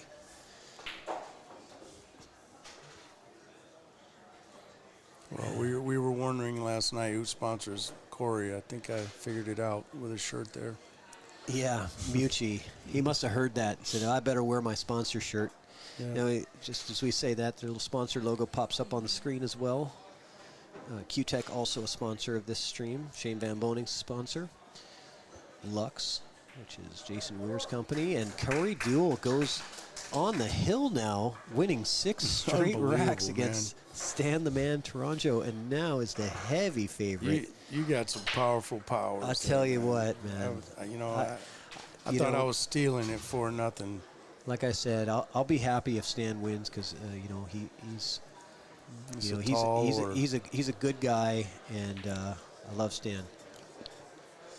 He is all the way a Pacific Northwest I favorite. second that emotion. Yeah.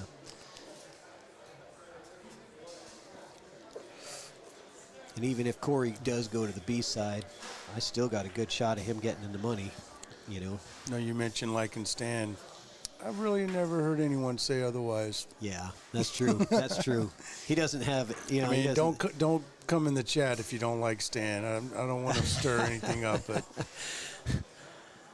he's hard not to like.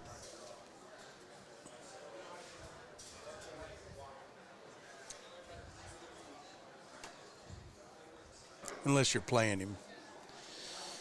You might not like him during that time.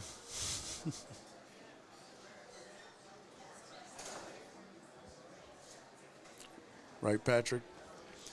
If you're playing against him, you might not like him during that time. Greg thinks I'm the luckiest person on the planet, but that's just because I always, usually beat him in pools, so, he has to say I'm lucky. Well, Because how else am I going to beat Greg? He does have an Irish look to him. Yeah, well, my name is Patrick, so, there's he's that. Yeah, he does have shamrocks. I'm not going to ask where.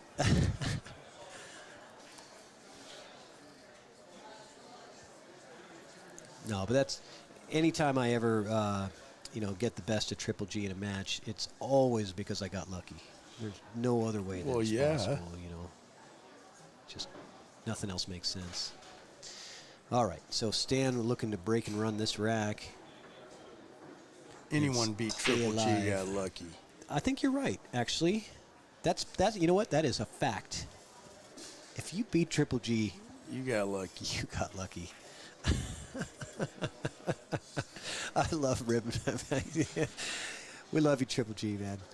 No, giving I you a mean hard it time. literally. You're probably meaning sarcasm. I mean, like, he's a good player. He is a good player, but you have to get lucky to beat him. That's the only way. That's right. Yeah.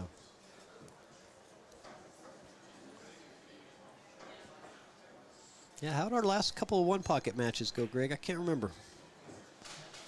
Uh-oh. Now he's going to go quiet now. No, now he's probably going to fill the chat. Get the chat riled up now. Poor Triple G. You're woofing at him like that. Now he's working all the time, probably not getting to practice. Yeah. He can't even come after you. Hey, I asked him if he wanted to commentate. He'd come in remote from home. He's too busy working. All right, so Stan, that's an interesting angle to be on the 7 when he wants to be down on the 8, isn't He's he? going to put a sweet stroke on this one, You're going to Patrick. draw this down the rail and not catch the edge of that side pocket. You don't want to catch the titty here. He's got to hit this good. Look at that. Yeah, it's just that was a lot to order. I was kind of wondering. Yeah. That couldn't have been the angle he was looking for at the No. 7 because. No, he wanted to be straight. He'll be all right. I mean, it's a sharp cut. I mean, he's a huge favorite to make it. It's off the rail. You don't like it. Look at this side view. Oh, it looks worse from there. God, he's Never gonna mind, that's tough. he's gonna try to hide behind the 9, right? I mean, that's what It's- he's thinking about, I think. It's touchy, man. That can sell out so easy, but if you get it, you're good. But it's delicate. If you can get the cue ball just to the other side of the 9, He's cutting. yeah. You know what they say when the safety's harder than the shot, just Or even equal. yeah, or even equal, exactly. Nice shot. Go for the shot, and you get rewarded. This like is where that. he's got to He just gets let it go and take whatever he gets on this 9. a round of applause from the crowd for Stan. Again, the hometown favorite over here. This cut's not quite as difficult. But not easy. Beautiful. Uh-oh. Don't do Uh-oh. it. Don't do it, baby. Don't do That's it. going. Yeah, that's going. So that's Brutal. going to do it. Stan Tourangeau, 7-4, wins 7 straight racks after being down 4-0. What a Amazing. turnaround. Unbelievable. We You talk never about- saw that coming. No, not in a million years. Not an alternate break. you would have put your whole wallet on the table if I I'd would've said I'm lost it betting all, on man. Corey. At your house, You your car. could have emptied me. You would have given me 10 to I 1 would've odds. borrowed too. money. You'd have given me 10 to 1 odds when Stan was up 4-0. Yeah. Oh, I missed out on a good opportunity there, but no. Hey, congrats to Corey. Great shooting, nice, excellent execution on some of those highlight reel bank shots, and man, he gets it done. He's fun to watch, man. Absolutely. So we're gonna take a break here. Let's check out what's going on the other tables, though. I'm gonna just see what's happening downstairs on table.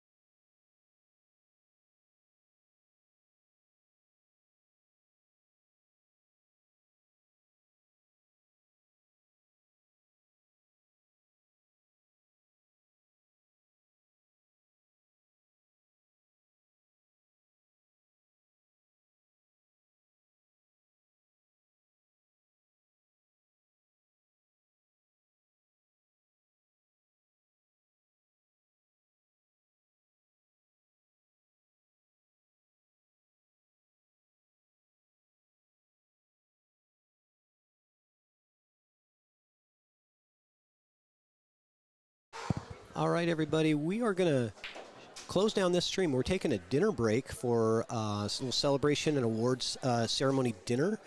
We're going to be back at 7 p.m., so I'm going to end this stream, and we'll see you guys at 7. Make sure to tune in. We'll have a lot more action for you tonight and all day tomorrow. See you guys soon.